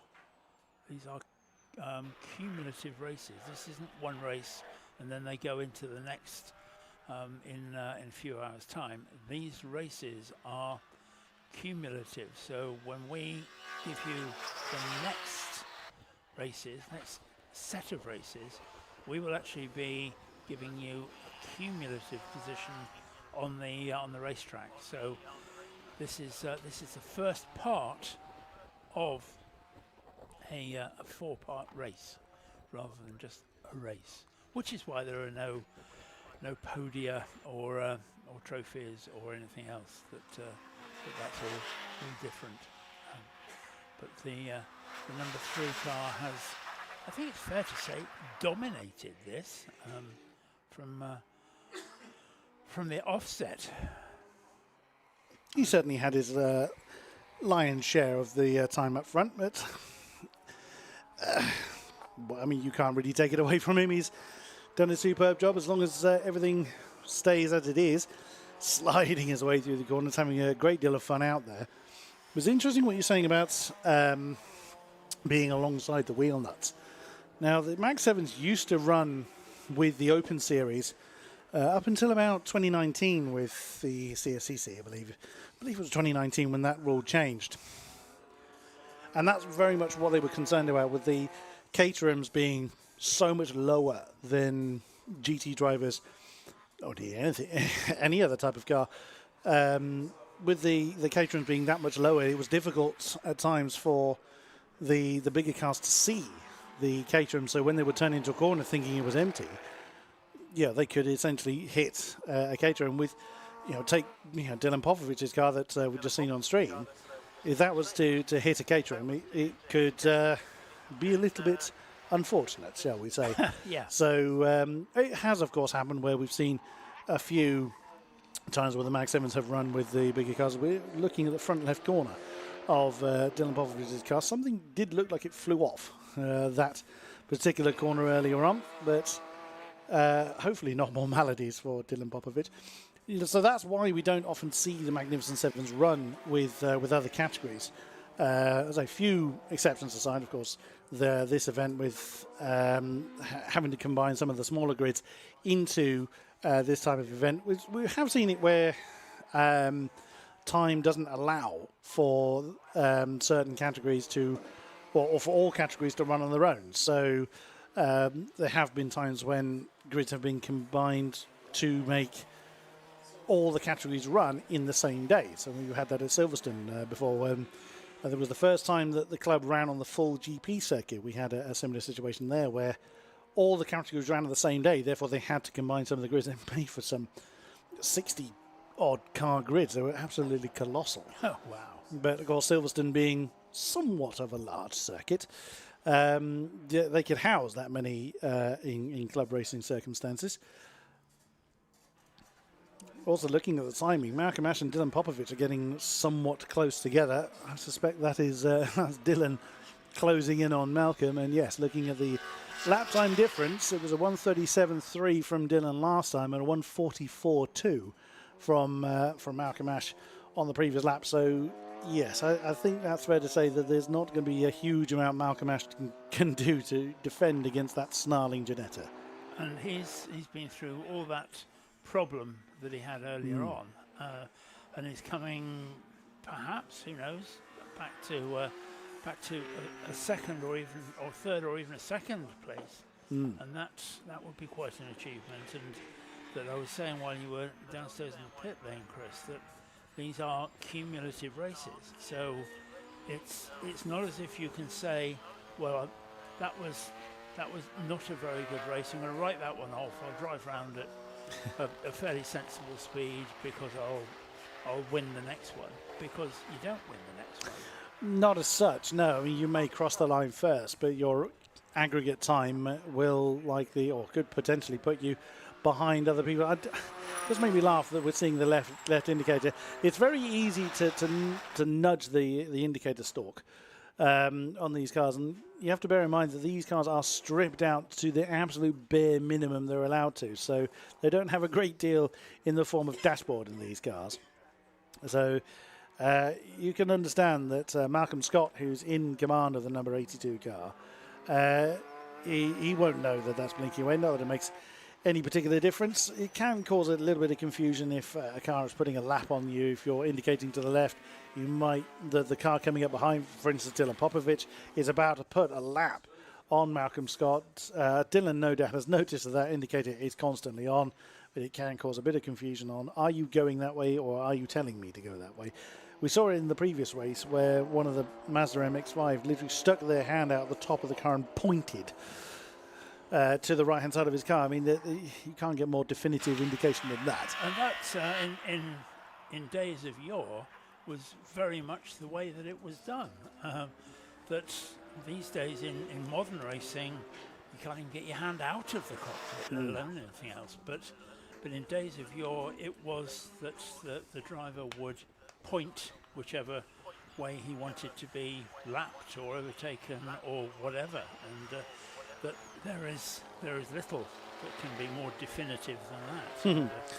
Yeah, very much so. It doesn't work in closed cockpit cars, obviously, but But in an open cockpit, in a Caterham or an MX-5 or something, yeah, why not?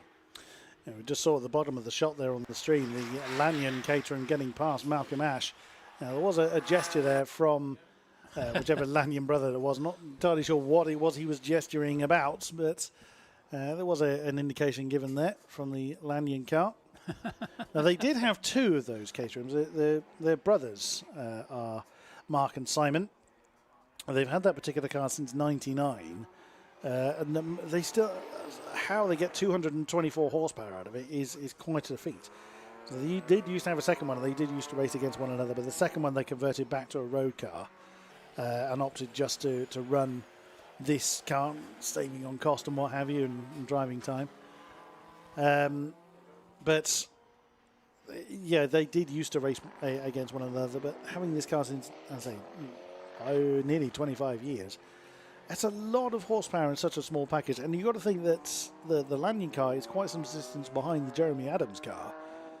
How on earth they get such incredible power out of these things is just phenomenal. And that they're so developed. I mean, if you've had a car for nigh on a quarter of a century, you know the car inside out, and you know what it's doing, and if it's misbehaving, why it's misbehaving.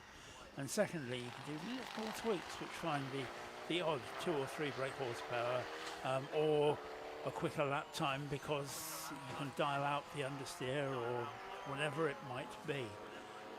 Looking and seeing Dylan Popovich down the back straight, and that is a fearsome car. That really is, that Ginetta. And but he's done such a brilliant job to get up to second, and yeah, he's 47 seconds behind our leader. That's not going to change in the next few minutes, but nonetheless, it is a tremendous achievement, because I thought not only was this race run, I thought that probably that was all 4 of his races run when we saw that blue smoke out of that. Yes, that does tend to indicate oil, but when I got downstairs, Dylan had already rolled up and the scrutineers were already pouring over the back of the car. They were looking underneath the car as well, but they couldn't ascertain what it was that was leaking, but they could ascertain that it wasn't leaking very much, because Dylan just pulled away at high revs from that spot, so putting the engine under load, which would have, if it was dumping fluid, it would have absolutely hosed that spot, and there was just nothing there, or very little, or whatever it was. So they decided to let the car back out there, and it doesn't seem to have smoked since. But looking at the Caterham Scott number 82, it didn't look very comfortable coming through the hairpin there. Now, speaking of the gloriously grounding Ginetta, I nicknamed it when I first heard it. There it is, minding its own business somewhat. Doesn't have a playmate to amuse himself with, but that's not stopping him pressing on. And he will be looking for good results in the next 3 races to make all the difference. That he's sitting a long way behind at the moment, but divide that gap by 3, and that's where he's got to win by. Yeah, absolutely. So all it takes is one bad race from Jeremy Adams, say, and that gap is completely wiped out. Yeah. So this is one of the unique elements of this type of series. It's not all done and dusted in one single race, which, of course, the Classic Sports Car Club has typically stuck to a 40-minute race format for most of the categories. Not all. Some categories will run twice in a racing weekend with shorter races, or with the exception of the Mintex Classic K, which we'll be seeing in the next race, next session of the event. The Mintex Classic K tend to run to 1 hour races, as was more normal to the Classic K category, I understand, of the 60s. I know it was a bit before your time, Paul. Sadly not. The Appendix K, as it was known, then it was the FIA formula, effectively, for saloon cars, and that Appendix K was what all the Mini Cooper S's and Lotus Cortinas and things ran to in period. So that's where that designation comes from, and that was a worldwide designation. So you could actually run your Mini Cooper in the United States or in Europe or whatever. And we had, of course, back in those days, there was a European Saloon Car Championship, as they were then known, and a British Saloon Car Championship. Cars ran to, they were the same regulations, they were interpreted slightly differently, but nonetheless the cars were, to all intents and purposes, swappable. And when you think back that we had, back in those days, people like Jim Clark driving a Lotus Cortina in a saloon car race at Snetterton. But then Sir John Whitmore would be out at Brno or somewhere like that in Europe in a very similar car run by Alan Mann, winning the European Touring Car Championship round. So It's not a bad way to spend a weekend. No, it's not bad at all. And there we see the number 4 BMW pressing on its way. And he had a fraught first part of the race, but that's largely subsided. Very much so. Very much so. The finishing flag is due to drop. Question is, where is Jeremy Adams? Where is our race leader? Is he going to beat the flag? I'm not certain where on circuit he is. But either way, the finishing flag is now ready for him. So he should be coming through the last part of the circuit, the bright yellow Caterham, and there he is on stream. So he's just gone through the hairpin now, down towards the bus stop. Now the Malcolm Scott, is he going to let him go, or is he going to come across the line to do another lap? He's going to come across the line and do another lap. So that is this session done. Jeremy Adams, by quite a comfortable margin in the end, takes the victory of the session. As has been explained by Paul, it is an aggregate scoring that is going on throughout the entirety of the event. So winning a session doesn't necessarily mean you'll win, or that is a win per se. It just means you've started well, shall we say? Yeah, and it's a very good indicator of where you're going to go. And that, I'll say again, that with the Popovich Ginetta having that problem.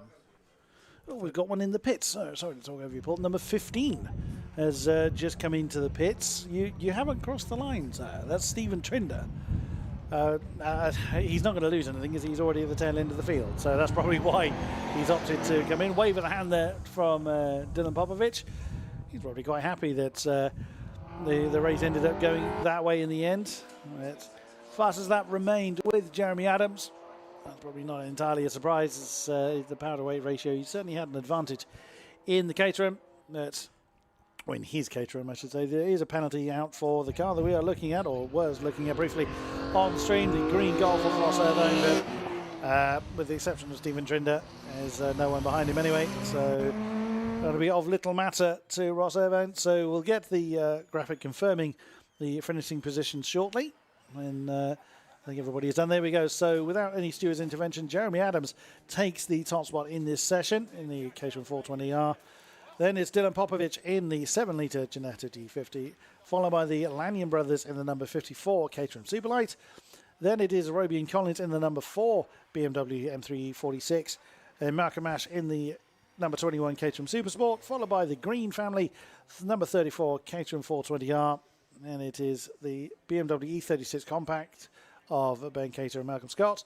Then Ross Irvine in the green number 37 Volkswagen Golf GTR Mark 1 Turbo, with Stephen Trinder, strictly speaking, not finishing, but I don't think it's going to make a huge amount of difference, finishing a few laps back in the Caterham Academy car. So that is session number 4. And then, as we see the cars of this session just vacating, you can see just beyond the fence there the gathering of the 5th race, which will complete the first round of sessions of the event. And Chris, I have a question for you. Oh, please do. As you've mentioned, I am a CSCC virgin. You are your maiden flight with us, yes. And I've noticed that the flag is a red and white checker. That is correct, Now, yes. Is that usual fare? No, that is specific to this event because the way that the races, as we would call them, are being treated for the entire weekend. They're treated as sessions. So essentially we've just seen the first session for the fourth race overall, so the Mag 7s, the Slicks, and the New Millennium Open. When they come back out, it's as if that race is continuing from where it left off. So that's why the checkered flag is being replaced by the red and white checkered flag with the CSCC logo in the middle. And when the fourth and final sessions come out tomorrow, that'll be the end of the race overall for that category, or those categories. So that's when the checkered flag will signify that's the end of your weekend. You may now have a suitable rest before you go home. That's what I thought, but that's why I asked the question, because always best to ask. There are all sorts of rules you have to follow Motorsport UK's regulations, and one of them I thought was, you had to finish a race with the black and white checker. Clearly, that's why. So thank you for putting me Indeed. on So the race, strictly speaking, hasn't ended. The session has ended. So that's how it's being treated. Yeah. So the fifth session, keep calling it a race, I think we all will, in the course of the weekend, is gathering in the... I have a horsewhip here. Which I will brace myself accordingly then. So our fifth session, or the first session of this group, is now gathering in the holding area. So this is for the Mintex Classic K and the Adams and Page Swinging 60s Group 2. So these would be for the bigger engine cars in the Swinging 60s category. So generally the Swinging 60s, Group 1 and Group 2 do race apart. Occasionally they do form a combined grid. Of course, this time they are the Group 2 is being combined with Classic K, just to add a few numbers to the grid. And we do have a slightly unusual addition to this grid, which I'll mention a little bit later on when we talk about our grid for this lineup. There were 10 entries at the beginning of the session. Hopefully we have still all 10 entries. 1 2-car team, as mentioned. And they are just leaving the holding area now. So we will go through them as they come past. So leading the way is a car number 6, Stephen Pickering, in his wonderful, again, another snarling V8. There's a 5-litre Sunbeam Tiger that leads the way. In second is number 74, Dave Roberts, in the Rutpen-sponsored Datsun 240Z, a 3-litre car, in second place. On row 2 is number 67, Jonathan Crayston, in his long-standing Lotus Elan S4, 1.5-litre engine, or 1.6-litre engine if you prefer. He used to race a Ford Anglia before that. And then right behind him is Chris Edwards and Russell Martin in the Triumph TR4. That's Chris Edwards' car. Again, he's had that for a long time. A lot of these cars tend to be with the owners for a very long period of time. Behind him, so starting in 5th position, is our 2-car team. Now that's number 4. I'm trying to identify which of the pair is out there. So now we can see the... It's 4 rather than 4X. Is it the red one? It's the red one, yes, exactly as you say. So starting on row 3 is John Leslie and John Devlin in a 4-car team, both of them running Reliance Sabres. And then alongside him is the 125, that is Niall Sinclair in his MGB Roadster. He usually races a Lotus 7, but that's proven unreliable. So he's brought this one out of mothball status and got it back up and running again. Right behind him is the number 44. That's Chris Blewett and Ian McDonald in the Janetta G4. That's Chris Blewett's car, the bright yellow one. And then the slightly unusual addition to the grid is Nick Rhodes and Nick Crispin in the Citroen 2CV. Now, we've once before had a Citroen 2CV and a CSCC grid, and it was that same car. It's Nick Rhodes' car. He's been racing 2CVs for quite a number of years now. And at the tail end of the grid is relative CSCC newcomer. He was with us at Brands Hatch last time out. Is number 412, Ernst Luthi, in, again, a slightly more unusual car, a TVR Grand Tourer Mark IIA. We tend to see the Mark IVs come out when we do see the Grand Tourers.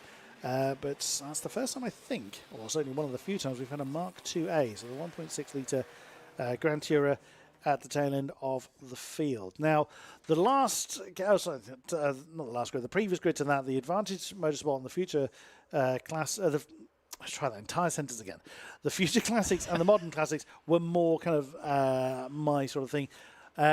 Whilst a number of these are still before your time, is this more of a grid you're a little bit more familiar with? Oh yes, most definitely. I'm to the point that I used to drive a Datsun 240Z. So lovely.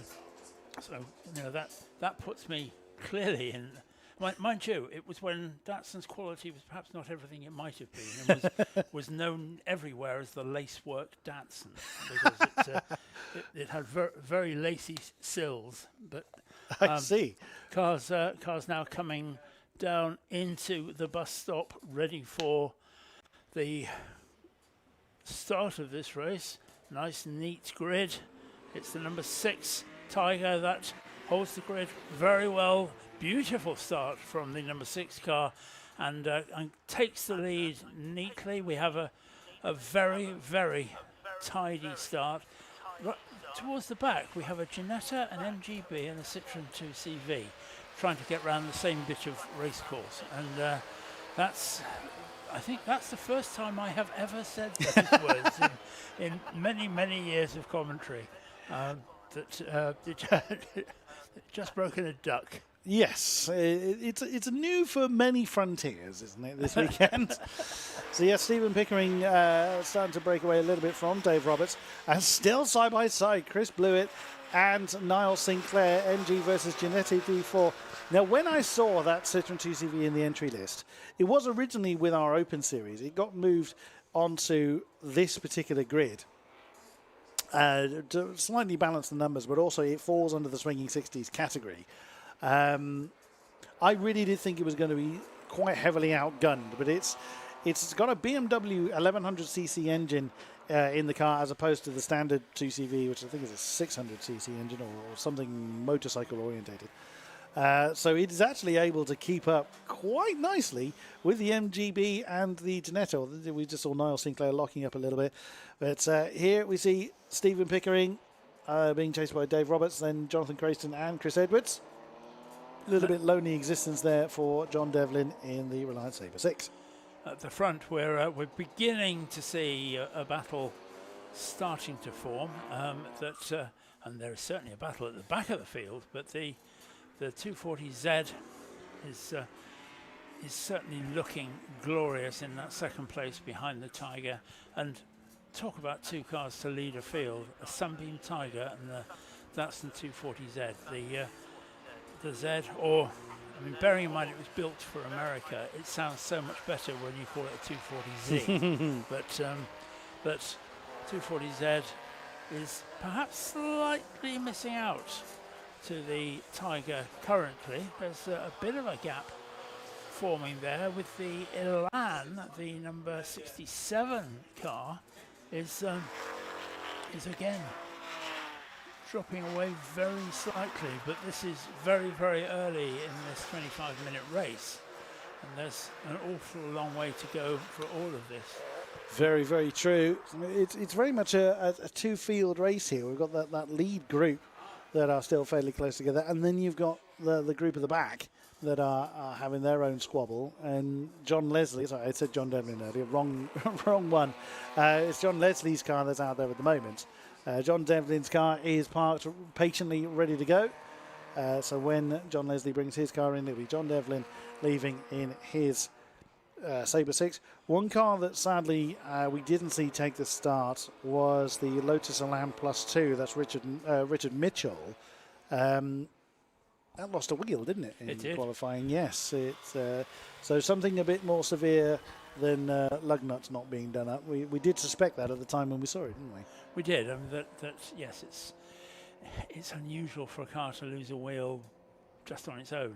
It normally tends to be a drive shaft or a bearing or something having let go.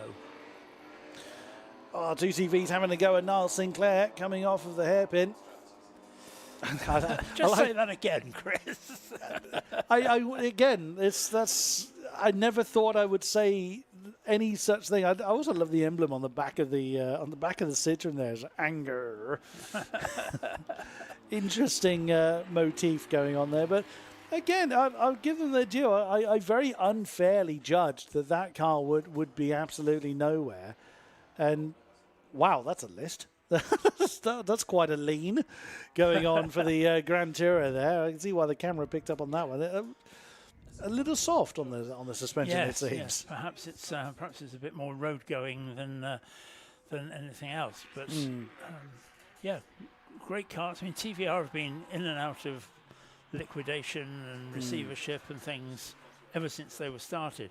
And we're going to have a challenge there with the 2CV against the MGB. MGB just maxes out on top speed because, let's face it, a Citroen 2CV is not the most aerodynamic car in the world. No. And also the MGB, I believe, is an 1800, or certainly are by general design.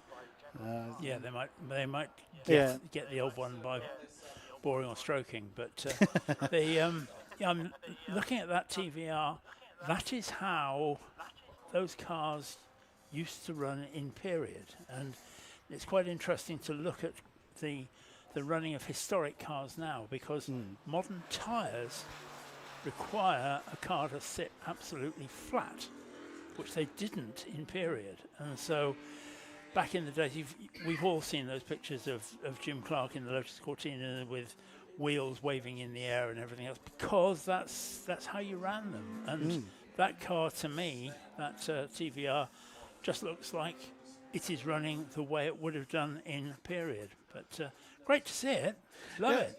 Absolutely so. And unfortunately, it's not got the pace quite of those else in the race, but that's not stopping Ernst Luther. He's from Australia, so he hasn't travelled over just for this race. So, I mean, that would be testament to his dedication if he did. Yeah, I thought I'd come far enough. Yeah, I thought 5 hours in the car was bad enough for me. It was worse for you, wasn't it? Yeah, an 8-hour drive. But hey, I'm pleased to be here. Absolutely, it's certainly worth the drive. The Tiger that's currently in the lead has a 2.7 second lead now over the 240Z in second place. I just can't take my eyes off this battle. No, I can't either. The 2CV and the MGB. Yeah, absolutely so. And the cameras has just picked up on it as well. Yeah, the MGB does just about stretch his legs a little bit. I'm guessing, because there's very little in it, that the Citroens are going to be a little bit lighter. Also, I've seen more bog standard Citroen 2CVs, and they do have bicycle wheels. The wheels normally are absolutely minuscule. Not quite so the case with this 2CV, or certainly the front ones. You can't really see the back. Yes, it does maintain its traditional shape, shall we say. It doesn't have any ridiculous aero on it. No, certainly not. The brief for the Citroen 2CV, when it was commissioned by the French government, was one of the things was you had to be able to drive across a ploughed field with a tray of eggs on the passenger seat and not break any. I had heard that. Yeah, so that kind of says something. I don't think that would apply to that one. No. Because that's what we were saying about the TVR. That is just flat as a pancake when it goes through the corners. But look at that going through and out onto the circuit proper. There's no traditional 2CV lean. There has been 2CV racing for much more standard cars over the years. There used to be a 25-hour race at Spa for Citroen 2CVs. Don't know what happened to it. That's. I'm not sure I have words for that. I'm not sure I do. There is no response. Yeah, it's that. What we have there and what we're seeing is an absolutely classic dice, because sometimes you'll say the car behind is probably a quarter of a second or that quicker, but he's just got to find somewhere to pass. With that, they are so evenly matched that even if he does get past, I don't think the battle's over. It's giving the Ginetta an opportunity to pull away a little bit as these two hold each other up.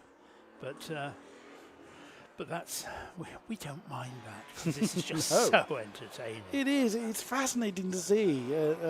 Yeah, I think you're much the same thought as I before the event began. Of I had struggled to see how well you're going to do, sir, but I would give them the due. They're doing a brilliant job in that car.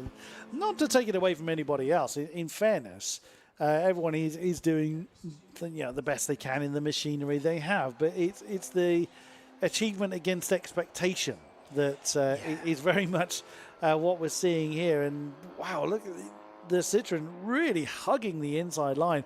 It's hustling the MGB. It's not just staying there and has little left. It's actually got some in whichever Nick is in command of it. They clearly got enough confidence to put the car in a position to challenge or to have the appearance of making a challenge. And even if the challenge fails, the MG, Niall Sinclair, just cannot pull away. He's clearly trying with one wheel up in the air, so doing a bit of tyre saving, if nothing else. But He's driving that car as hard as he can. you said earlier on that when you saw the entry and when you saw the car in the paddock, you stifled a bit of a giggle and thought, well, To my disdain, I did. No, I don't blame you because I think most people would have done, but that must be part of the joy that I bet. you see people saying, oh yeah, well, I wonder how many times I'm going to lap you. And he's like, come on then. Yeah, bring it on. And again, this is a 4-part race.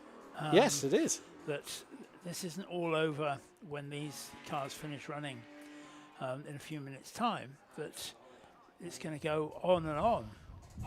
And you see there the sign for the pit lane being open, so we'll be starting our mandatory pit stops and driver changes if we have any. One or two, yes. There are some shared drives out there, so the 2CV that we are waxing lyrical about at the moment. Nick Rhodes and Nick Crispin are piloting that one. Nick Rhodes is the owner of the car. The Ginetta is Chris Blewett and Ian McDonald. Ian usually runs his own Triumph, if memory serves, but he's sharing Chris Blewett's Ginetta this time around. Chris Edwards and Russell Martin in Chris's Triumph TR4. So that, I believe, is all of our shared drives except for the 2-car team of the Reliance Sabres. So John Leslie and John Devlin, of course, they're sharing an entry rather than sharing a car. I can see John Devlin's car ready to go. Oh no, that's Ernst Luthi. The Grand Tourer has failed him. Right, so where is that? Because that looks very close to. That looks like it's pit lane exit to me. We can't see it from here, if it is down there. No, I can't see it, but it's very close to the edge of the track. Safety car is being deployed. So pit lane open. I'm going to run down and see who is going to use this opportunity to pit.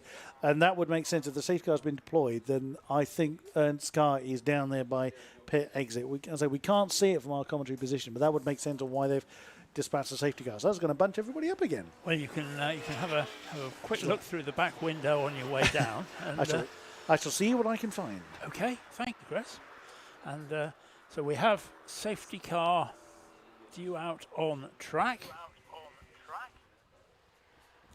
The Datsun goes through on its own.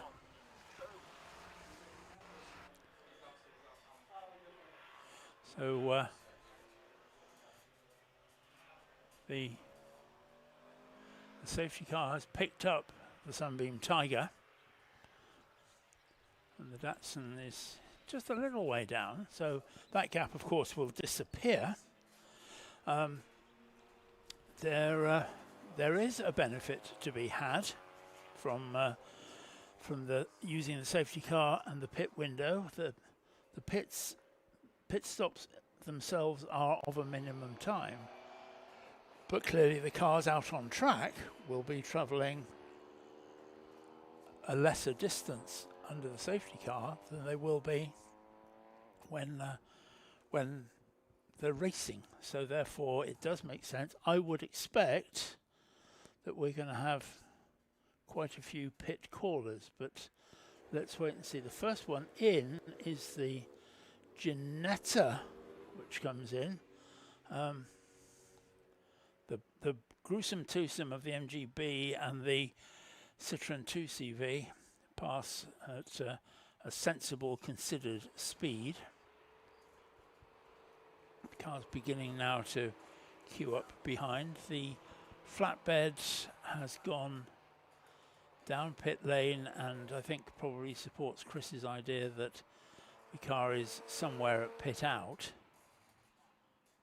because that's where the breakdown truck has gone. But we therefore have now everybody except Ernst Luthi on the same lap. So we've got the Pickering Tiger from Dave Roberts in his 240Z. Then we have the number 67 Crayston car, which is the Lotus Elan S4. Then we have the Martin and Edwards TR4. Fifth, we have the Leslie and Devlin Reliance Sabre, which is obviously two cars rather than one. Sixth, we have the Sinclair MGB Roadster, very closely followed by the Rhodes Crispin Citroën 2CV in seventh place. Blewett and McDonald in the Ginetta are in eighth. And as I say, Luthi is on the board at ninth, but we know that that car has stopped. The Ginetta is also stopped, which is why he's down at the bottom of the list already. I'm surprised we haven't seen more people making their stop. But everybody else, I think, seems to be out there. The second Reliance Sabre, the number 4X, is there, and that's waiting for the handover. The number 44 Ginetta is now at the end of pit lane, but of course gets the red lights, stop lights at the end of the pit lane, because he won't be allowed to join until it's the end of the safety car queue. So he goes back into the race now. That's the Ginetta, the yellow Ginetta, which will now join the back of the safety car queue. Quite spread out, actually, the safety car queue. That battle that we've been concentrating on, the MGB and the 2CV, are a long way back from the front. The safety car is just going in to Rocket, and those two cars at the back are just going past in front of us on the back stretch. And obviously the number 44, yellow Ginetta, will be catching them up, but of course can't pass under safety car regulations. We're waiting to see anybody else going to make use of this. The safety car boards are still out and will, I think, be out for a little time while they try and collect that car. I can see. All right, okay, so they're towing the TVR. They're not, they haven't hoisted it, but they're towing it back around the circuit. And down in the pit lane, we have Chris. Yes, indeed. I've managed to accost Chris Blewett, no less, to come and have a chat to us. One half of the Ginetta G4 pairing. How's the car running? Yeah, we're okay at the moment. I must correct your millions of viewers. It's actually a G12. We did change, and Hannah is aware, the club are aware, but the commentary team are still calling it a G4. But that's fine. It was until 2 weeks ago. It was my fault because I prepared the notes for the commentators, so I will take that one quite firmly on my shoulders. But you do run both, don't you? The G4 and the G12. So what prompted the change? We are lucky. Yeah, we have a G4 and a G12, but the G12 is it's run for, it's done 80 odd races, so it's the dependable car, and we've had a problem with the G4, so we're here with the G12. Now you're sharing your toys this time with Ian, so is it going to be equal through all 4 sessions, or is that going to change in the night time? Only because he's quicker than I am. I try and restrict his... No, he is quicker than me, so he's not in the car so long because he's faster. But anyway, no, we'll share it equally if we possibly can, but It just depends, as is with this safety car. I mean, I came in a bit earlier than I would have done, but then that's fine. Ian gets a decent run. Good stuff. Well, I have no doubt we will chat to you again in the course of the weekend. Thank you very much for your time, Mr. Blewett. And we have had the 2CV. I'll see who I can accost from out of it. Back up to you, Paul, in the commentary box. Thank you, Chris. And the poor old TVR is just being towed back to the paddock. We're not going to see running for just a lap or two, because that's coming through the corkscrew, and we'll be coming back onto pit lane in the next few seconds. But my guess is that it's going to take just a little bit of time to clear that. The safety car is now going up towards Rocket at the top of the hill.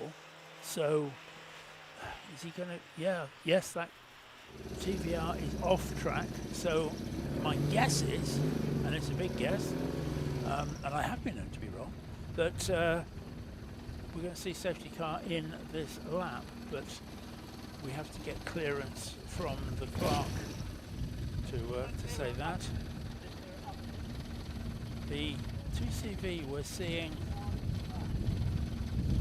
not where it should be.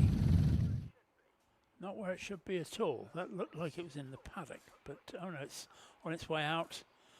That's stopped at pit exit. Sorry, just the background looked a bit strange, but again, he will have to wait now until the safety car train has gone past. Which, having spent your time sitting there for your obligatory pit stop, you've now got to wait for probably another minute until train goes past. The safety car boards are still out, looking to see as they come round, but it looks like we're going to get another lap, which is a bit strange because we have got a clear racetrack as far as I know, unless there's something else that I can't see up here. But the cars are now in race order. And this really hasn't worked out for the Citroën 2CV at all. Safety car is in. Flags are in. Boards are in. We are going racing once again. And so we're off and away. Obviously, the erstwhile second place car is now further down. The squirt of a Citroën 2CV as it disappears up pit lane. The Reliance Sabre comes to a halt, and the new driver will be getting out. They obviously have to abide by the same rules as everybody else, so they'll have to have that 1.5 minutes of downtime. Driver stays in the original car, and the other car is all ready to go. Driver is in, and the stopwatch is shown to him, so he knows when he can go. The Datsun, very much a routine stop, that back on his way, and of course he hasn't got a long stop waiting for the safety car train to pass. So we're now very much racing, but it's the number 6 car in the lead. That's the Sunbeam Tiger, as it has been in the lead for all the race. Number 67 is in second place. That's the White Lotus Elan. And then in third place we have the 221, and that's the Triumph TR4, which we haven't really mentioned much about so far. I mean, that's a slightly false position, but our leader still owes us a pit stop, let's not forget.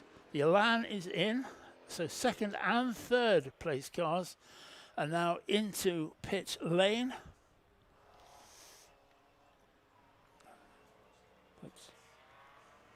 Both cars come to a stop in their appropriate areas. Both looking pretty much routine. Driver out of the Elan. Driver out of the TR4.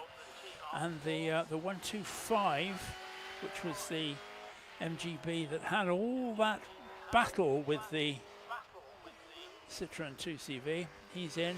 He's staying in the car. But again, holding up the iPhone with the stopwatch in it, so that they can decide who goes when, and that they've maximised their time. The TR4 is back in the race. And there goes the Elan. So they came in, Elan and then TR4. They've gone out in a different order, and there's probably 5 seconds between the two of them. Chris, who have you got?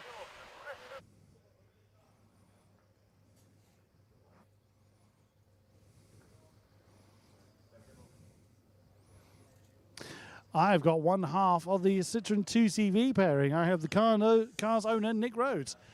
Well, that was very good fun.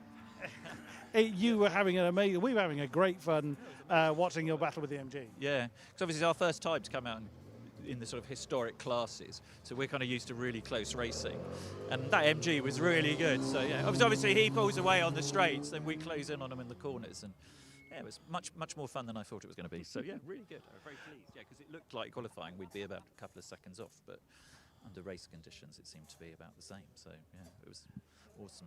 Amazing stuff, and admittedly we were somewhat disingenuous still, or certainly I was, looking at the entry list thinking, blimey, you're going to struggle. And I said it to you in the paddock before, I thought you were going to be outgunned, but I'm happily corrected in that. And I say everything. I mean, the 2CV racing's been going for about 30 years, so kind of the handling and the suspension is really well set up for them, you know, to going at about 80 miles an hour, which is so on a good short little twisty circuit, we've got a chance. So you know, it's it was really good fun. Yeah. And you're a long time 2CV man. So how long have you been piloting these cars for? 17 years. So I did it. Started when I was 40. Never raced anything, and then was in the pub and talking to my mates. And then I said, "Oh, maybe I'll get a sports car." And then somebody said, "Oh, have you ever heard of 2CV racing?" And I used to have a 2CV, which is why a lot of people get into motorsport. You look for the car that you had.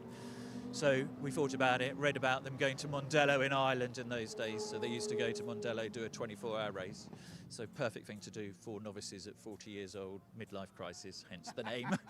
So Brian, who's here today, was one of the guys who was on the original race that we did. So yeah, done it for 17 years, never done anything else. So it's, amazing. Well, it looks like it's going strong. So all set up for the night races? Yeah, hopefully. Yeah, I mean, obviously, an advantage for us should be that we do 24. So that car is designed to do 24-hour racing, 4 drivers running 24 hours. So Spa's the circuit that we take it to. So we would hope that it will be reliable. But you know, it's racing. We'll see what happens. Amazing stuff. We will certainly be catching up with you again in the course of the weekend.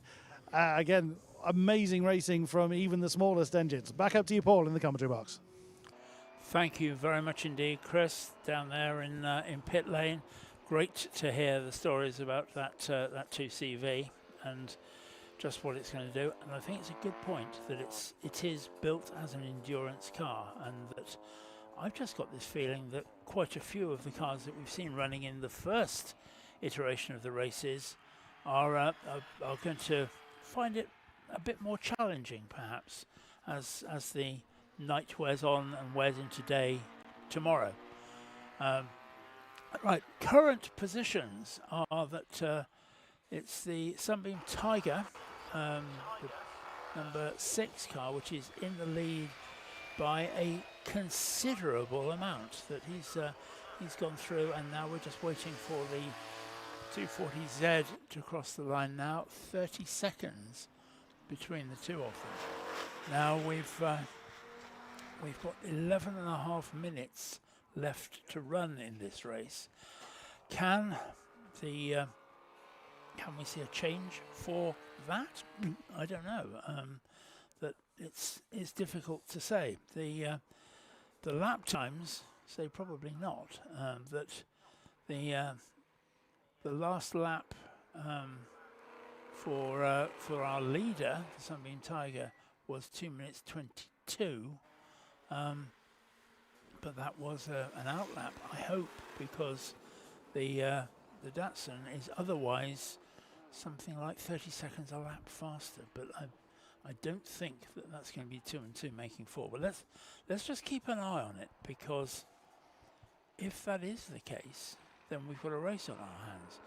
10.5 minutes left to run, and I'm just going to wait until our leader comes through. His last one was 2 minutes 22, and this lap, as he comes and crosses the line now, that's better, 1:49. So we have a 1 minute 49 second lap for there, 1:48 for the Dave Roberts 240Z. So they're kind of matching times.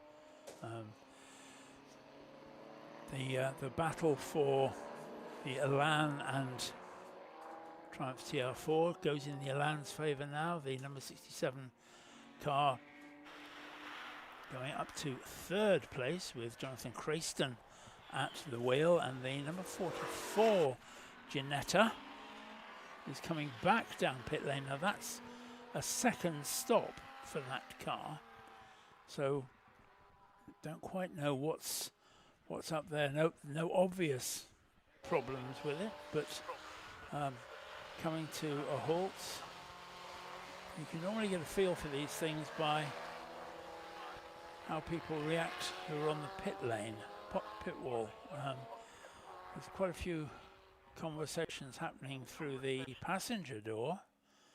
Nobody's looking anywhere else yet, but that looks like bad news for the Ginetta, the G12. We just heard from Chris Blewett about that being a G12, not a G4, and we can see on our screens that there's not. It's always worrying when there's not much happening, when there's an out of sync pit stop, and that they're not working on that car at all. Those big spotlights on the front of the 240Z. The livery on that car is kind of echoing the livery that they ran in the US in period, with a very fine racer called Paul Newman, who started his racing career in a car like this. Did a bit of acting as well, but he started in Datsuns, or as they will call it in America, Datsuns. But there's a sad sight, because there's the end of that, Chris. That's the end, certainly for this race. A great shame indeed. The Ginetta, what turns out to be 12. Is it 12 or 4? I've now 12, forgotten. 12. It was 4. He changed it to 12. The 4s were what we saw in the previous race. The little front-engined ones. Yes. But he's in a. Yeah, car being pushed is never usually a good thing to see. No, although it came in without oil or water or flames behind it, so it's lesser of two evils, I suppose. Yeah, if you've got to come into the pits, then that's it. But we have a strong lead now for the Sunbeam Tiger. Absolutely so. Yeah, Stephen Pickering has had that car for a number of years, and again knows how to pilot its roaring V8. Again, I thought that Dylan Popovich's car was loud, and then you can hear Stephen Pickering's Tiger come roaring past. All anecdotes meant. Yeah, I'm still so impressed with that 2CV. That's they're doing such a great job. So it's Nick Rhodes that started the car. It's his car, and that's handed over to Nick Crispin now. And what sort of times are they doing for that? So let's see what the timing screen gives us. So 2:29 for their last lap. That's the Blewett car that's come in. That's the 2:29. 1:59.779 last time around for Nick Crispin. So, and you can forgive Nick Crispin for not knowing the car quite so well as Nick Rhodes. Yeah, that car sitting there in 7th place overall. Indeed, 58.7 for the 2CV last time. Only a few tenths behind the car that it was battling with, which is Niall Sinclair's MGB Roadster. Yeah, and I have a feeling that's going to go on for the next few hours. I hope so. Yeah, I certainly hope so. Yes. It's Jonathan Grayston and the 221 car, Chris Edwards and Ian McDonald. Shared car. Well, there is the on stream. There is the aforementioned Triumph TR4. They're not too far apart. I mean, about 3 seconds apart on the timing screen. And even though, as mentioned, that is an aggregate time for this first race, it is fully reflective of their on-track position. Just seen going out of the shot, Jonathan Grayston's Lotus. Let's see what the lap time difference was. So for Jonathan Grayston, it was a 150.4 last time. For, well, I suspect it was Russell Martin. I didn't see which driver got out of that car during the pit stop. It was a 151.5. So the gap has gone out a little bit on the previous outing. We'll see whether we've just seen the Triumph get past the 2CV. So can't blame traffic, or not that piece of traffic at least on this lap. Nope. I think I'd say the standard of manners, driving, call it what you will, has been exemplary. I think that people have been very realistic. They haven't dived out of the way as you see in some international formulae these days. That they've stayed on racing line, and at this level throughout the world, the rule is that it's the passing driver who has to make the effort, not the other way round. And absolutely, yes. And look at that. The Reliance Sabre 6 couldn't actually draw alongside, or didn't draw alongside the 2CV. Yeah, exactly as you say, Paul. It is up to the faster car to make their way past the slower one. So in sort of higher level formula, you see the blue flag being deployed, and the slower car has to then visibly back off the pace. Whereas in this kind of racing, especially where you have a broad mixture of different types of cars, so Triumph versus Reliant versus, in this case, Citroën, doing that may have unpredictable outcomes. Again, in higher level formula, you tend to face the same drivers week in, week out, or race in, race out. Whereas here, you may not necessarily face the same drivers, so you don't know what to expect from their usual driving habits. So having the slower car just sticking to their racing line, being sensible, of course, but being predictable, that's always the biggest thing for racing formally, where you do have these imbalances, particularly multi-class racing, which, again, each category is split into classes, usually depending on power. Some classes are power to weight ratio, but in this it's generally engine side. Is their ability to get through traffic, and that is at the very, very top of where we sit. But it's an interesting one that it's been so well mannered, but not sort of after you, Claude. But nonetheless, it's been good. Just looking at the weather forecast that's due. Where would you comfortable night? No rain. And now we're being told that there is no rain tomorrow either. So first thing this morning, it looked as if we were going to have a bit of rain. It was a bit overcast this morning. The weather on the way here, certainly yesterday, was somewhat inclement. I feel it's an appropriate way to put it. I think the drivers were quite glad they weren't racing in it. Some of them were practicing in it. And as Jack Warrior was explaining at the top of the broadcast, some of the engines were dying in it as well. So some practice sessions didn't go quite as well as some others. But yeah, the weather has been absolutely glorious, just further accentuating just how beautiful the Welsh countryside here is around here in Anglesey. 40 more seconds until the finishing flag is going to come out, which will conclude our first round of races. All 5 grids all have had their first outings.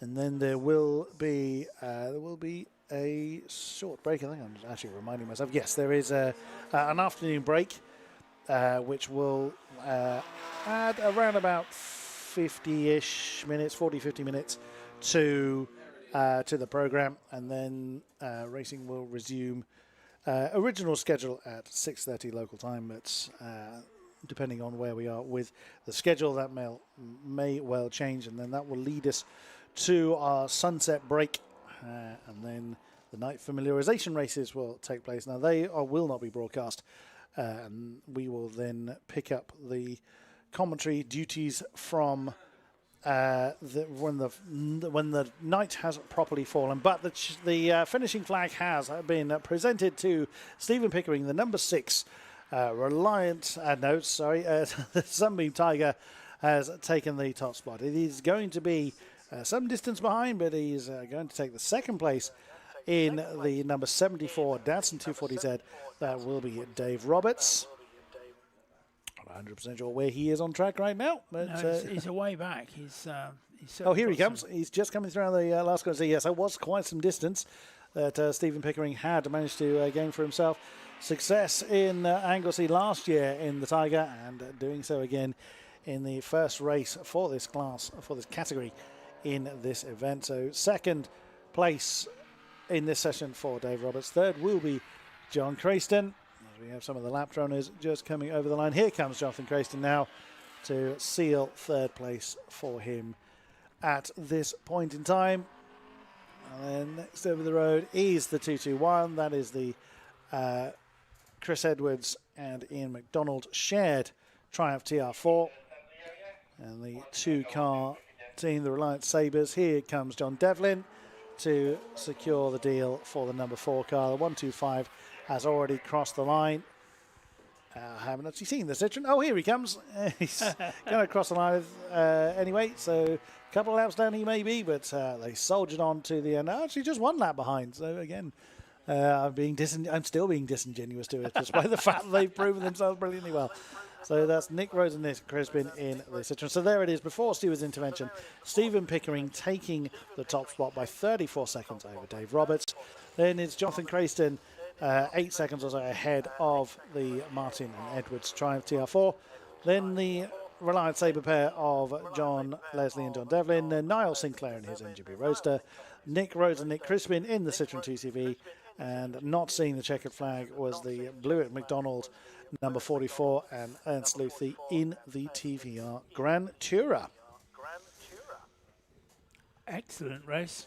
I think that what we've seen there is that the Tiger has put a very strong marker down, because there's going to be an awful lot of very, very positive racing from the 240Z to get anywhere near the Tiger in the remaining 3 races. Just to remind you that it is an aggregate race, and that once we start our night coverage, then we will, and we go into the B series of races, so therefore the actual races, which will start at midnight, that those will be interesting, I think, to say the least. But we'll be calling those as aggregate races. Absolutely so. So for the time being, from myself, Chris Buxton, and Paul Tarsi alongside me, we will sign off for now. And when the second of the sessions begins, which on original schedule was at 6:30 local time, it will be Jack Werrell and Paul Tarsi calling the action until we hit the sunset break at around about 9:15. And after that is the night familiarization races, so then we'll be back at around about midnight to continue the night racing action. So we hope that you'll join us for that. We shall see you later.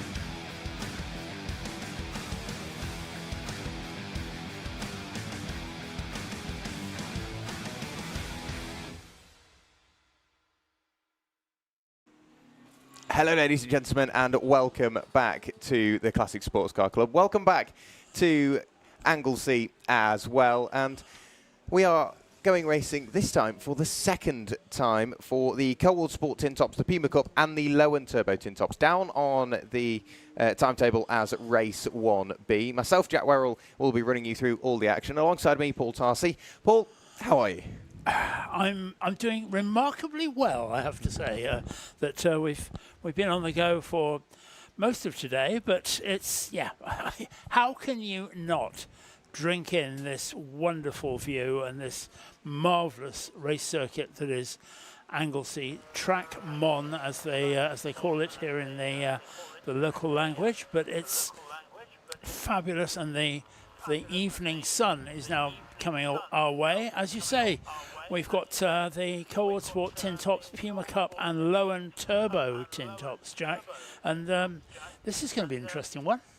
Yeah, it will indeed, because obviously we've already had a race for them this morning, and the grid is set by the finishing results. So let's have a quick look through how they will start their second race of the weekend. So it will be Adam Brown on pole position alongside Phil Briggs. Manoj Patel will line up in third place with the Ely and Roebuck shared Peugeot starting in what is fourth place. Of course, Ely will start that race. Hand over to Blair Roebuck in the Honda. Then it's Steve Papworth starting in fifth with Andrew Marson alongside, 59 and 14. Then it's the Seegers and Grimm shared car, number 97, starting in seventh, with the Francis and Wortley shared treble 9 starting in eighth. Row 5 of the grid is made up of the House and Tate shared car.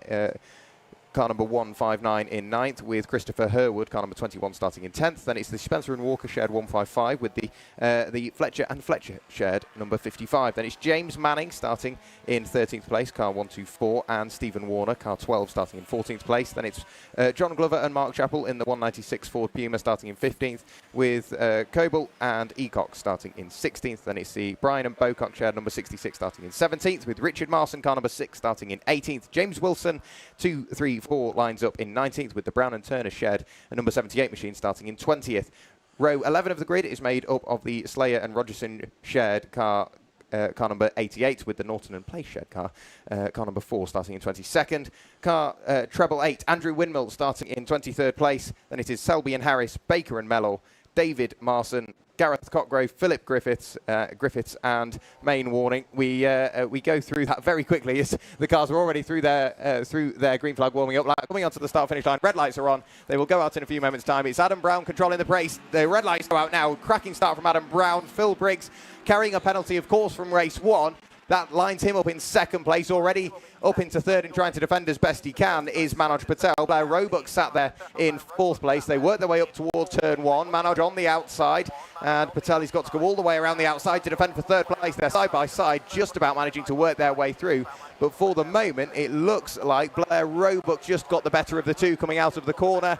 And no, it is still Manoj Patel sat there in third place under pressure now. We're 2 by 2 all the way down the back straight. Manoj Patel slightly quicker in a straight line. Then it is the number 59 of Andrew Marson in his Abarth, who's again just a little bit quicker in a straight line, gaining on the cars up the road, and Phil Briggs into the wall up towards the tight left-hander. And Phil Briggs, so unfortunate. I'm not sure what it was. I didn't see it on the stream. He lost it under braking, speared off to the right-hand side. It looked like he got it, but the back end of the car just clouted the wall surrounding the marshal's post up at the top of the hill. So that's certainly done some damage to his car. I'm not going to do the usual commentators thing of it's cold tyres and cold brakes, because I don't know. I wasn't there, but it certainly looked as if the car got away from him under braking.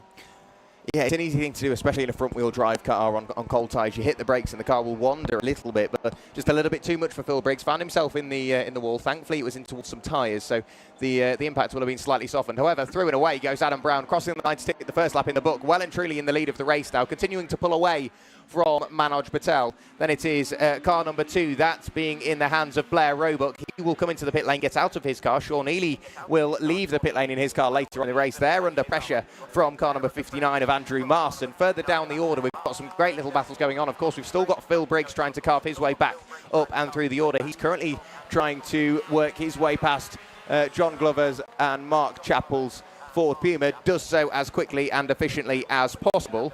But we've also got Lisa Selby and Toby Harris's Ford Fiesta ST180, the turbocharged machine, trying to carve their way up through the order. Up into third place already now, Andrew Marston. The next target for him will be Manoj Patel.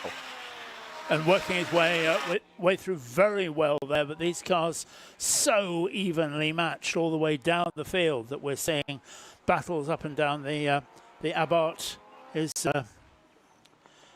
doing its stuff beautifully. There's 2 Fiat Abarths there working very, very well together.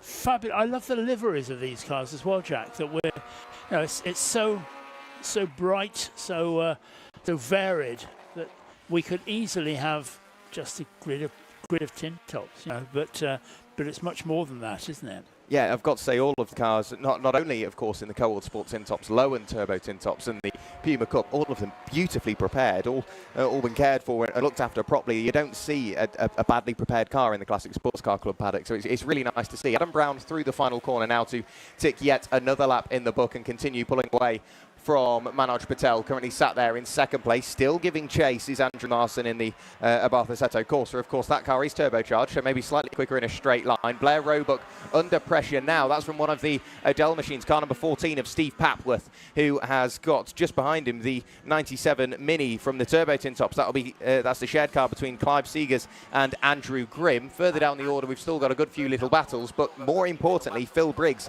desperately trying to make up some of those places he lost on the first lap of the race. Whereabouts is Andrew Windmill?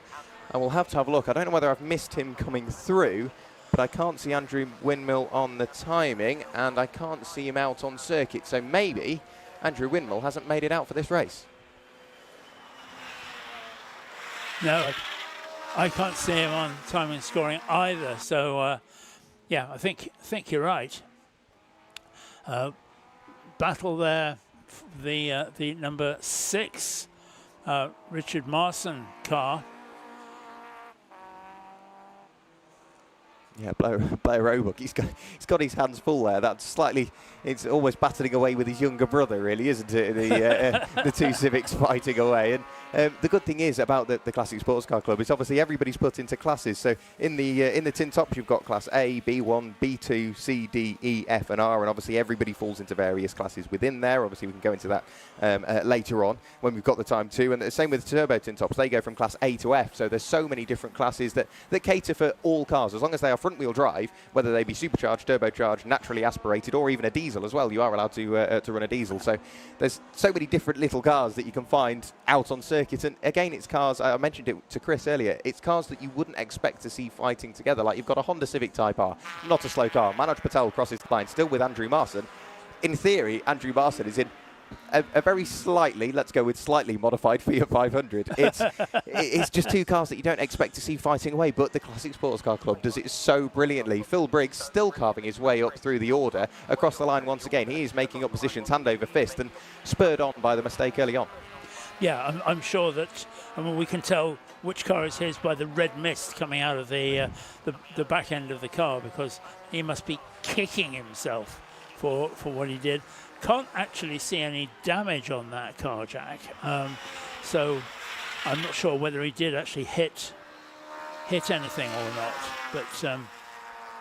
But certainly, yes, he just where we see there on our screens, the top of the hill into Rocket.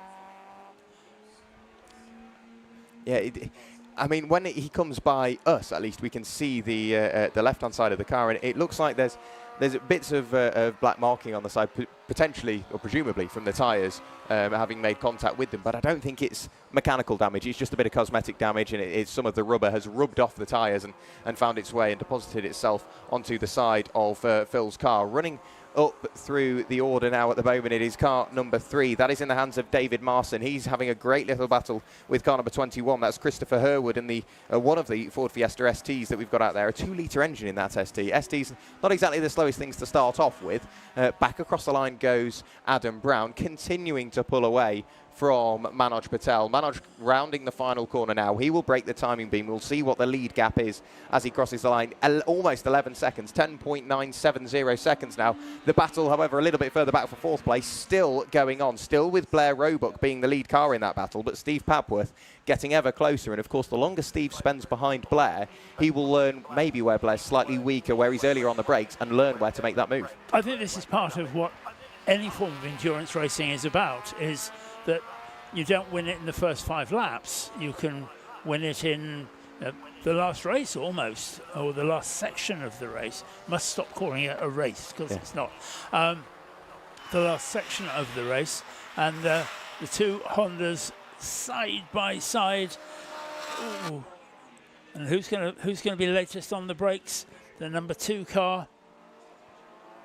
Yes, it's the Ely Roebuck car that gets into Rocket first up at the top of the hill. They then fall down into the dip, and then coming back up and back into our sight. And these two, as you said, Jack, very different sorts of cars in many ways, but nonetheless so evenly matched. And we saw earlier on, when you were on your break, the battle between the Citroën 2CV and an MGB. How unlikely was that? Yeah. But I think that part of the joy of this kind of racing is that you can really see most unlikely cars battling together. And I mean, it's a little bit of a hobby horse of mine, is that with one make, one standard races, you know, the Clios or the Minis or whatever it might be, you don't get this thing that we've seen already several times today of cars which are either fast on the straight, fast around the corners, brake well, don't brake well, and that to me is what so much of the racing is about. Yeah, it's nice seeing because you can always see the battles forming before they actually do, because now again coming through what is turn 3, Blair Roebuck having to defend once again from Steve Papworth. Steve slightly quicker in a straight line by the looks of it, but we saw them side by side last time heading up towards Rocket and lifting off very, very early and trying to make the most of some traffic. There is Blair Roebuck. Up the inside he will go on the run up towards Rocket, and crucially almost put a car between himself and the car behind. However, it is still Blair Roebuck leading Steve Papworth. They have now worked their way in between the Ford KA that is out there. That's in the hands of James Rogerson and Christopher Saylor.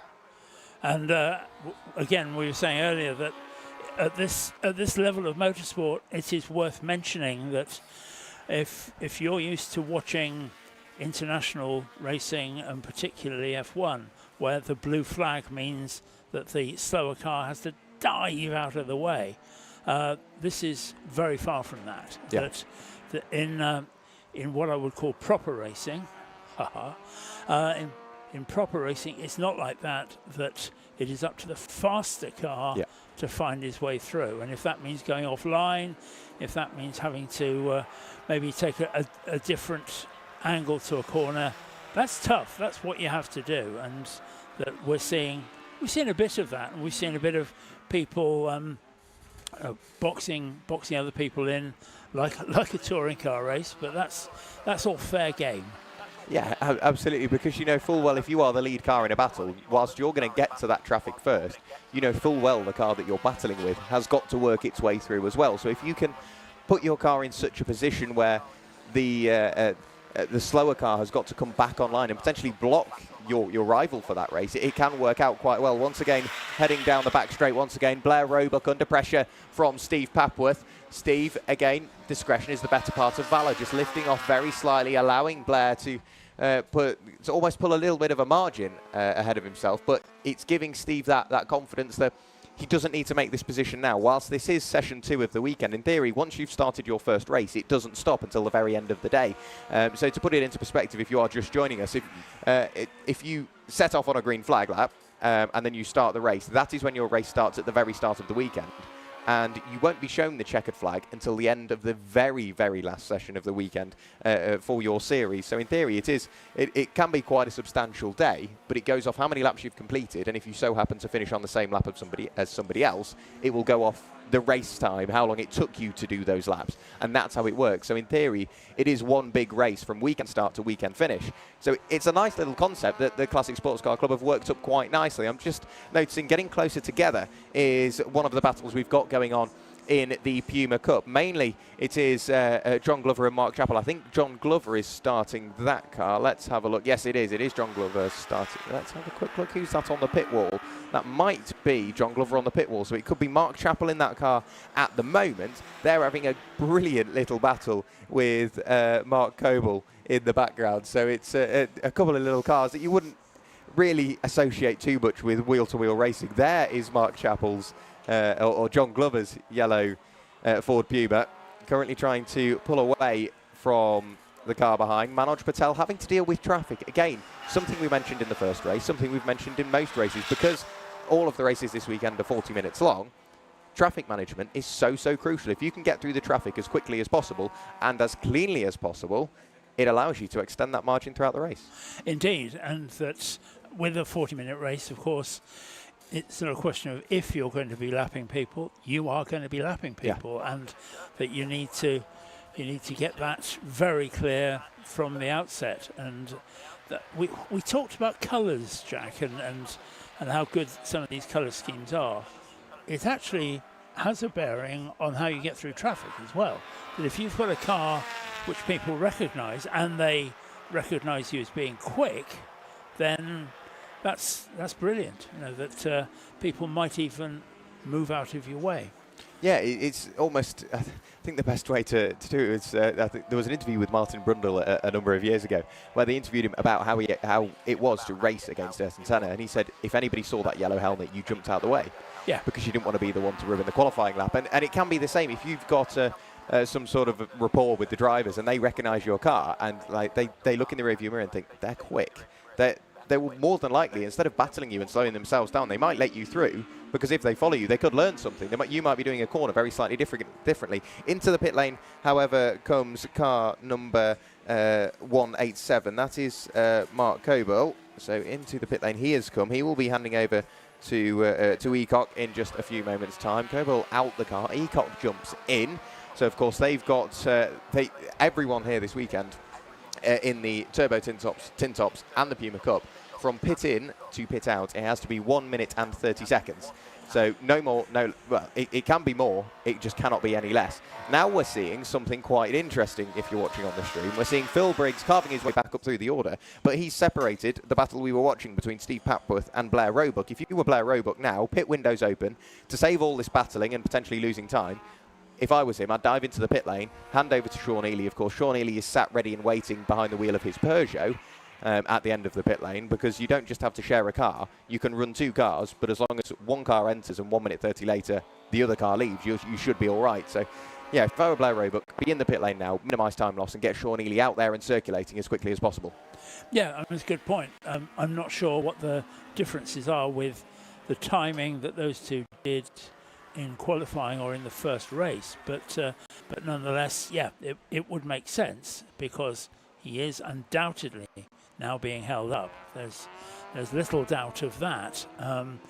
Doing a good job of carving his way through, but nonetheless, he is just coming down now to the bus stop. He's got that position, so maybe he can afford to stay out.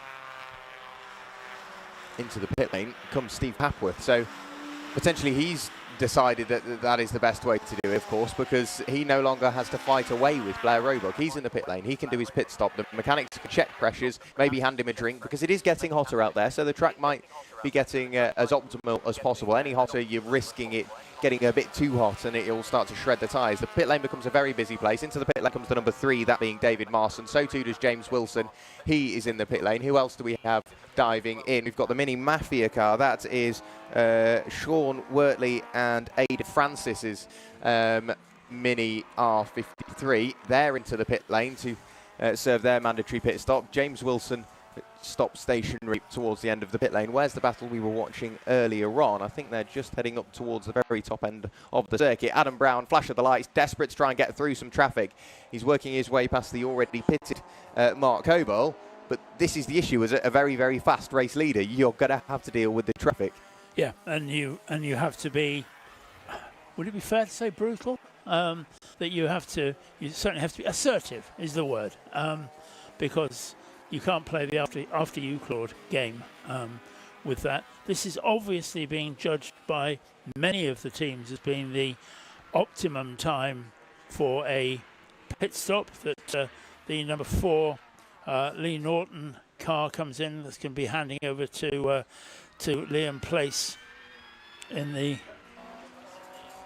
Toyota Corolla.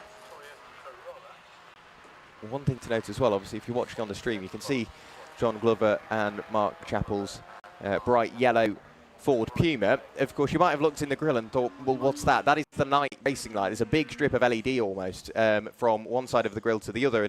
And between the final race earlier on, but as we went into the afternoon break, all of the cars, at least for the Tin Tops, Turbo Tin Tops and Puma Cup, were all, they all got sent to scrutineering. It was just night scrutineering. So what they do, they go there, make sure your headlights are working, make sure your extra night lighting is working, and then you're able to go and race. So I know a few of the cars have all been, I know pretty much all the cars have all been signed off. There are some people that aren't opting to race at the night. And to be honest, whilst it is my first time here at Anglesey, and I'm looking thinking, yes, I'd love to have a go, I'd imagine it's a pretty scary place during the night. Yeah, I think it is. I mean, we've heard people talk about it being quite twisty and quite Mickey Mouse, but it's still quick, you know. And that if you look at that rundown from Rocket up Tom Price straight to the hairpin, that's pretty quick. Yeah, and that you certainly don't want to be losing your way at that time. The number 1 car is in. Yeah, our race leader Adam Brown into the pit lane. He parks sort of halfway down the pit lane. I know he's being taken to the very, very end of the pit lane. That is, I think Adam's father sat there, the mechanic on that one. I can see John Glover is getting ready because into the pit lane comes Mark Chappell from the lead of the Puma Cup class. So down the pit lane, got to be careful on the speed limit, of course. So John waving him into the pit box, pulls in, jumps on the brakes, and it'll be Mark straight out, John straight in. And then, of course, there doesn't need to be any major rush because they know they have 1 minute 30 at a very minimum in terms of a pit stop. So Mark's out, John will get in. In the lead of the race overall at the moment, of course, is still Adam Brown, but whilst he is in the pit lane, in theory, everything has been passed over to Manoj Patel. So Manoj Patel is now in the lead of the race, but still yet to pit. Still out there and circulating is Phil Briggs, but this time he's back behind Steve Papworth. I know Steve has been into the pit lane, but it's funny how those things level out, how you can overtake a car and then a lap later you're back behind them again. Yeah, and I think that one of the beauties of the whole pit stop race thing is that, yeah, we know it's a minute and a half from pit in to pit out. You can't play with that. I mean, yeah, okay, you can make a mess of it and actually go out more than a minute and a half, but very few people do. But it's how you manage your in-lap, particularly how you manage your out-lap. Yep. And if you've had a driver change, then let's cut those guys some slack and say that to be going out in a race car which is in the middle of everything else that's going on, but you've got to find your rhythm and everything else. That can be quite difficult, and that therefore, if you are that second driver, it's a big ask in some ways to do your first lap out of the pits, and particularly if you're in a situation where there is a battle that you're either heading for or trying to run away from, and that it's not as easy as it might appear. No, I've just noticed as well, Andrew Marson has just retaken to the circuit, and he's found himself in a world of his own, which is another thing you've got to bear in mind. It depends how your pit stop goes, and not only how yours goes, but how other people's pit stops are varied in time, because you can go out onto circuit, or you can go into the pit lane, come back out, and the person you were racing isn't there anymore, purely because they've had, 2 or 3 extra seconds in the pit stop, or like you mentioned, the crucial in and out lap. If you are sat stationary in the pit lane for at least a minute, of course, because it's about 20 seconds from pit in to pit out if you're on the pit limiter. I think about 15 if you're really there. Whilst you're stationary, all of that heat from the tyres and the brakes is slowly starting to dissipate. So if you go straight back on it as soon as you get back out the pit lane and not give the car a chance just to settle down again, and if you've done a driver change, not give yourself time to learn the car in what could be slightly different conditions to how you drove it in the morning, that's when the mistakes come, and that's when you lose the time. So there's so many different things that you've got to bear in mind. You're not just managing your strategy, you're keeping an eye on everybody else's, managing your in-lap, managing your out-lap. It's a busy old job, and to go with the potential changes in wind, thankfully the wind has pretty much died off. The sun has come out, and yeah, it's turned into quite a nice day. The temperature has gone up, so I'm sure some of the drivers are thinking, right, okay, the temperature has gone up, great, I can get heat into the tyres and the brakes quicker, but the heat into me I'm not enjoying so much. So that's very true. It's 6 to 1 and half a dozen of the other, but for the moment the track seems to be getting quicker throughout the day, and of course into the night I think it'll get quicker ever still. As soon as we get to that golden hour where the sun is there, the sky is still light, it's not blinding you, the track's cool, the car is keeping itself cool, so it's more economical. I think we could see some very quick lap times, but now, currently under pressure for what is, in theory, the lead of the race. Manoj Patel's still yet to pit. Phil Briggs has already been into the pit lane. He's currently, when he crossed the line, sat in 5th place, so he's a lap behind Manoj Patel, but he's gaining that time. So Manoj still yet to pit. We know it's around about, obviously, a 1 minute 30 lap time. So if Phil Briggs can get in front of Manoj and pull 10 seconds yet more, as soon as Manoj leaves the pit lane, they're going to be straight in a battle. Yeah, and it comes absolutely back to what we were just talking about, which is that it depends on how they manage that, how they manage to get those. I suppose it's a crucial 3 laps, isn't it? It's 2 in and 2 out, or 2 in and 1 out, and those are what are going to make the difference. But Manoj Patel certainly looking very, very healthy at the moment. Yeah, of course, he was involved in a little knock this morning with one of the Fiat Abarth Assetto Corsas that's out there. Heading up towards Rocket, he left half a car's width, so not enough to obviously put a car in, and I'm well aware that an Abarth isn't exactly the biggest car in the world. And unfortunately, there was a bit of contact there. It didn't affect Manoj at all. When he came into the pit lane to serve his mandatory penalty, which everybody has to do, a suitable amount of duct tape applied, and the car sent straight back out. But yeah, Manoj is looking very comfortable. He's a lap in front of pretty much everybody bar Adam Brown at the moment, but of course he is still yet to pit. So Manoj isn't still yet to pit. Into the pit lane he comes, Phil Briggs. Whilst Manoj came in, Phil was just in front of him. While Manoj is sat stationary, Phil has got all but clean air in front of it. There's not a single car in front of Phil Briggs at the moment, so he can absolutely fly into that clean air, make up some time. I think when Manoj leaves the pit lane in around about 1 minute 30 seconds time, we're going to see a great battle for what will be second on the road. Jack, you are so right, because if you do the sums, and I was away when they did sums at school, but it's if you do the sums, I think you can see that it's going to be very close. And all that we've talked about in terms of the lap time, in terms of in-laps, out-laps, is all going to apply. That the ever crucial stopwatch is being very carefully looked at. I'm not going to do the Murrayism of I'm going to stop my start watch, but it's that is such a long time, isn't it? That minute and a bit that you have to stop and wait. But yeah, that's one thing to note as well. The camaraderie in the paddock is brilliant. I'm looking at Mark Chappell, having just got out the car, just got out the yellow 196 Ford Puma, is sat letting Manoj know that the pit lane is clear and ready to go. So as soon as Manoj's stopwatch ticks clear and he's ready to go, obviously Mark can wave him out and let him know that there's no traffic behind. Yeah. Manoj Patel is rolling. Where is Phil Briggs? Phil Briggs is just coming through the final corner now, so not as close as I thought. So either a blisteringly quick lap time from Manoj, or a pit stop from Manoj, or maybe a slower lap. But we know Phil, looking at the cars behind him, he's had to deal with a lot of traffic on that lap. He has, and also it is still going to take Manoj just a little bit of time to get up to speed. I mean, it's single driver rather than a change of driver, so he will get back into his rhythm very quickly. But still, he's in a good place right now. Yeah, we can see on the stream Lisa Selby and Toby Harris in their Ford Fiesta carving their way up through the order. They've just managed to work their way past, I think that was the 97 of Clive Seegers and Andrew Grimm in their Mini Cooper S JCW.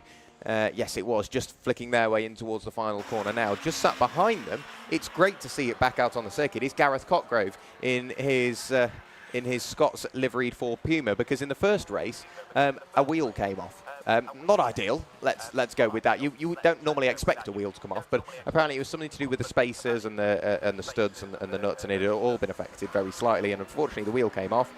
Brilliant work put in the paddock to get the hub changed, the brake changed, because the brake disc was round, all but the bottom bit. Everything was flat there because it obviously had scraped across the ground.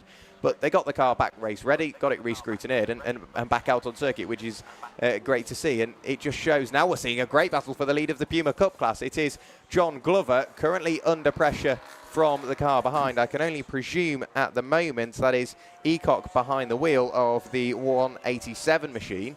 So we've got little in-class battles going on as the race wears on. Of course, Manoj Patel has been into the pit lane, so Adam Brown is back in the lead of the race. Manoj Patel sat there in second with what is in theory, I'm guessing it's Andrew Marson just about in third. We'll wait for it to tick over. Yes, it is Andrew Marson in third. Phil Briggs not too far away. But the battle for the Puma Cup class lead is getting ever closer. Yeah, and that's what we heard about Manoj Patel. Yeah, he did a brilliant stop. That he continues on his merry way. That the number one car, however, has got the number one place, Adam Brown in the Fiesta ST. So we'll wait and watch for those to come back into our sight. Not quite sure where they are on track right now. But Manoj Patel currently 30 seconds down from Adam Brown.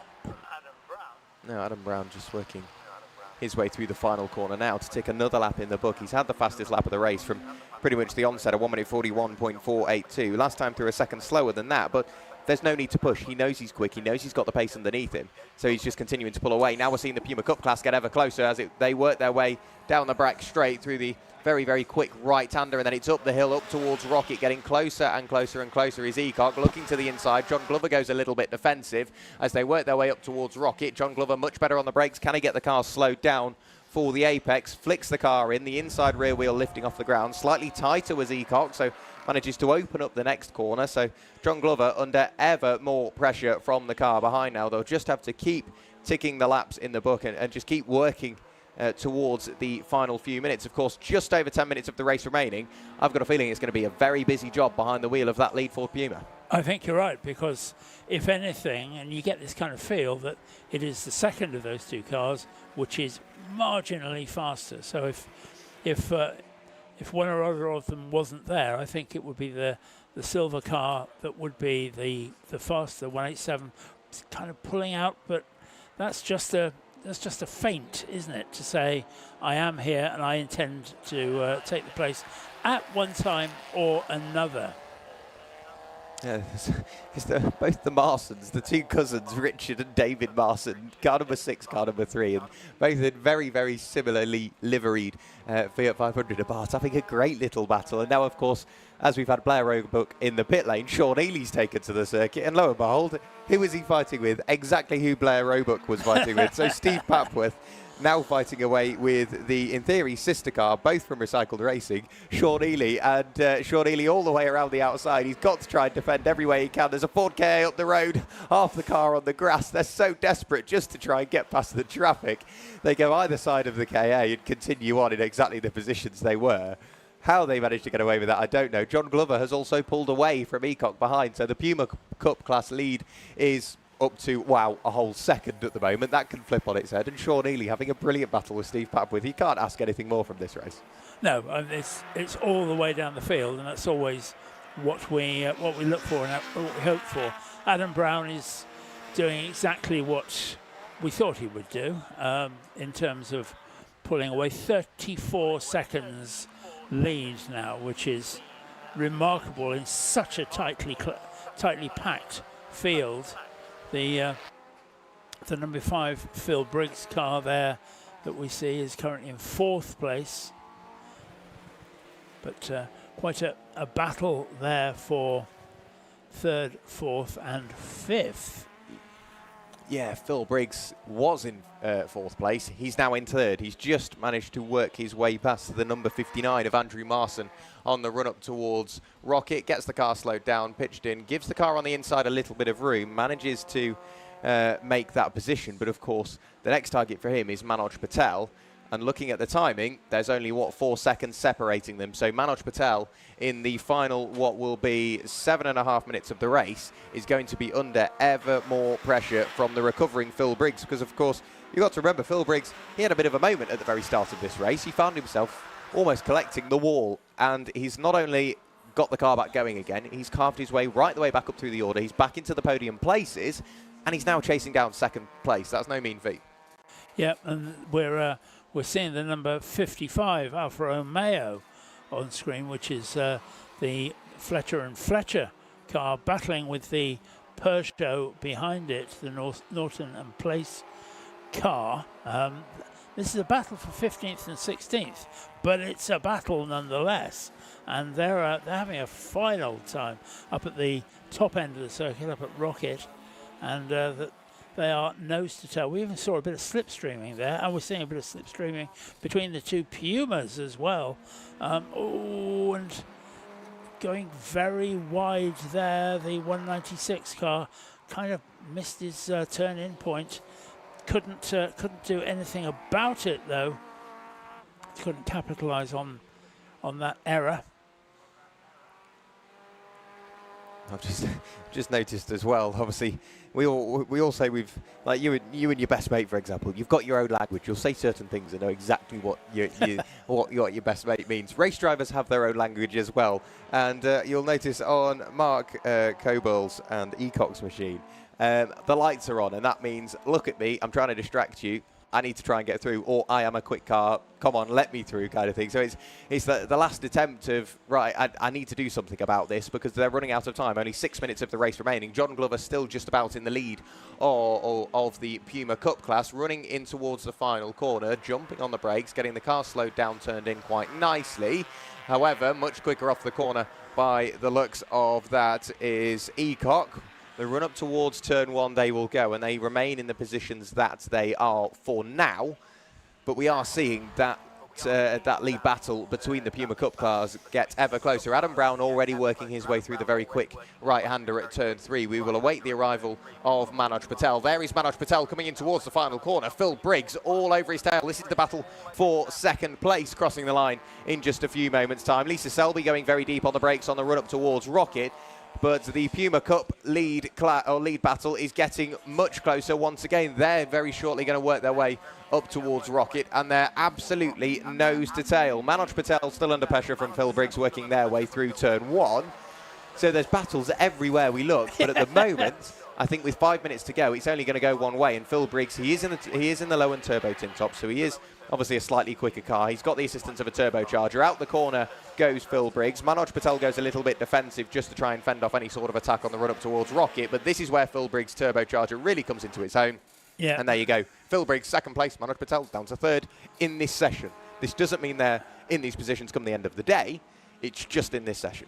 Yeah, and that was kind of inevitable that was going to happen. Not to take anything away from either driver, but you do sort of stop and think that with Phil Briggs, what if he hadn't had that nasty, then where would he be? Would he be the necessary distance up the road and giving Adam Brown a hard time? But these battling Pumas still at it, coming into the bus stop, the last corner on the racetrack. Pass down in front of us. Do you know, he's running out of time now because it's 3.5 minutes left now. So if he's going to do it, he's got to do it now. Yeah. And similarly with the Alfa and the Peugeot, that number 55 car is doing a brilliant job of just putting the car in exactly the right stroke wrong place for being overtaken. So great stuff there as well. But it's Adam Brown now with a 39-second lead. Yeah, now we're seeing the change for the lead in the Puma Cup class. It's Eacock on what will be the outside on the run up towards Rocket. John Glover on the inside. John brakes early, pitches the car in, tries to get the car slowed down. Will it be Eacock all the way around the outside? He goes deep on the brakes. John Glover just about remains in the lead. Running out of road is Eacock. So John Glover with just under 3 minutes of the race remaining, of this session remaining, I should say. John Glover somehow managing to remain in the lead of the Puma Cup class. But lights still ablaze on Eacock's car. And of course, it's not just you get to the end of the 40 minutes and no, job done. No. You've got to wait for the leader to cross the line, which could be a minute after that finishing flag, and then you've still got to get round and take the finishing flag as well. So it could be a 42-minute race, which you think, that's not too much, but that's an extra 2 minutes you've got to fight away with somebody you've been fighting with for the best part of 20 minutes. It's a busy job. John Glover through the penultimate corner now, using all of the road and a little bit more. Of course, now with the new track limit regulations coming into play, you've got to be a little bit more careful than you ever have been. On the run down towards the final corner, again, John just putting the car in the middle of the road, now working his way over to the outside. On the brakes, pitches the car in. Eacock much quicker through the final corner, but John gets off the corner very slightly better. And after all of that, they're still in the same position as they were last lap. Yeah, and he didn't get off the corner quickly enough. And I think we are now in a position where the silver car is probably slightly faster. The 187 car is slightly faster. The battle between the Alfa Romeo and the Clio gets progressively closer. They couldn't be any closer than they are, but nonetheless, the order remains Alfa Romeo and Peugeot. But we wait and see this 196. There's an overlap here. But and a back marker. The Ford car doesn't do anything wrong, but. And the same thing happens once again, but the other way around this time. We saw the yellow car going very wide there. That's probably going to cost him the place, that they are side by side into the left-hander up at the hilltop. And I don't think I can cope with this. But we certainly, normal practice is still resumed, Jack. Yeah, absolutely. You could see that John Glover had to get back in front because otherwise they'll be approaching a left-hander, and that would put Eacock on the inside and undoubtedly into the lead of the class. Adam Brown still scything his way through traffic. He's just worked his way past Lisa Selby's and Tom Harris's Ford Fiesta ST180. And then we've got a great little battle. That's between the number 55 machine in the hands of James and Steve Fletcher in the Alfa Romeo 33. They're battling away with one of the Peugeots we've got out in the order. Across the line goes Manoj Patel, back in front of Phil Briggs. Not 100% sure how that's changed, but Manoj Patel, on the final lap of the race, has worked his way up into what is second place once again, back in front of Phil Briggs. Across the line goes John Glover and Eacock. They remain in the positions they were. Adam Brown continuing to just be so efficient through the traffic. He's currently working his way down the corkscrew and then down the straight towards the penultimate corner for what will be the final time. The finishing flag being readied, but Adam Brown's standout performance, whilst he was on pole position, we understand that was probably the best place to start. The mistake from Phil Briggs, whilst it helped a little bit again, Adam Brown has just been on another level, carving his way through traffic. Now we might see the change for the lead in the Puma Cup class. Run up towards Rocket is John Glover on the inside, Eacock on the outside, a little lock-up from Glover. Do they remain side by side? And is it Eacock back to the inside? Yes, it is. Can John Glover go for the cutback? Adam Brown through the final corner. He will finish the session in the lead. But of course, all that's doing is adding to the time and the amount of laps that he will accrue come the end of the day. The Puma Cup class back to it. Eacock has managed to work his way in front of Glover. Glover's back on the inside, on the brakes, chucks the car to the inside. Can he get the position back? I don't think he can. No, I think that's done. It's going to be the penultimate corner if he's got to do something. But back to the outside goes John Glover, quicker off the corner. He's got cars behind. I think that's the least of his worries at the moment. Can he go all the way around the outside, or can he look for the cutback on the exit of the penultimate corner on the final lap of the race? He goes for it, can't quite get the move done. Will he cut back to the inside later on the brakes on the run towards the final corner? Is he there? He's almost alongside. We wait for them to appear. And but look at the no. Mini. Look, the Mini's going to get them both, I think. No, he had to jump on the brakes to the Mini just to avoid any contact. But across the line at the end of the session goes Eacock. John Glover on the final lap of the race finishes second for now, of course. Come the end of the weekend, obviously, we'll be able to bring the confirmed race results to you in theory. But what a race. Across the line goes David Marson, being shortly followed by Richard Marson. And the little KA that could crosses the line as well. Car number 88, James Rogerson and Christopher Salyer in the little KA crosses the line. Of course, it's only running a little 1.3 litre Duratec engine, but it handles it very, very well indeed. But the finishing flag still being waved. The final few cars crossing the line. What a race! What a race! And I'm intrigued by What's a session? Sorry. I'm intrigued by what happened to Phil Briggs, because he was in a very strong position and dropped back again behind Manoj Patel. So it was Adam Brown first from Manoj Patel, and second, third was Phil Briggs, fourth Andrew Marson, fifth the Ely Roebuck Honda Civic, sixth Steve Papworth, seventh David Marson, eighth Richard Marson, ninth the Selby Harris car, 10th the House Tate Clio, 11th the Seegers Grimm Mini Cooper S, 12th James Wilson in the Peugeot 206, 13th was the Francis Wortley Mini, 14th was the Spencer Walker Renault Clio, 15th was the Norton Place Peugeot 206, 16th was Fletcher Alfa Romeo, 17th was Brian and Bocock in the Clio, 18th James Manning in the Abarth Assetto Corsa, 19th was Kerbala and Eacock in the Puma, and that brilliant battle, 20th Glover and Chappell in the other Puma, 21st Stephen Warner in the Mini Cooper S right behind, 22nd was Gareth Cotgrove in the Puma, 23rd was Brown and Turner in the Civic, 24th Griffiths and Mannering in the Ford Fiesta, 25th was Salyer and Rogerson in the Ford car, 26th was Christopher Herwood in the Ford Fiesta, 27th was Baker and Meller in the Renault Clio. Wow, that was we talk about racing down all the way through the field. It was everywhere. Everywhere you look, and what a way to kick off the evening's event, because of course we've already had qualifying. That happened first thing today. Then we had the lunch break, only a 30-minute lunch break today. We've had an afternoon break, a 40-minute afternoon break. So we are now into the evening, the sunset races.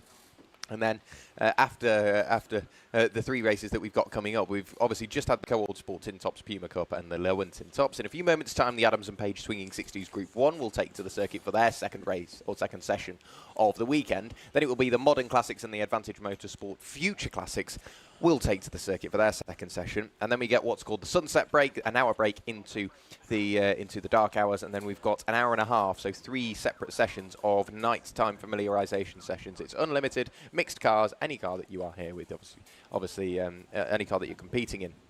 You can take to the circuit and get used to it in evening hours. And the good thing is, if you sign up to do the first and the final one, you get a little bit of an idea of what it's like heading into the very depths of dusk. And then if you're for the third one, you will get a really good idea of what it's like physically at night as well. So there's 2 different little aspects that you can take with just 2 sessions. It's great to see. Yeah, it's a great one to see, and that will be an eye opener for several people. I think there are 1 or 2 people who are not going to be doing the nighttime races, and I fully respect that, because it's not for everybody, but the vast majority of people are. And talking to various people in the paddock this morning, I was quite surprised by how many people were actually doing this for the first time, racing in the dark for the first time. So that will be an experience for everybody, I think. It's completely different from daytime racing. That we talked a bit about, recognizing cars that are coming up behind you, that you're coming up behind, all those things. You can't do that in the dark anywhere near as well. I mean, certainly if you're closing somebody down, then you can tell who they are, but a pair of headlights and a light bar in your mirror, you've got no idea who's behind you. Is it a competitor? Is it somebody coming up to lap you? You just don't know. So it's a different form of racing and a different form of motorsport, and you can understand why people love it for what we do.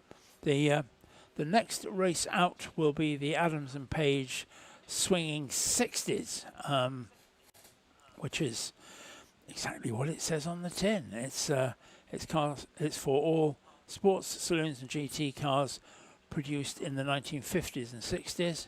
Sports saloons and GTs originally produced from 1970 up to the end of 1977, but they have to be running on carburetors, and that they are therefore separated from there. We've got all sorts of great stuff coming out very shortly. We've got sprites, we've got several sprites and midgets.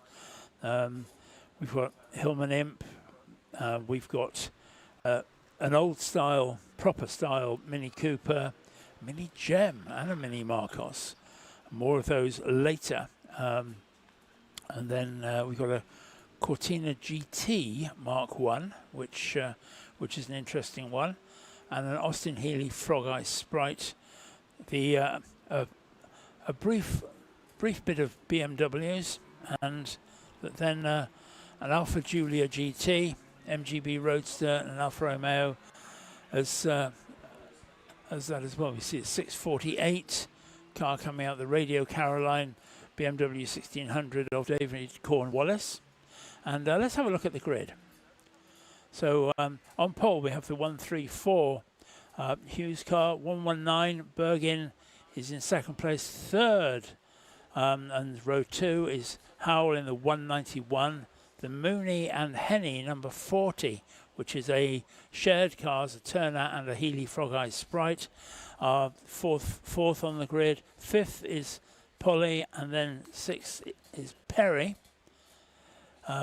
Moving down the grid, we have Tippett Norman, 7th, Witt on 8th, Cruddington's on 9th, and Benjoy on 10th. The cars are out on track, and that the Moon 3571 is 11th fastest. 12th fastest is the Cairns car.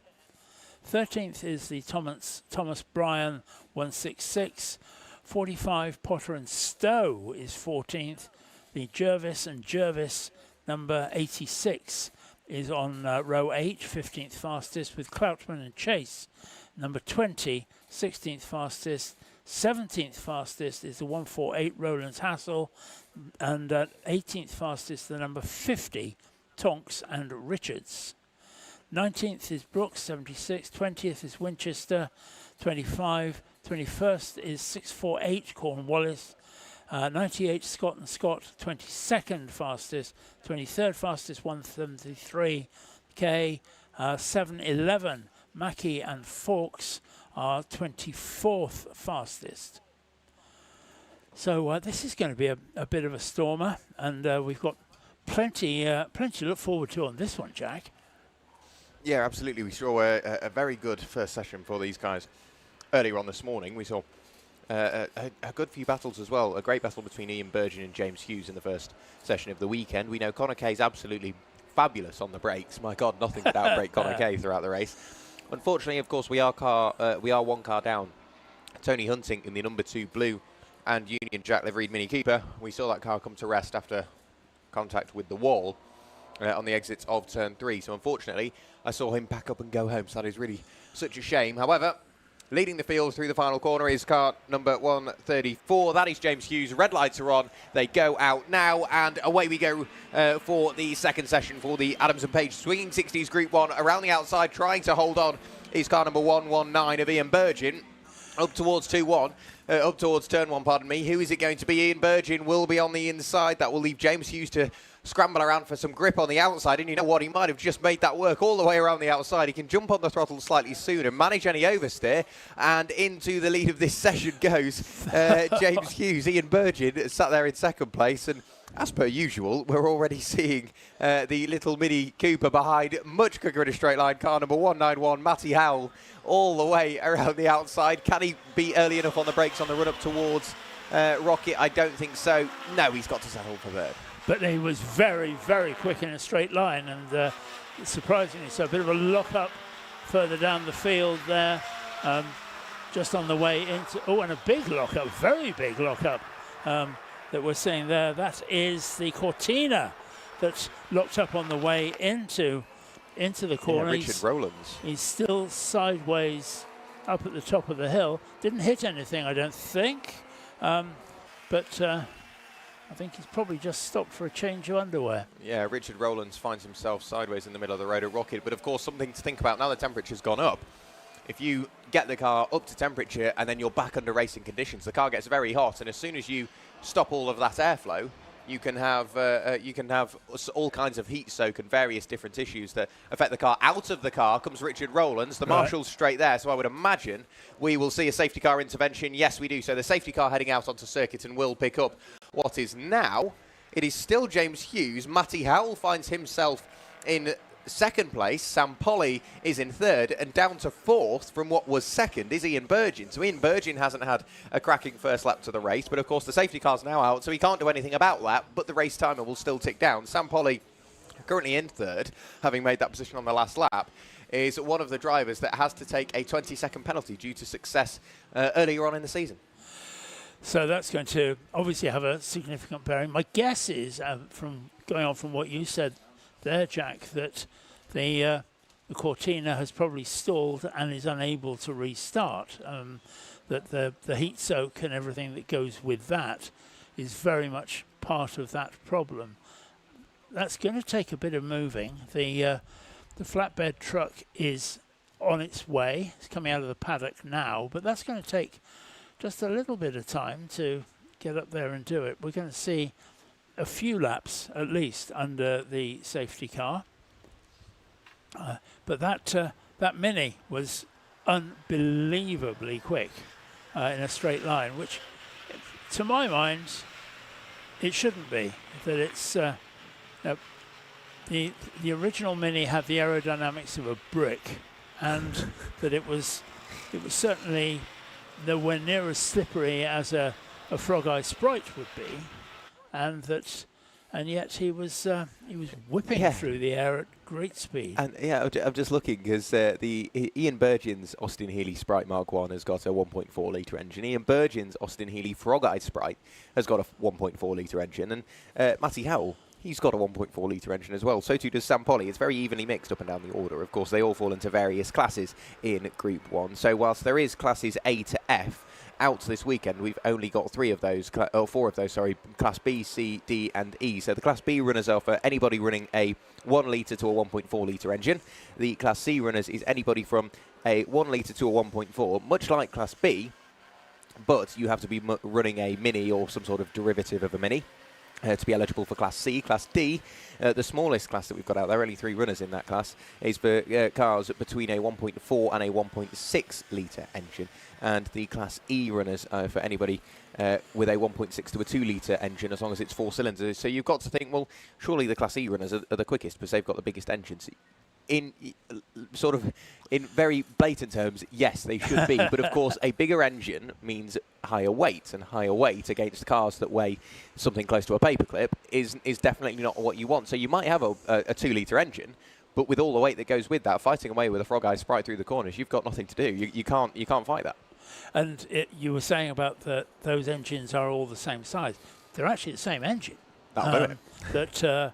That back in the 50s and 60s, BMC, British Motor Corporation, as they then were, only made 3 engines, and they imaginatively called them A Series, B Series, and C Series. And the C Series was what went into their big 4-door family saloons. Slightly smaller saloons got a B Series, which was normally about 1500 cc, and that the A Series started at 850 cc and was the standard that went into the standard Mini, and the Mini Cooper S had 1275 cc, and then subsequently race engines have been stretched a bit over the years, but those cars are not only same sort of capacity but the same engine. Yeah, so they're all running the same power plants, and the good thing is, if bearing that in mind, whilst we never like to see anything go wrong, if you were to have some sort of mechanical failure or something like that, the thing is, you don't need to find, for example, in Matty Hall's situation, you don't need to find another Mini. You just need to find another car, because everybody's running very similar engines, if not the same engine, so you can always swap bits. There's another dimension to that, in that the car in 3rd place with Sam Polly at the wheel, that was a kit car that was created around that sort of time, Mini Marcos. And Marcos were creators of all sorts of cars that were made one way or another. That car has got the front subframe from a Mini in the back. Impressive. So it's underneath all of that. It's a Mini. Yeah. So yeah, there's going down the order that the BMC A Series is 1st, 2nd, 3rd, 4th. The first non-A Series engine is the Tippett Norman BMW in 5th place. Yeah, it seems like they built some fairly good engines back in the day, and of course the Mini Marcos, you look at it and you think it's if you, for example, another Marcos generated piece of machinery, the Marcos Mantis.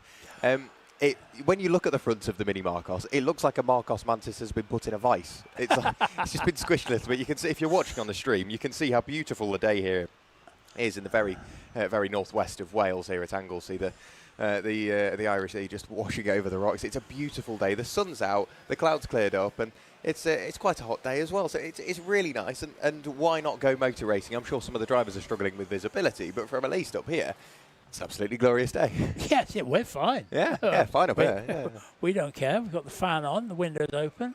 The best view. I was saying to somebody during the break, I cannot think of a better view from a commentary box anywhere in the world. No, I would imagine there'll be one little discrete circuit that's in the middle of nowhere in some other continent that has got a view to challenge this. And as much as I do love my home circuit, Cadwell, being in the Charlie's box there, it's a fabulous commentary box. You can see the whole of the circuit, and you can get some beautiful views. I'm sorry, but I know it's my first time here at Anglesey, but it's not a patch. It's honest. It's amazing. You can see you've got the sea with no interruption over to the right. You look over to the left. You've got brilliant mountain range. You can see you can see Snowdon. Is it Ben Nevis or Snowdon? I can't remember which one it is over in Wales. I know it's one of the 3 peaks over this way. Yeah, it's a real range of mountains and pikes and hills and all kinds of bits over there. And then you look back and you've got farmland rolling away into the distance. And well, you look a couple of yards in front of you and you've got a racing pit lane and a load of race cars going out. You can't ask for much more really on a Saturday, can you? No, you can't. You say the uninterrupted view across the sea. I think the next thing you come to is Canada. That wouldn't surprise me. You know, it's likely to be that way, but we still have the safety car in. Looking up to the top of the hill, we now have got that cleared, and the flatbed truck is on his way down through the corkscrew. So hopefully that's going to be a quick move to get that into the paddock.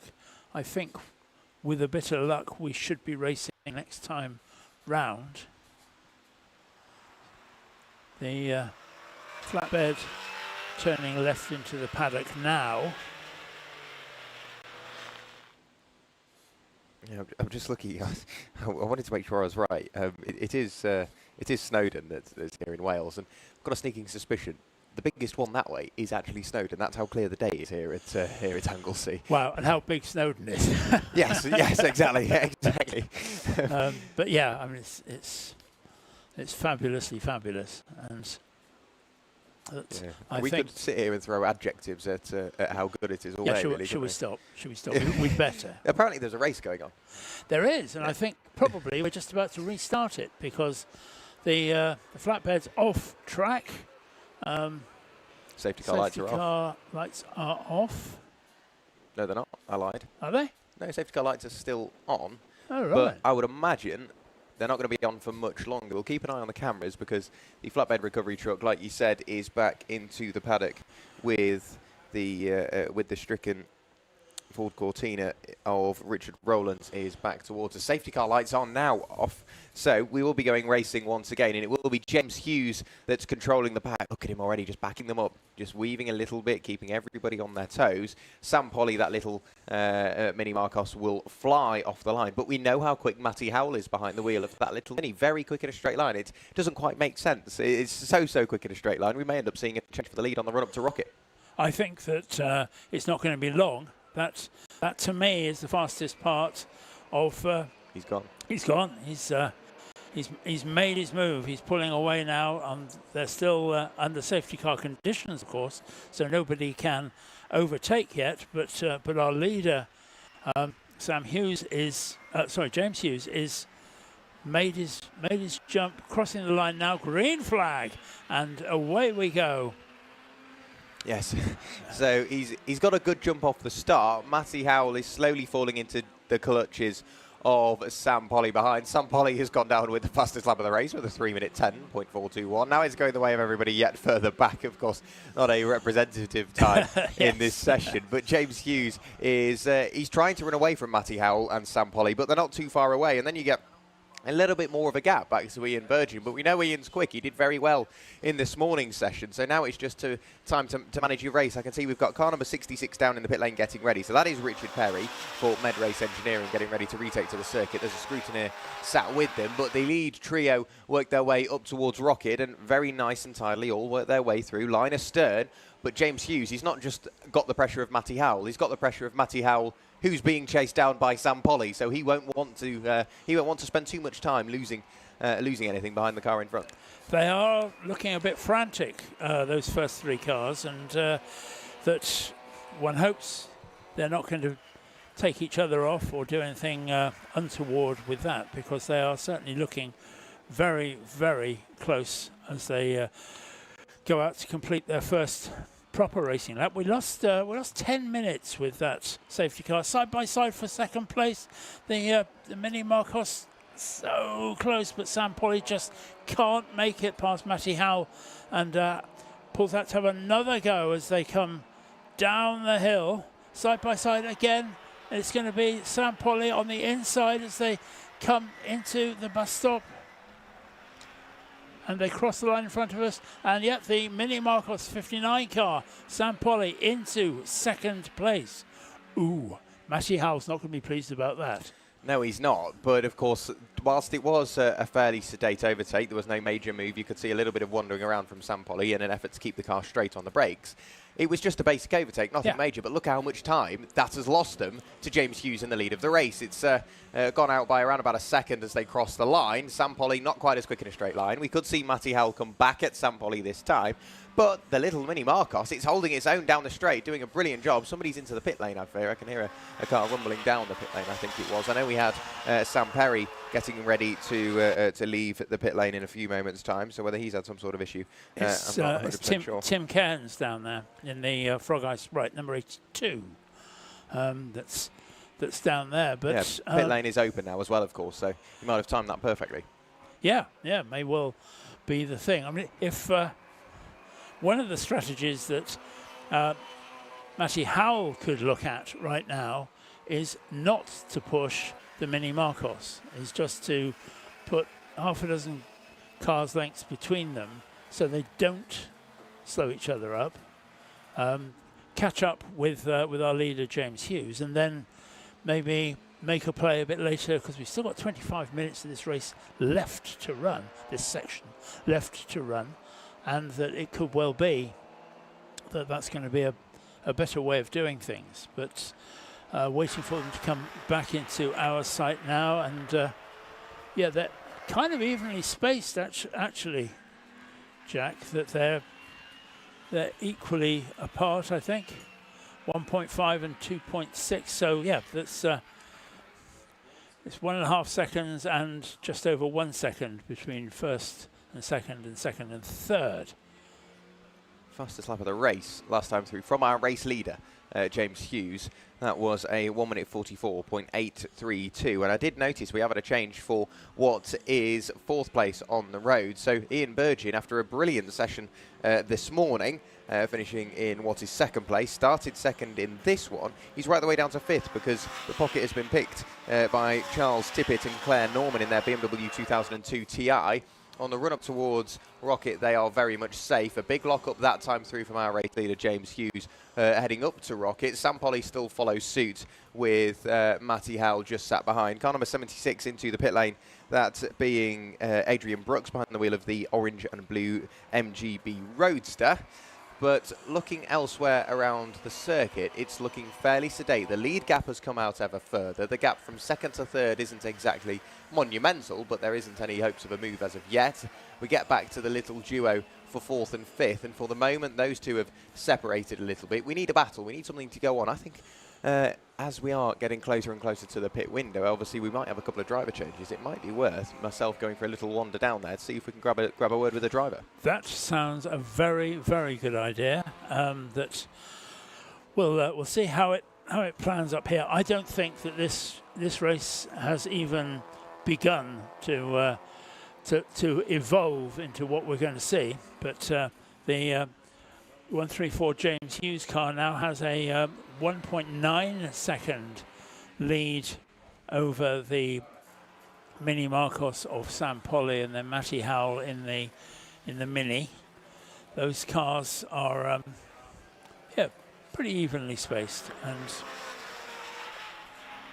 number 21 coming into the pits now. That's the Cruddington Mini Gem, which was an evolution of the Mini Marcos. Marcos again is one of those car companies that has had several financial iterations, shall we say, over the years, and that the Mini Gem was put into production when the Mini Marcos wasn't. But we're now seeing that Mini Gem of Pete Cruddington and James Cruddington. They're going through the process of bolting the new driver in. Besides that, it all looks perfectly routine.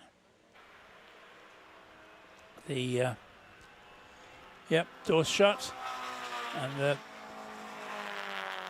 waving the car out. The official checking the speed in the pit lane, quite rightly so. But we have in the lead of this race James Hughes from Sam Polly in 2nd place. Matty Howell is 3rd. 4th is the BMW of Tibbett and Norman. 19th is Ian Burgin. 5th is Ian Burgin in the 119 car, and 6th is the number 87 Witt car. So that's another midget. 99 is in 7th place, and that's Simon Benjoy in his Hillman Imp. We haven't talked at all about the Hillman Imp so far. Looking great out there. That's the blue 99 car. It was the Roots Group's answer to the Mini. Probably every bit as good a design as the Mini, with the engine at the back, of course, and the rear window that opened outwards. One of the very early hatchbacks, I think it's probably fair to say.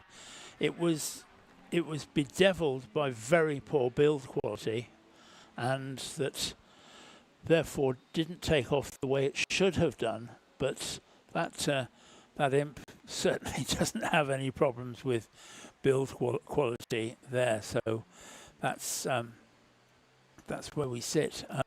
John Moon in the 571 car is in the Austin Healey Lenham is in 7th place now, and that's an interesting one. The Lenham cars were they weren't quite kit cars, because you had your Austin Healey and then you just worked at it to take off the front wings and the rear boot lid and put a fiberglass body onto it. But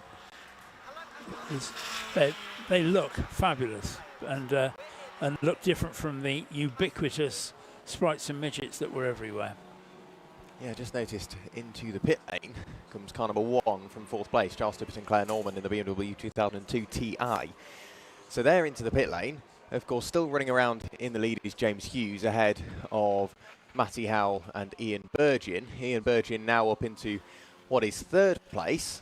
Of course, Sam Polly has already been into the pit lane. So we saw Ian Burgin and the shared BMW of Tippett and Norman fighting away earlier on. Tippett has stayed, Tippett, of course, bringing into the pit lane, Ian Burgin remaining out. So whilst in theory he is now 3rd place on the road, of course Sam Polly is still yet to work his way back through and past once Burgin is in the pit lane. And we saw them battling into the pit lane, so will it be Charles Tippett and Claire Norman's BMW that will remain in front, or will we see a slightly quicker pit stop from Ian Burgin and allow him to make the overtake in the pit lane? Car number 40 stopped on the side of the road, unfortunately. That is Mike Henney in the... Oh, actually, apologies, that's Dominic Mooney at car number 40X, parked on the side of the road in the blue and white Austin Healey Frog Eye Sprite. Yeah, and that's... I mean, if that is parked on the side of the racetrack and... No, it's in the corkscrew, so in theory off the racing circuit completely. Right, so I think we'll be fine.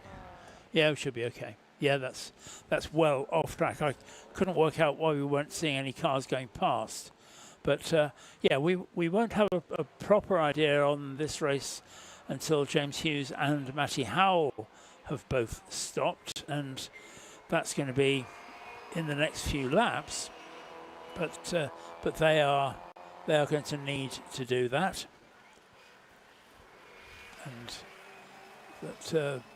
until we've seen that, we're not going to really get a proper feel for just how this race is going to pan out. Yeah, for my money, if I were a betting man, which I am not, it could go any way you like.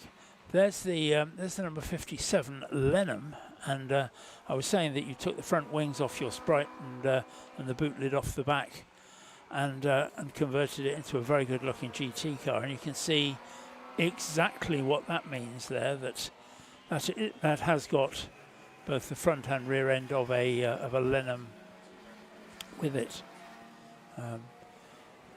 They sold an awful lot of Austin Healey Sprites and MG midgets. They were, except for the first iteration, the Frog Eye, which you see there, the number 66 car. But after that, the Mark IIs were sold either as MGs or as Austin Healey Sprites. Identical cars except for the badges, but nonetheless, that's how BMC worked in those days. Nice little battle there between the number 50 MGB,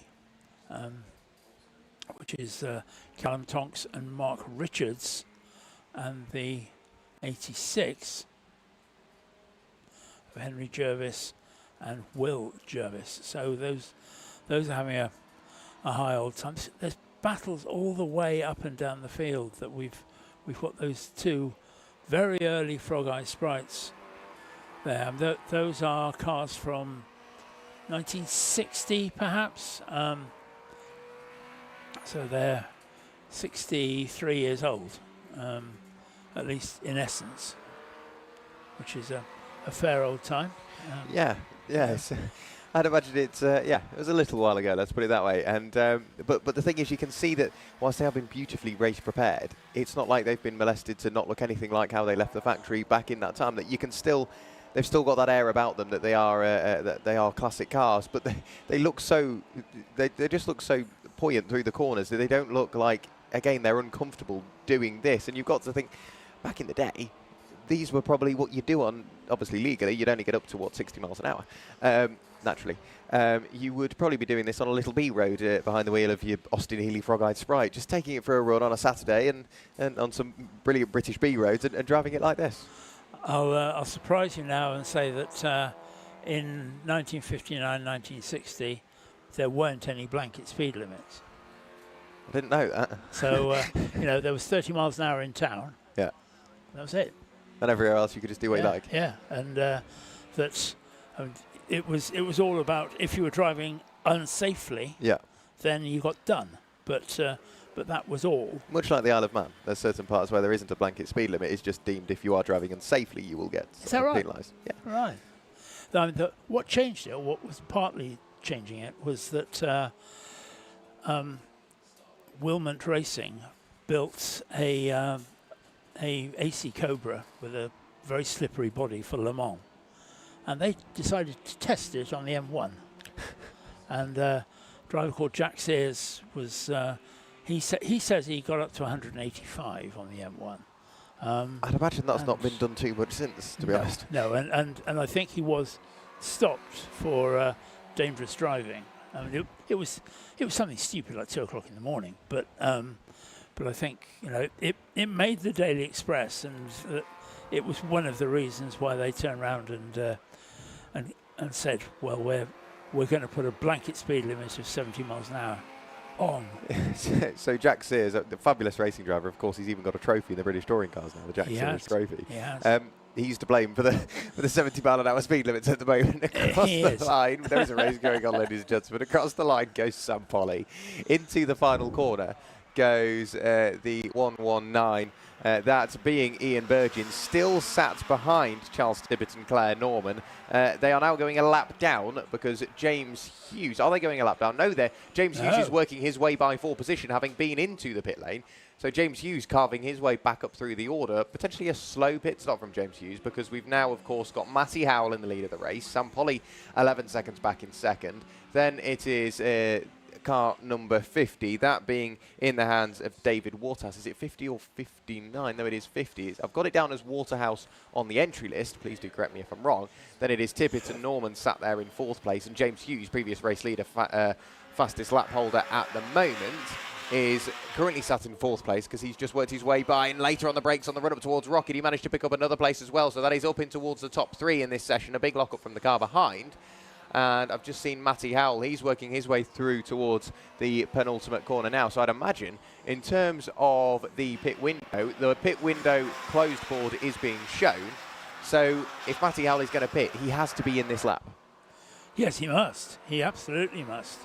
So all eyes right to see if he does, because that is going to ruin his race if he doesn't get that done. Unless he's been into the pit lane. Let's have a look. Well, Matty Howell. He has coming in. He has been in the pit lane at one point. Oh, right, okay. So somehow, don't ask how, Matty Howell hasn't just got himself into the lead of the race. He managed to work up a 10-second margin. So whether there's been some very quick pit stops or maybe the opposite, some very slow pit stops, I don't know how he's managed it, but he's got an 11.5-second lead over Sam Polly. I don't know how he's done that, but whatever he's done, it's worked. Yeah, it's very much done that. I mean, everybody obviously has now stopped, so the order on the screens is what it says it is. So yes, 10 seconds first to second, or 11 seconds now. 10 seconds second to third for the Hughes number 134 Sprite, who still has fastest lap.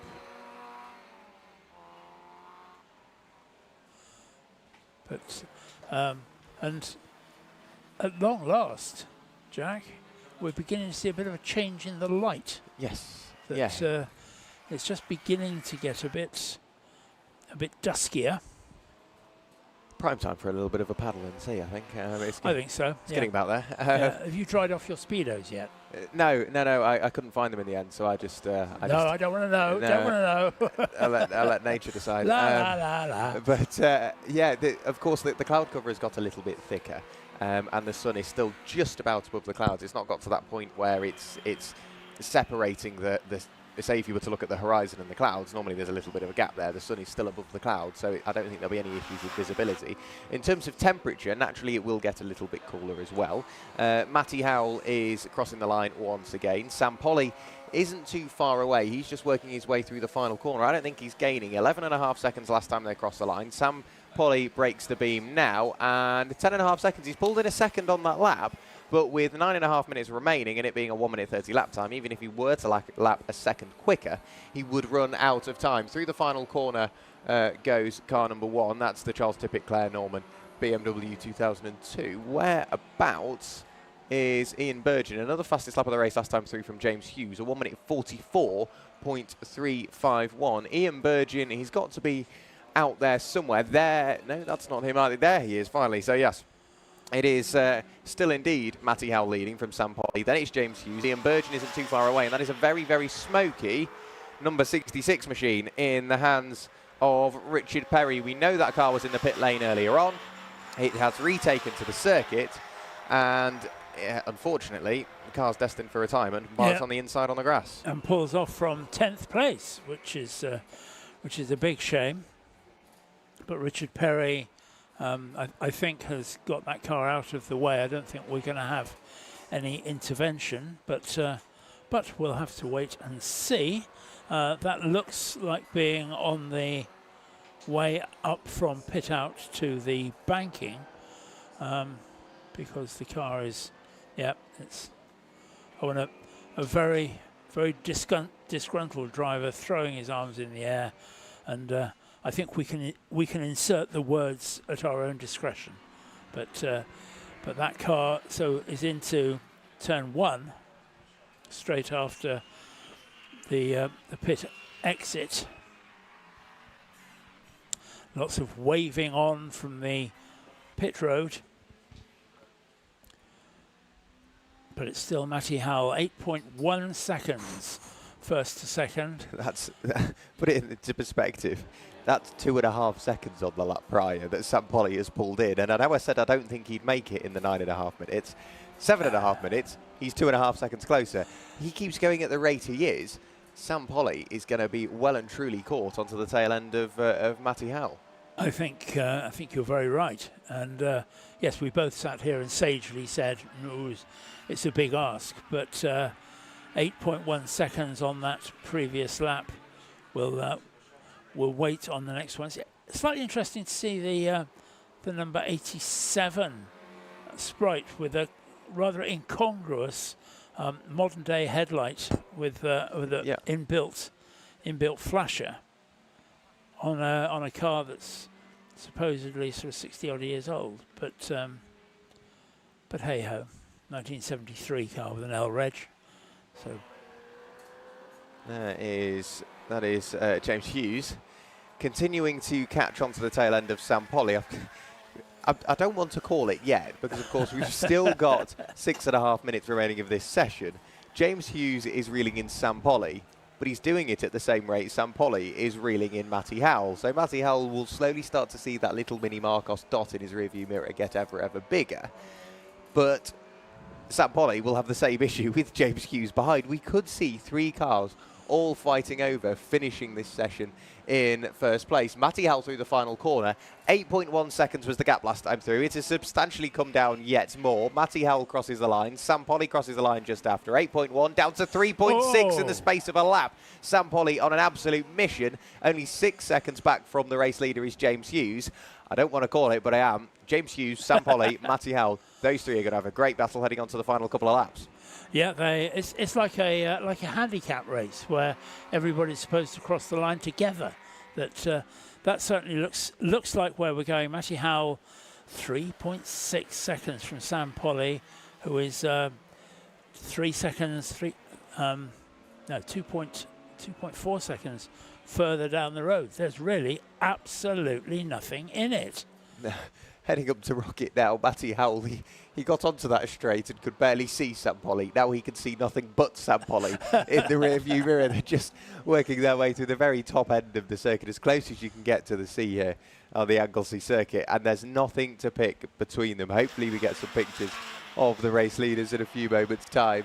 So coming down the hill in towards the long left-hander is Matty Howell. Sampoli not too far away at all now, getting very, very close. James Hughes is well and truly in on the mix. They're fairly equidistantly spread. They work their way up towards the penultimate corner, and still with 4.5 minutes remaining, we could see Sampoli look to the inside this time, just filling those rearview mirrors. Never mind, look, he's going for the move, late on the brakes, the car squirming around, and there's the change for the lead. Matty Howell loses out to Sampoli, and I've got a feeling he will lose 2 positions in the space of a couple of corners at the moment, because James Hughes all over his tail on the run down towards the final corner.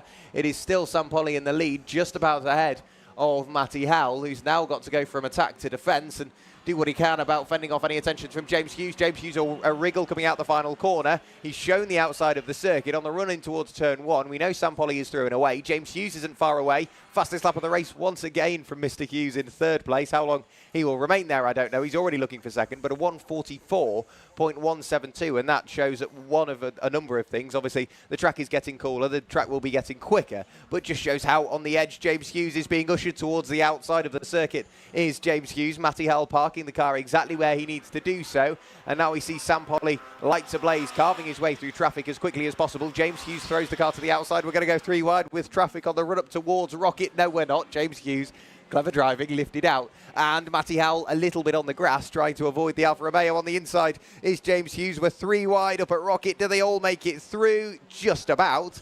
And they remain in the order that they were. Sampoli in the lead, Matty Howell in 2nd, James Hughes in 3rd. And I think the driver of the Alfa Romeo did not know which way to look. Couldn't possibly have known which way to look. That cars all around him, and so we now have Matty Howell dropping down to 2nd place, but it's all to play for. I think Sampoli has probably got this in the bag with just under 3 minutes left to run, but it's between 2nd and 3rd. The Marcos flashing his lights as he comes up behind the back markers. Do not get in my way. I am in a big fight for this race section. And that there's nothing between them.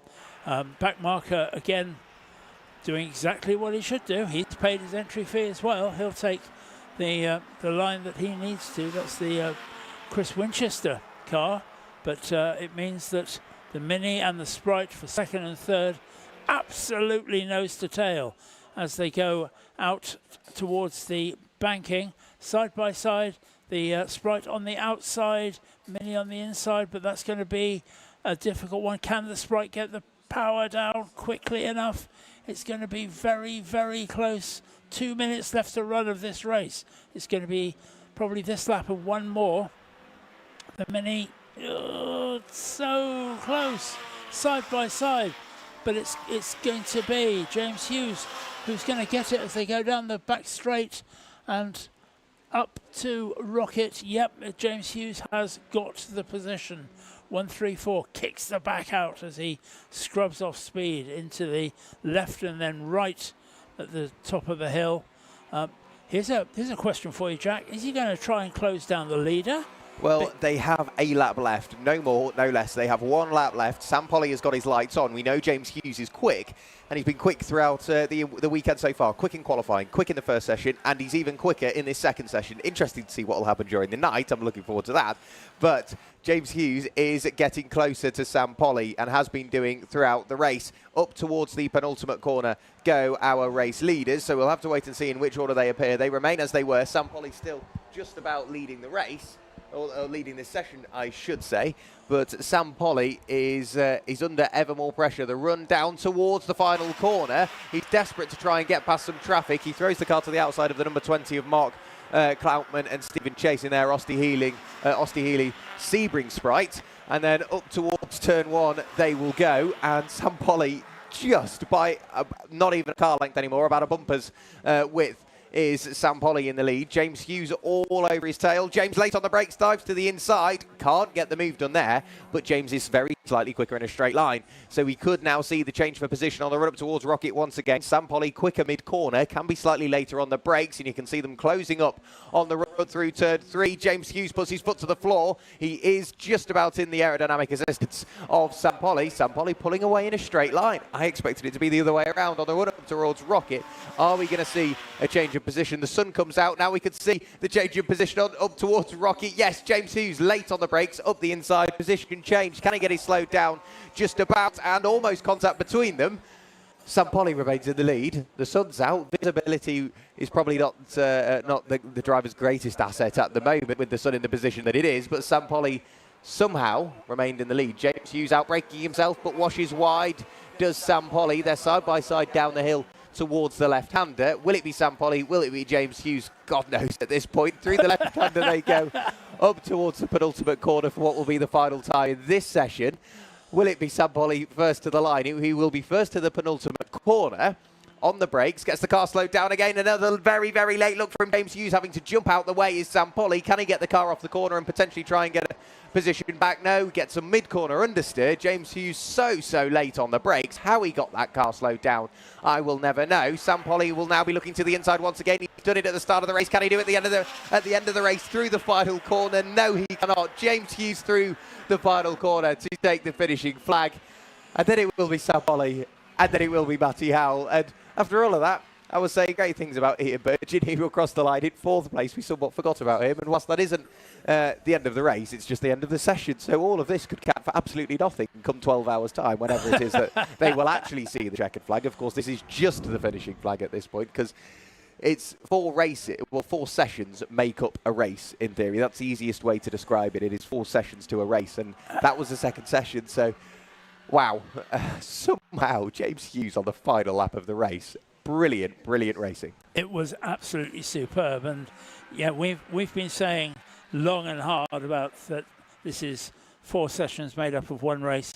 Tell James Hughes, tell Sam Polly, tell Matty Howell that, because they were racing for all they were worth, and that wasn't just I'm going to do a better job. That was about I want to see that red and white checkered flag before anybody else. Brilliant race, fabulous race, and absolutely nothing in it.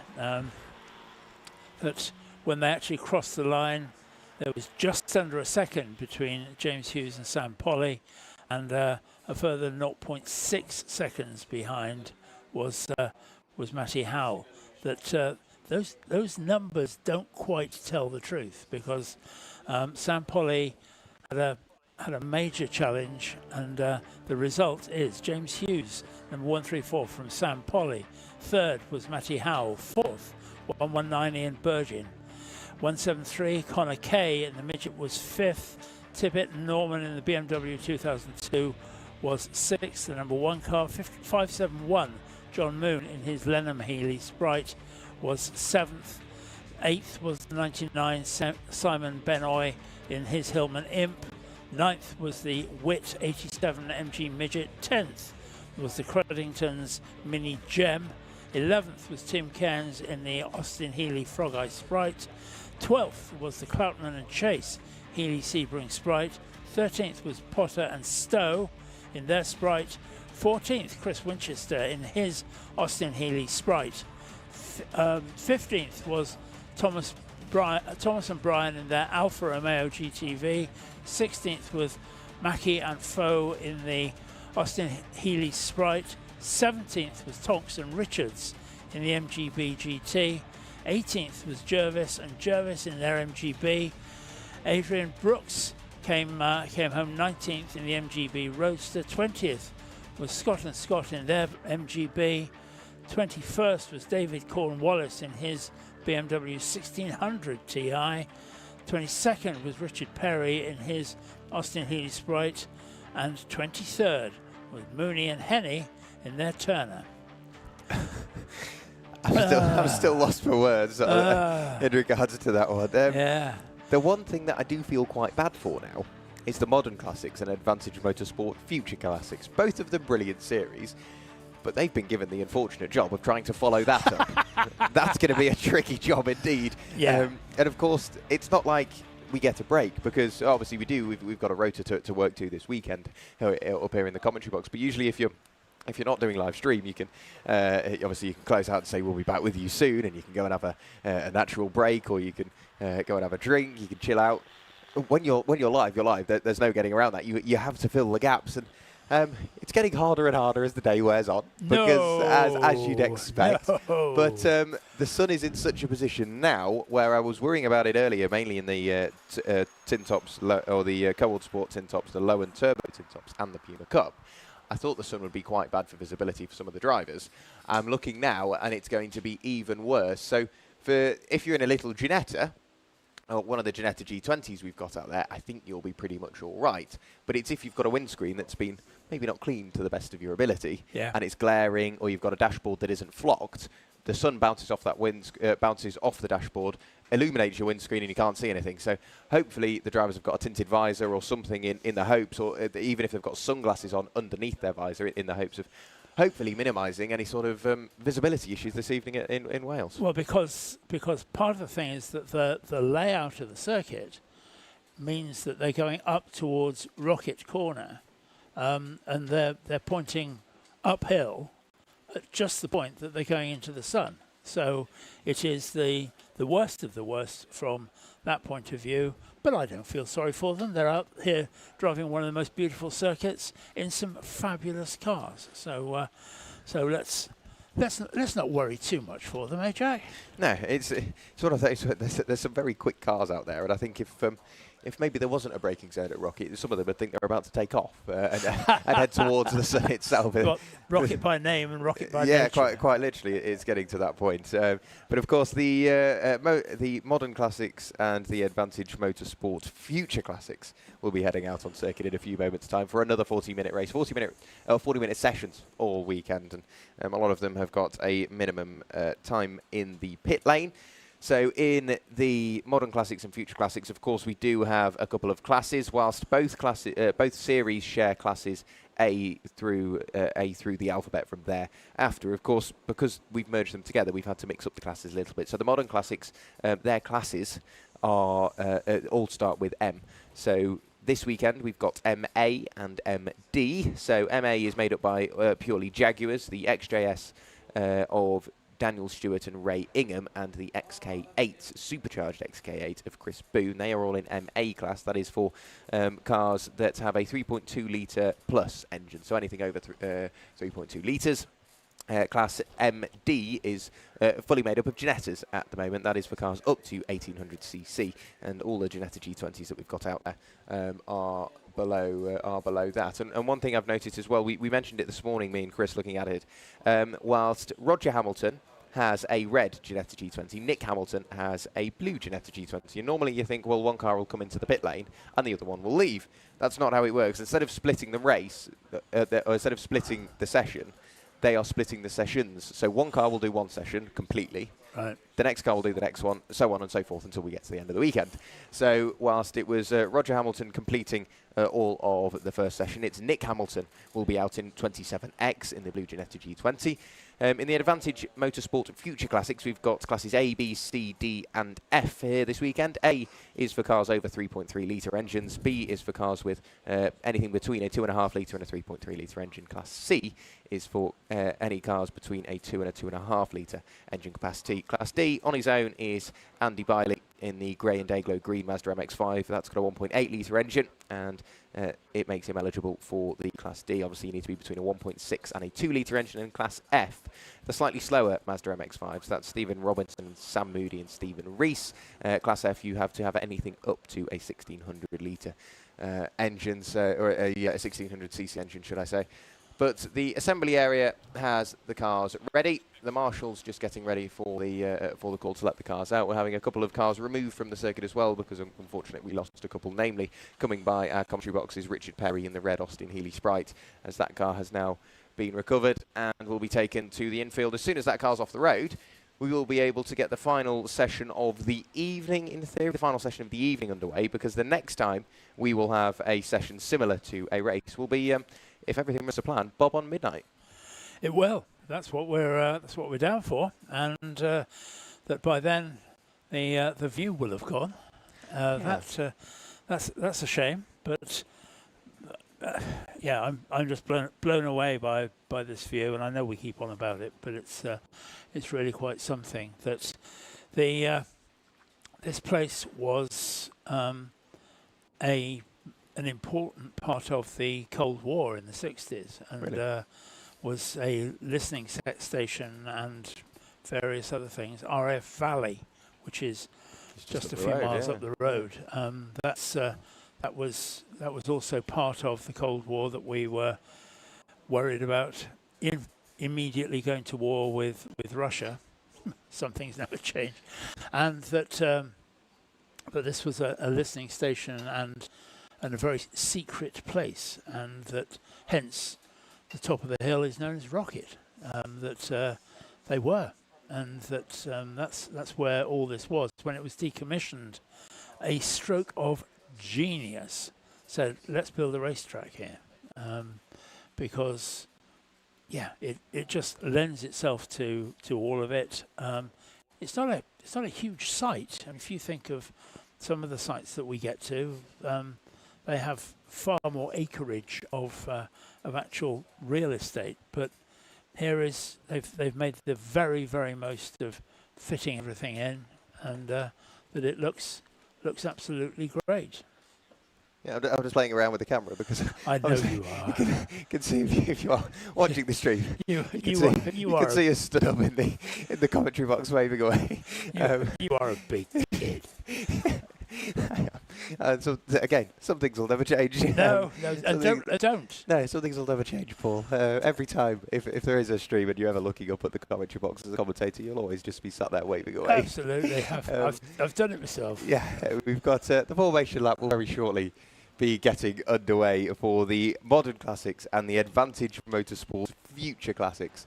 In just a few moments' time. A 30-second board held aloft by one of the brilliant marshals that we've got here at Anglesey this weekend. Of course, if you are interested in becoming a marshal, head on to marshals.co.uk. Sign yourself up for taste today. The morning is spent looking at every little aspect of a motor racing meeting: race control, park ferme, assembly area, scrutineering, any of the flag posts, the start line, pit lane, race up to the commentary box even. And then the afternoon is spent at a post of your choice, whether that be race control itself over at a flag post, park ferme, anything like that. It's a busy old day, but it gives you an insight. You physically won't get any closer to the cars, and of course you're not just left on your own. You're put with some brilliantly experienced people, and they're all a friendly bunch. So if you do like if you do like the idea of that, and you want to know a little bit more about what it means to be a marshal and allow us to go motor racing, because we wouldn't be able to do it without them, head on to marshals.co.uk and they will be able to guide you in the right direction. I can see car number 63, Jeff Beale, guided towards the circuit, and very shortly the formation lap will be underway.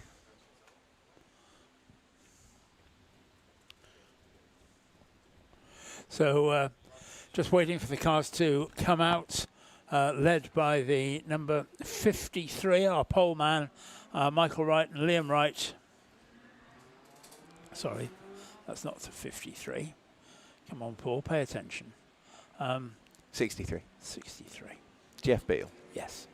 And then one of the Hamiltons, Nick Hamilton, in the number 27 car. And then second row we have the 16 Plummer and 47 Moan. Row 3 we have the Kennedy number 11 and the Boone 139.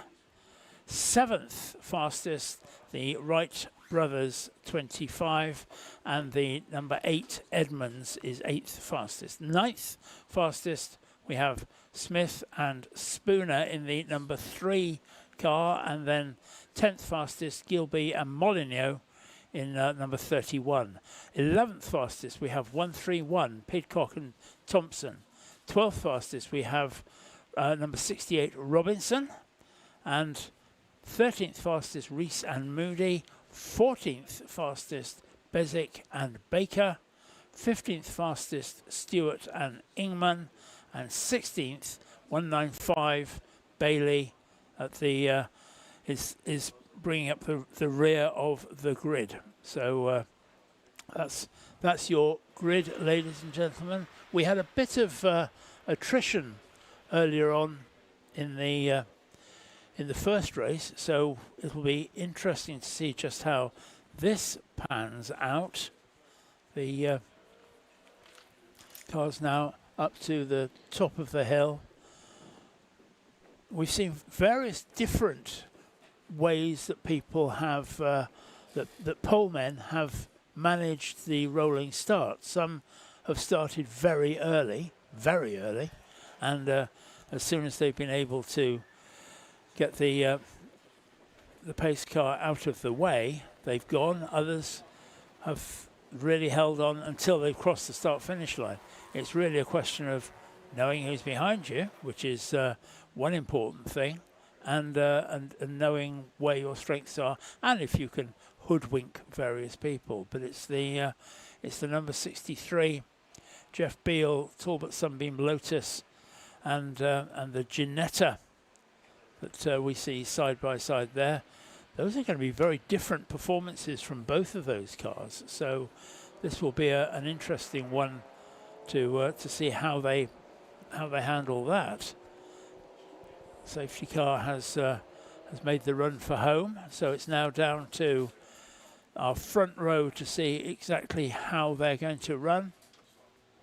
And Jeff Beale has gone. He's made his start, and that he's going to cross the line side by side, but just in the lead. But it's the Ginetta that goes round the outside into turn one and up towards the banking. So it's the Ginetta that just used his better road holding to get round the outside there, and already he's got a few cars lengths on the Talbot Sunbeam Lotus. Yeah, cracking start from Nick Hamilton. We saw a great battle between Roger Hamilton and Jeff Beale in session one of the weekend. Nick Hamilton now behind the wheel of his Ginetta and is not only in the lead but continuing to pull away from Jeff Beale. Currently sat there in third place is Luke Plummer. We saw him earlier on in this weekend doing exactly the same, floating around in second place, doing what he can. Ryan Moan from Ryan Motorsport Insurance doing a brilliant job, sat there in fourth place, fending off any attentions from further behind. They've got the glorious sounding Nissan GTR in the hands of Jason Kennedy and Louise Kennedy, and that is having a good little battle with the yellow and blue Jaguar XK8 of Chris Boone in the background. But already pulling away quite substantially is Nick Hamilton. Maybe not quite so quick through the twiddly bits, but as soon as they get onto a straight, that Ginetta's just got a bit more in a straight line. We saw this morning Jeff Beale trying to come out of the corners, just leaving a big set of 11s, desperately trying to get on the throttle as soon as possible. The nose of the car dives down. You can see Jeff flick the car in an attempt just to make the apex, and this time, much more controlled coming out the corner. That lead gap on the first lap continued to open up, but we're getting to the very tail end of that first lap. Jeff Beale, a big look to the outside, couldn't get the car really set up how he would like it, but we've already got back to these lead battles. It was Hamilton this morning, Roger Hamilton this morning fighting away with Jeff Beale. It's now Nick Hamilton fighting away with Jeff Beale. If they continue to battle the way they are, it will allow Luke Plummer to work into the fray as well, because he's not too far away in third. But Those two cars perfectly demonstrating what we've been saying for the last couple of races, that it's about making the most of your individual car, that the Ginetta is nimble, it's light, it's quick, it hasn't got a huge amount of power, whereas the Sunbeam Lotus has got more power. It's got the aerodynamics of a loaf of bread, but nonetheless it's got more power, and each of them, Nick Hamilton and Jeff Beale, are making the absolute most of that. And you're right, Jack, that's a fabulous dice forming up there with the Skyline and the Jaguar XK8. That's just something that warms the cockles of your heart, isn't it? Yeah, again, two cars you'd never expect to see fighting away, but they're doing such a brilliant job. And the amendment to programme, Joshua Smith and Simon Spooner behind the wheel of their BMW 325 IE30 in C-Class. That little red machine is just sat behind that battle. So for the moment, you've definitely got to keep an eye on Jason and Louise Kennedy's Nissan Skyline continuing to fight away. We've had a change for the lead. That's Jeff Beale now in front of Nick Hamilton. Nick, all the way around the outside. I mean, I'll take my hat off to you if you manage to do that. He jumps on the throttle, desperately tries to get the car set up out the corner.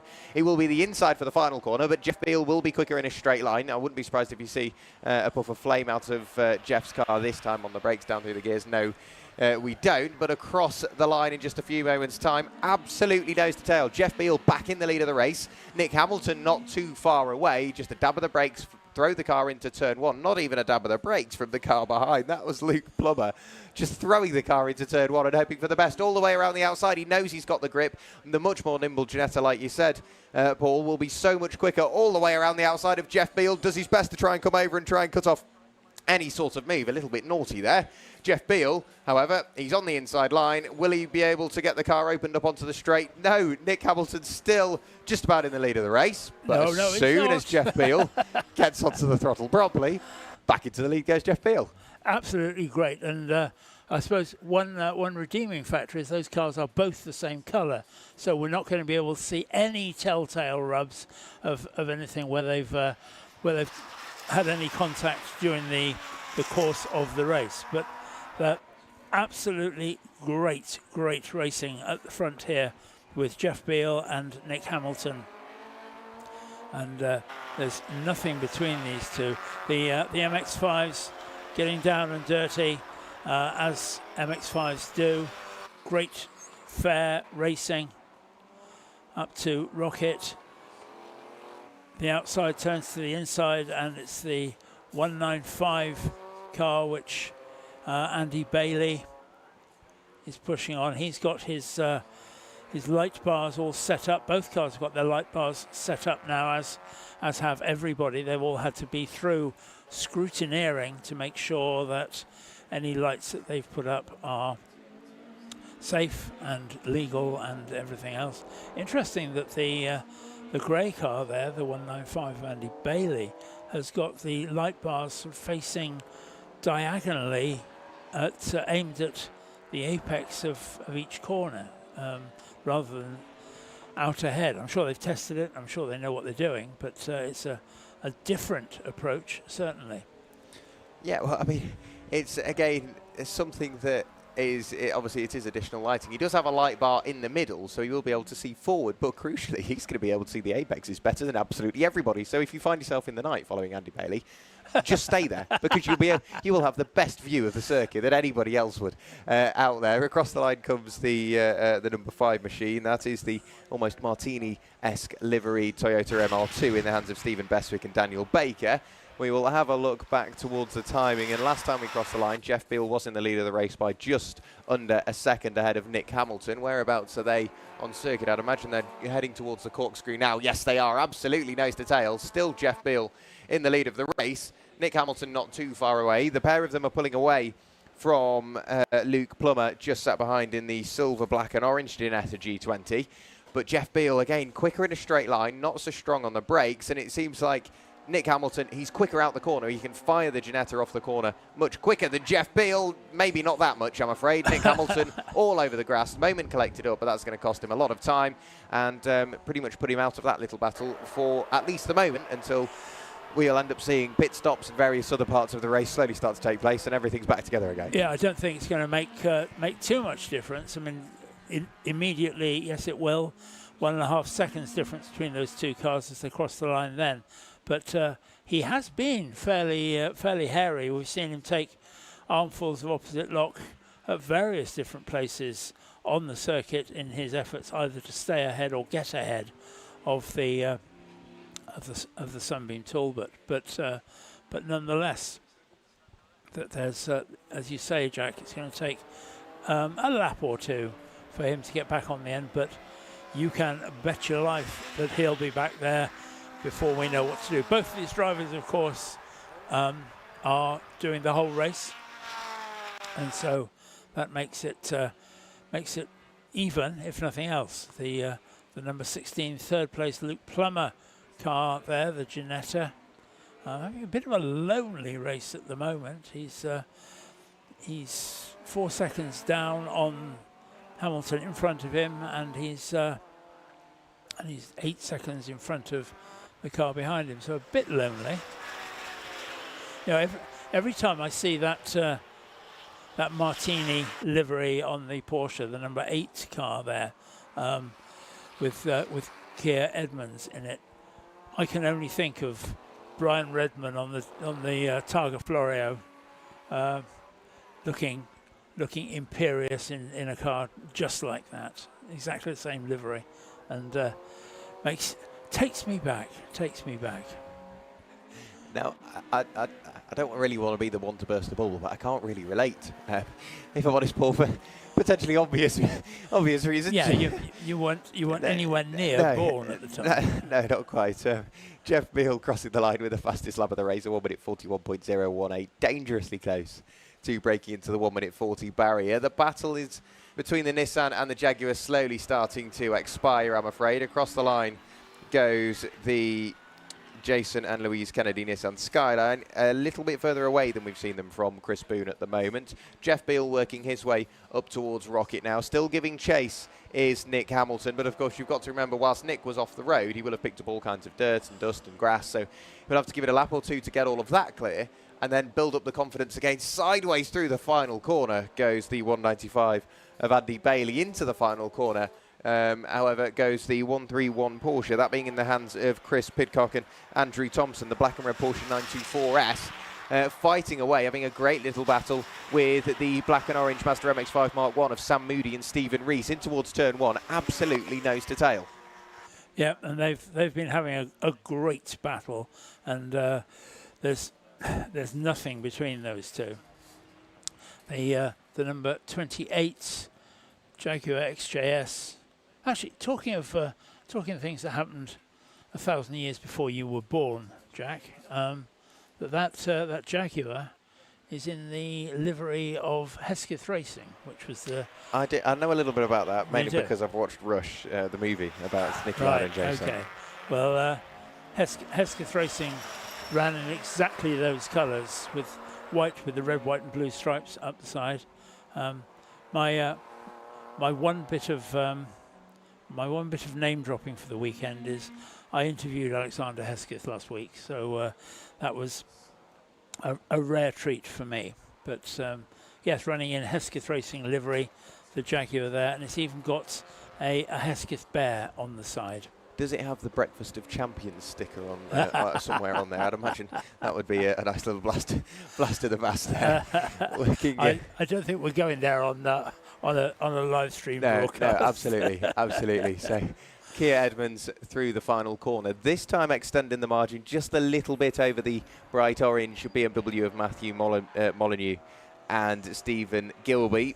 And the BMW 325i, it's definitely there in the mid-corner and can gain on Kia Edmonds, but as soon as Kia puts his foot to the floor out of the corner, the 911 Carrera winds up its 3.2 litre flat six and just disappears up the road. And we have seen a change of position a little bit further back, this time as they cross the line. Sam Moody and Stephen Rees's black and orange Mazda MX-5 hasn't only just got past the 131 Porsche of Chris Pidcock and Andrew Thompson, they have pulled away substantially. So whilst one battle has disappeared, one has slowly fallen back into place again. It is the battle between Jason and Louise Kennedy's red Nissan Skyline and Chris Boone in the yellow and blue XK8. And the Nissan Skyline, of course, is running a tribute livery, I think, and I'm sure somebody will come back to us. And if you want to make a comment on our live stream, please do. I think it was Mark Scaife, but I could be wrong. But please do let us know, because that was an 11 Wingfield car. Yeah, Jeff Beale in the pit lane. So in from the race lead is Jeff Beale, currently sat down there and ready to obviously just tick the time by and go back out on the circuit. There's nothing major that you can do in the pit stop as a solo driver. Chat to your mechanic, maybe discuss pressures, see if there's anything that needs changing. If not, you more or less just sit there and wait for the time to tick by, and you're able to retake to the circuit after the allotted amount of time. Of course, Jeff Beale, he is in the Advantage Motorsport Future Classics. So the pit stop, again, remains, it needs to be a 1 minute 30 stop from pit in to pit out. And if we have a look up at the Future Classics, is he carrying a penalty into this round? No, he is not. So he doesn't even need to worry about that. Unfortunately, usually there's a second Talbot Sunbeam Lotus in black and gold, and that's in the hand of Martin and Matty Ellis. And they had a brilliant battle at Stetterton earlier on this year. I was lucky enough to cover that one, but unfortunately they're not here this weekend. I'm assuming they must be elsewhere in the country, or they're saving themselves for, of course, another CSCC event, whether it would be Spa, of course, or maybe even America, because, of course, CSCC do make the trip over the pond. We go to Daytona and Sebring towards the very latter stages of this year. Yep, and I can wholeheartedly recommend that. I've worked with HSR for several years now and covered both of those events. They are fabulous, and that I even had the pleasure of sitting in the pace car for a lap before the Group C cars went out, which was something I will remember forever. But yeah, Daytona is amazing, and if you're in the paddock and thinking about going, go, because it is such a treat. It's like something you will never see again. That there is a huge grandstand, which I'm sure you've seen the photos of at Daytona, and emblazoned across the front of it in particular Florida fashion. It says Daytona, the world center of racing. You know, no modesty there. They can't even spell centre, but that's bizarre. But yeah, do go. If you're thinking about it, stop thinking about it and do it. Get the entry in, because Sebring's amazing. There's so much history with it, and that Daytona, as I say, is just an incredible place. An incredible place to be. Go for a week and see all the other stuff. There's so much to see, so much to do. So yeah. Tell them Paul sent you. It'll be a real experience over there, and of course a real experience for the drivers as well, getting the chance to race on circuits with the calibre of Daytona and Sebring as well. And somebody I noticed that isn't here, unfortunately, this weekend with the Future Classics is Stephen Scott Dunwoody. His escort absolutely flies. Stephen Scott Dunwoody, a very quick driver, very talented driver to keep his escort somewhat pointing the right way. Tom Mensley as well, normally in a Diet Coke liveried BMW, the Australian. Unfortunately, he's not here this weekend either. So we're a couple of drivers down with some very pretty machinery. I'd imagine, again, they would be elsewhere in the UK racing this weekend, or saving themselves for maybe towards the end of the year. Jeff Beale, in a few moments' time, will work his way in towards the final corner. I am sure, whereabouts is he? No, he's working his way up to Rocket now. There he is. So Jeff Beale, whilst he is still in the lead of the race on the road, he is down into what is 13th place, still with the fastest lap of the race. Nick Hamilton has inherited the lead on the road, but still yet to pit. Luke Plummer is in second. Then it's Ryan Moan and the Kennedys in the number 11 machine, that being the number 11 machine, that being the Nissan Skyline, Jason and Louise Kennedy. So that is for the moment the sort of top four, in theory top five. Kia Edmonds has managed to work his way past Chris Boone. Of course, Chris Boone has been in the pit lane last time through. He's retaken to the circuit, dropping down the order. So too does Molyneux and Ingham. They both get by. So it's all eyes on Jeff Beale. Last time we saw him, he was in front quite substantially of Nick Hamilton, but of course aided by Nick's little mistake towards the start. But even if you just go 2 or 3 seconds over, and the car you're battling goes 2 or 3 seconds quicker than you did and absolutely nails the pit stop, we could see the change of position. There is Nick Hamilton, and he won't head into the pit lane this time. He will remain out on circuit and take another lap in the book. Into the pit lane comes car number 96. That's Sam and Stephen Reese's black and orange Mazda MX-5. Across the line goes Nick Hamilton. Whereabouts is Jeff Beale? And we'll keep an eye out for him. I'd imagine he's running his way towards the final corner in just a few moments' time. Now, the pit lane is becoming an ever busier place, Paul. Yes, it is. Andy Bailey has just come in his MX-5 and is delivering his stop. Sam Moody and Stephen Rees in their MX-5, the Jaffa Cake Racing black and orange car is also in. The Coventry Cats blue and yellow Jaguar that has stopped.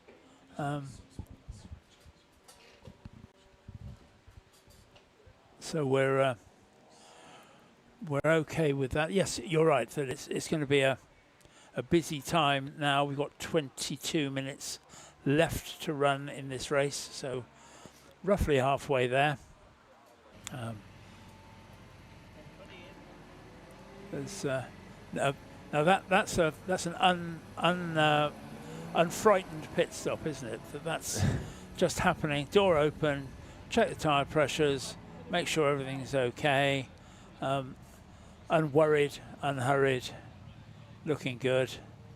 And similarly with the number 16 car there, same sort of thing.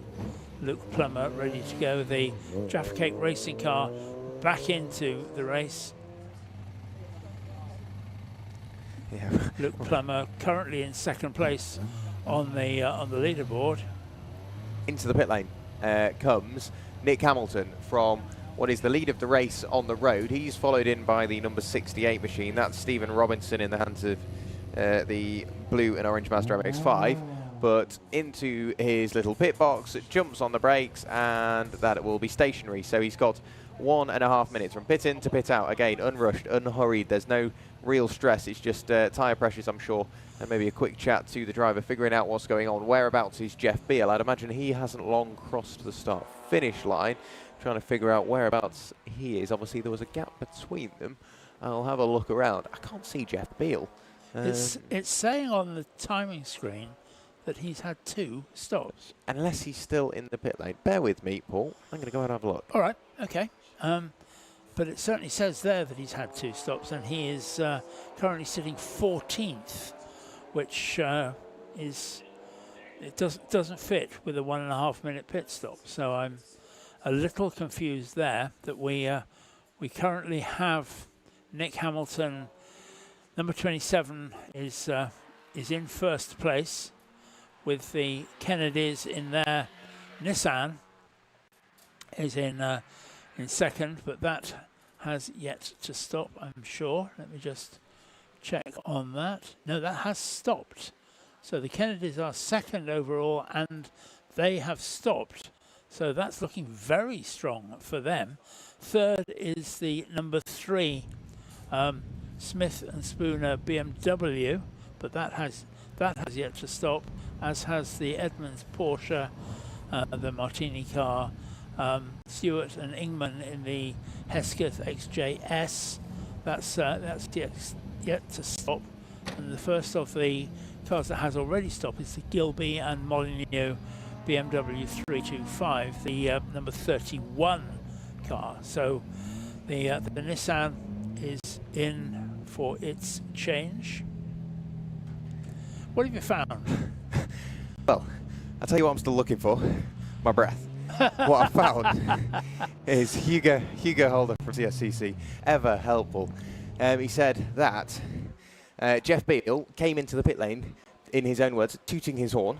So Jeff Beale has clearly got some sort of issue and desperately wanted some attention. And I've got a feeling that won't just put him out of the running towards the lead. He's right down at the bottom of the order, and whether he's retaken to the circuit, I don't know. I think he hasn't, because he's now 2 laps down. We'll keep an eye open to see if we can see him, but that would be a disaster for him. The interesting now that we have the everybody has stopped except for the XJS, which is in the pit lane. Due now. Good. So that will be everybody. So the on-track positions are the real positions, and it's Smith and Spooner in their BMW 325 from the. Oh, there he is. There's Jeff Beale.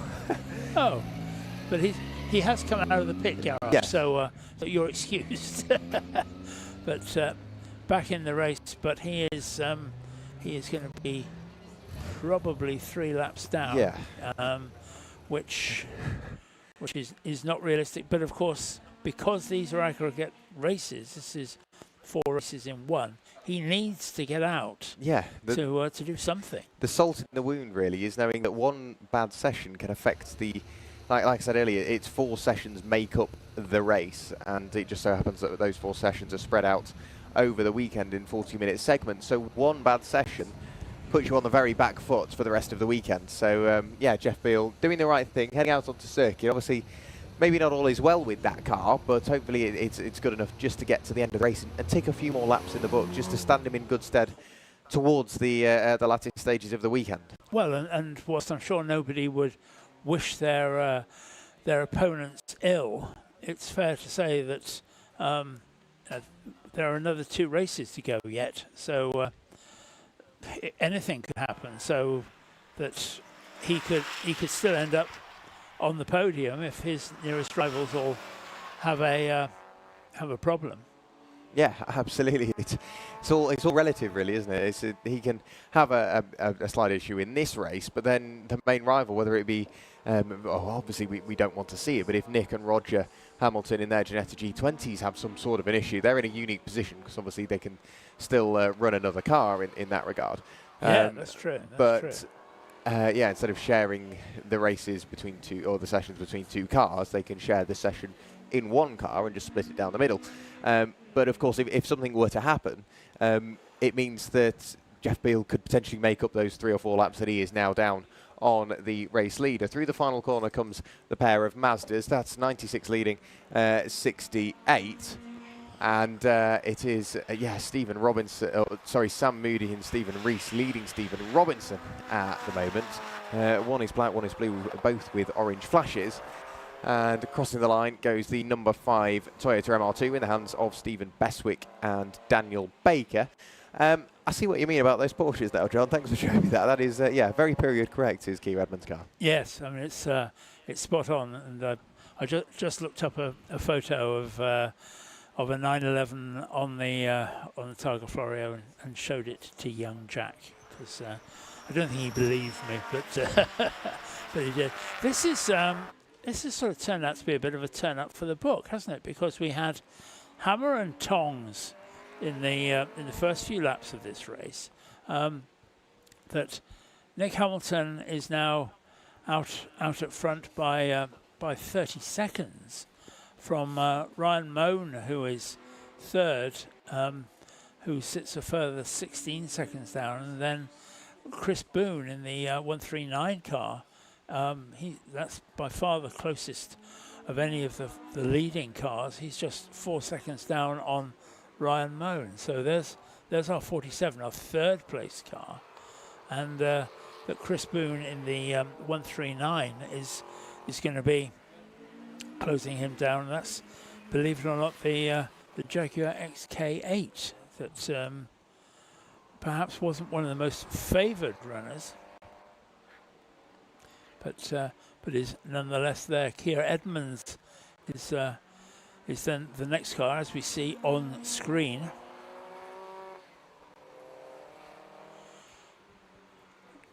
Yeah, and there's not long really left of the race now. It's been ticking down slowly, and we've only got, 13 and a half minutes left of this session. Through the final corner comes Chris Boone, a little bit further away from anybody that we've seen him fighting away. Thunders across the start-finish line. The beautiful sounding supercharged Jaguar XK8 crosses the line.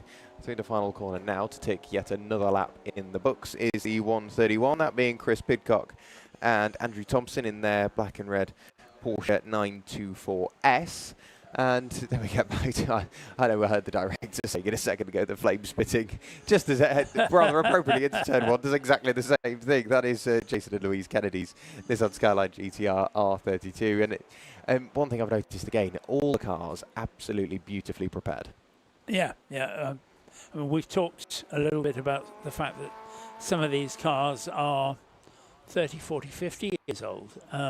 Maybe this is a slightly more modern grid, but nonetheless, it's that something like the XJS. That's probably 30 years old now, but they're all looking perfect, looking absolutely wonderful.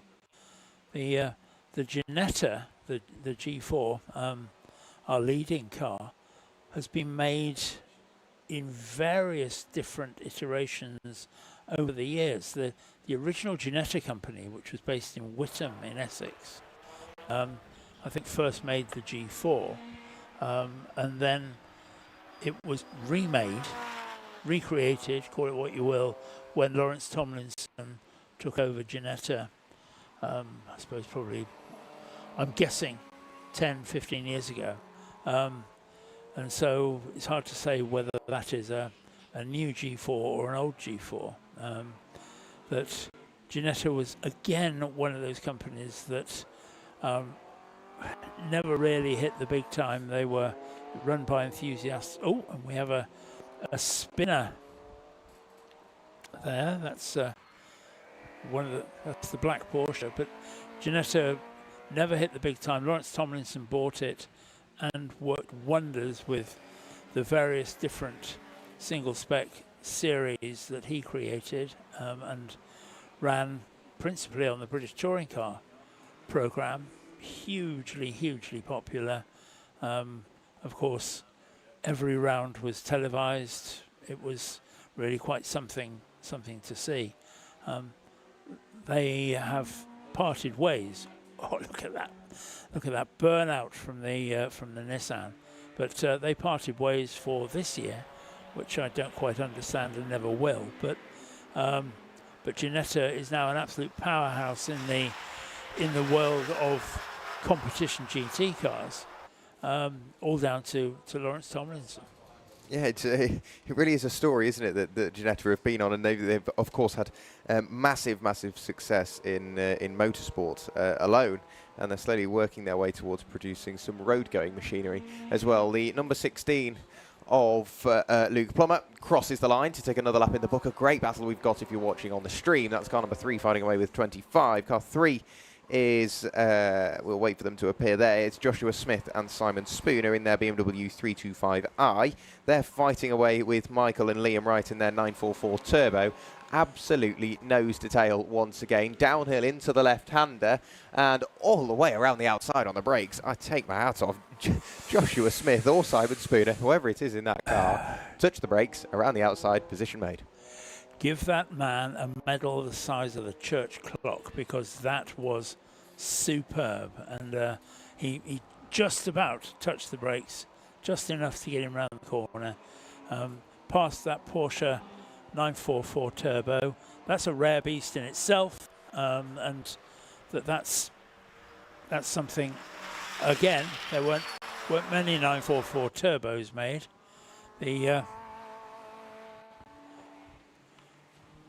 The position still Nick Hamilton from Luke Plummer. The gap between first and second is now 34 seconds. So I think it's fair to say that Nick Hamilton is in a position of some strength. The 139 Chris Boone Jaguar is up in 4th place. Ryan Moan is in 3rd in his Porsche. Chris Boone 4th. In 5th place is the number 11 Nissan Skyline, and then Keir Edmonds in his 911 Martini tribute car, and then 7th we have the number 3 Smith and Spooner car. But at the front we have Nick Hamilton on his Imperious Way, 35 seconds to the good on the rest of the field, and he's just done that by consistency as much as anything, hasn't he, Jack? Yeah, and that's the best way to do it, really, isn't it? Because it is an endurance race from when you have your first session to when you finish this weekend on the end of the final session, when you actually see the checkered flag and not the finishing flag. That's you've got to treat it as a really long endurance race. Make sure that the car is ready. And Hugo Holder from CSCC, again, a brilliant analogy, saying pretty much see it as you have 4 stints and they're split up with what just so happens to be a 2.5, 3 hour pit stop. So you're sat in the paddock for those 2.5, 3 hours. And then when you retake to the circuit, somebody pushing very hard, finally with those, well, monumental lights on the front. I would love to know how bright they are. We'll see. That is Andy Bailey, who with the grey and day glow green Mazda MX-5.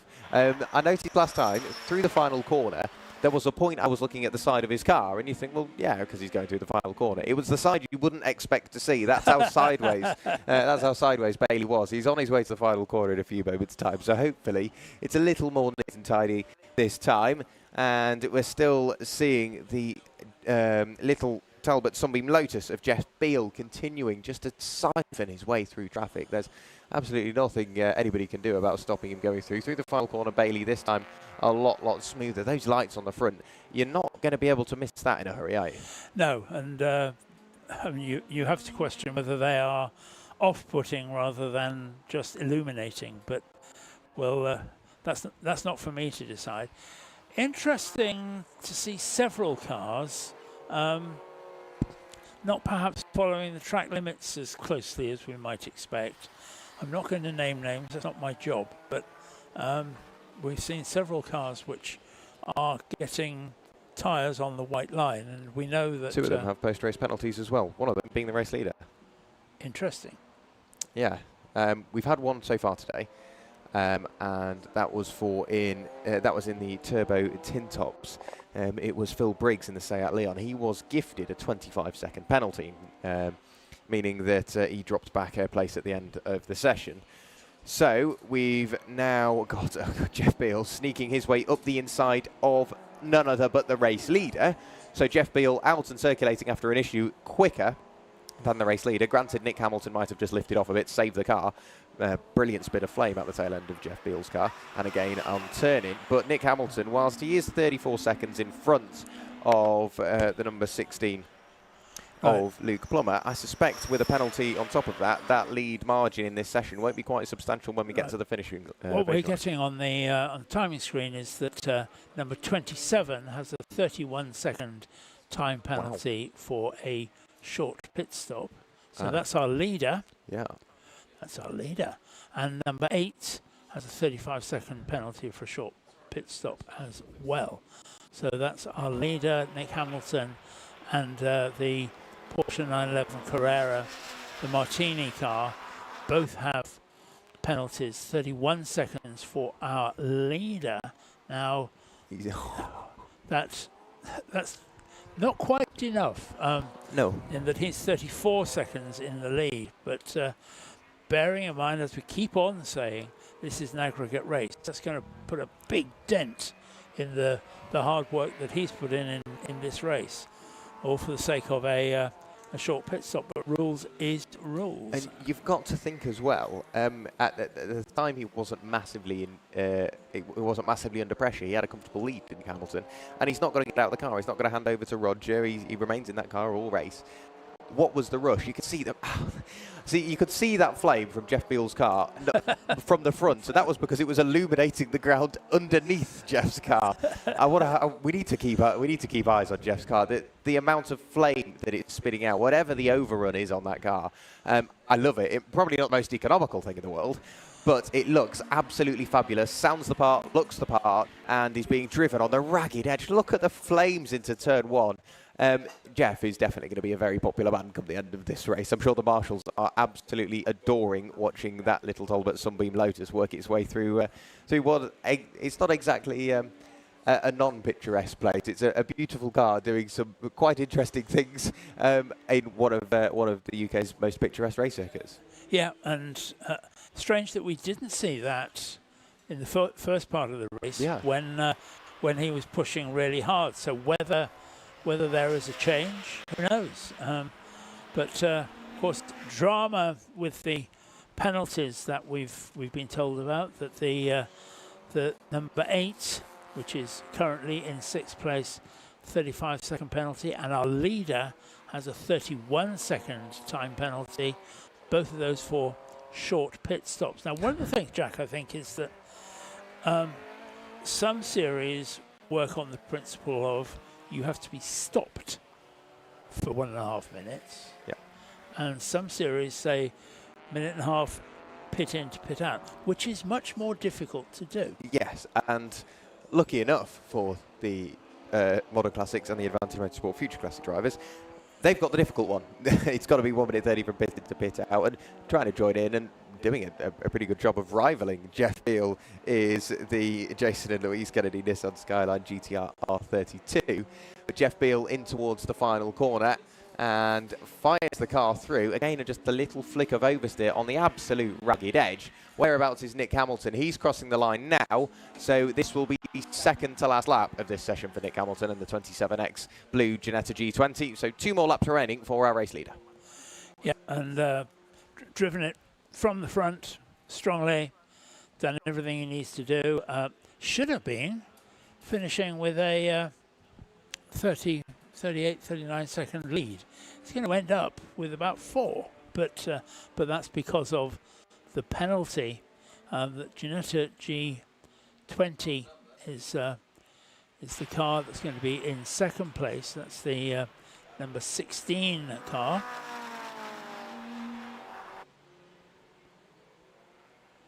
There's 27X, our leader, as we've heard that the Hamiltons are running as a 2-car team, but they're each doing 2 races in their respective cars rather than changing over mid-race, which does tend to kind of make sense.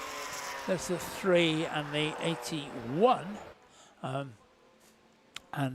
sorry, 3 and 31. And they are battling for position. That's for 7th place with these 2 BMWs. Very much on the countdown now. We're less than a minute left to run. Not sure where Nick Hamilton is on track, actually, Jack. He's just working his way through the penultimate corner, and I'd imagine on his way down towards the final corner, because Jeff Beale is crossing the line. There is Nick Hamilton, not too far behind. So, yeah. So our leader, Nick Hamilton, crosses the line with 23 seconds left of this section of the race. So a few scores to be settled further down the order.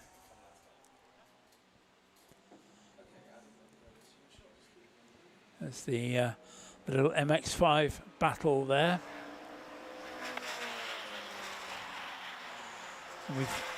We've looked at Keir Edmonds having his 35-second penalty. Now, that's an interesting one, because he is 33 seconds ahead of the Gilbey Molyneux BMW 325. So those 2 BMWs that are battling are actually not battling for 7th and 8th, they're battling for 6th and 7th. And if those 2 can do some good stuff on the last lap, then they could be 6th and 7th, which would be quite a turn up for the book. It would indeed, and as there is our race leader, Nick Hamilton, flicking his way through the right-hander at the penultimate corner. And one thing to notice as well, little cat's eyes that are dotted around the circuit. That's going to be so crucial throughout the night, just to show the drivers where the track limits are. But into the final corner comes the session leader, and he will see the finishing flag first, and it is the red and white checker.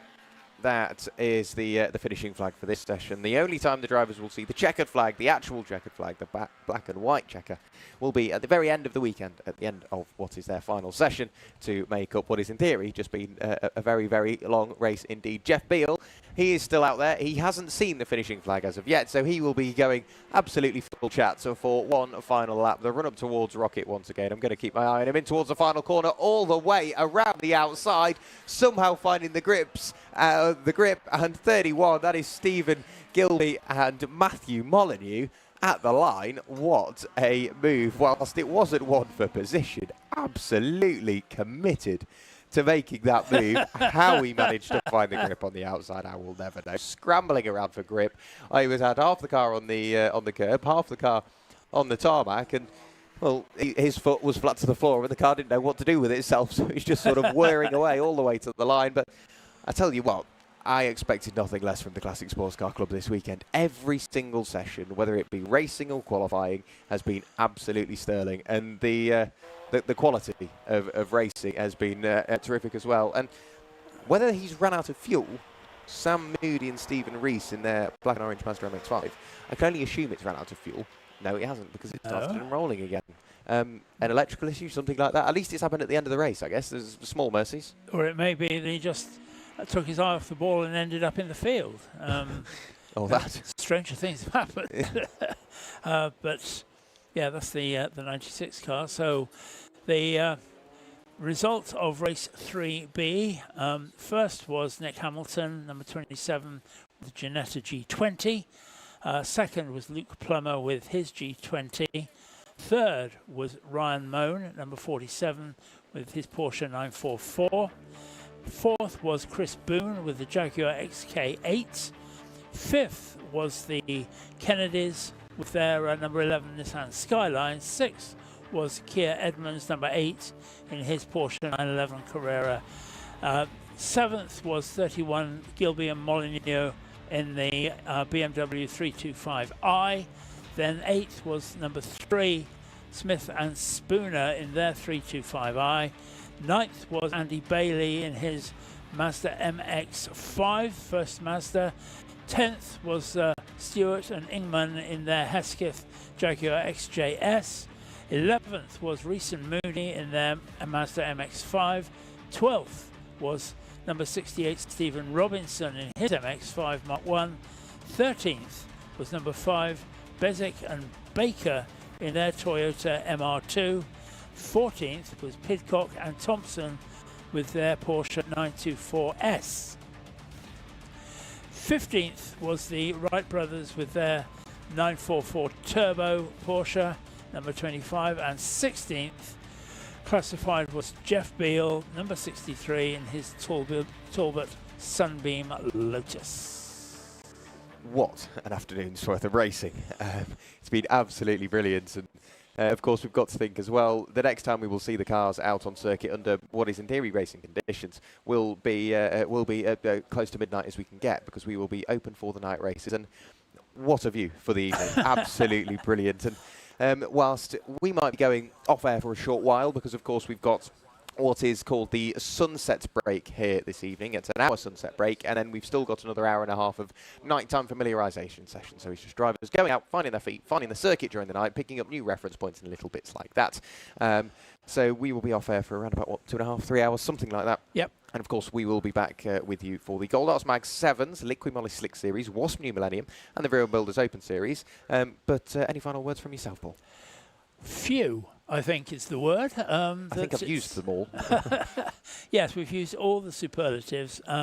Great racing, a few curved balls as well, and that we're really only we are only halfway through what we're going to see, and that's going to be a considerable change. Yes, I can't wait for the night races. That's going to be something very, very worth seeing.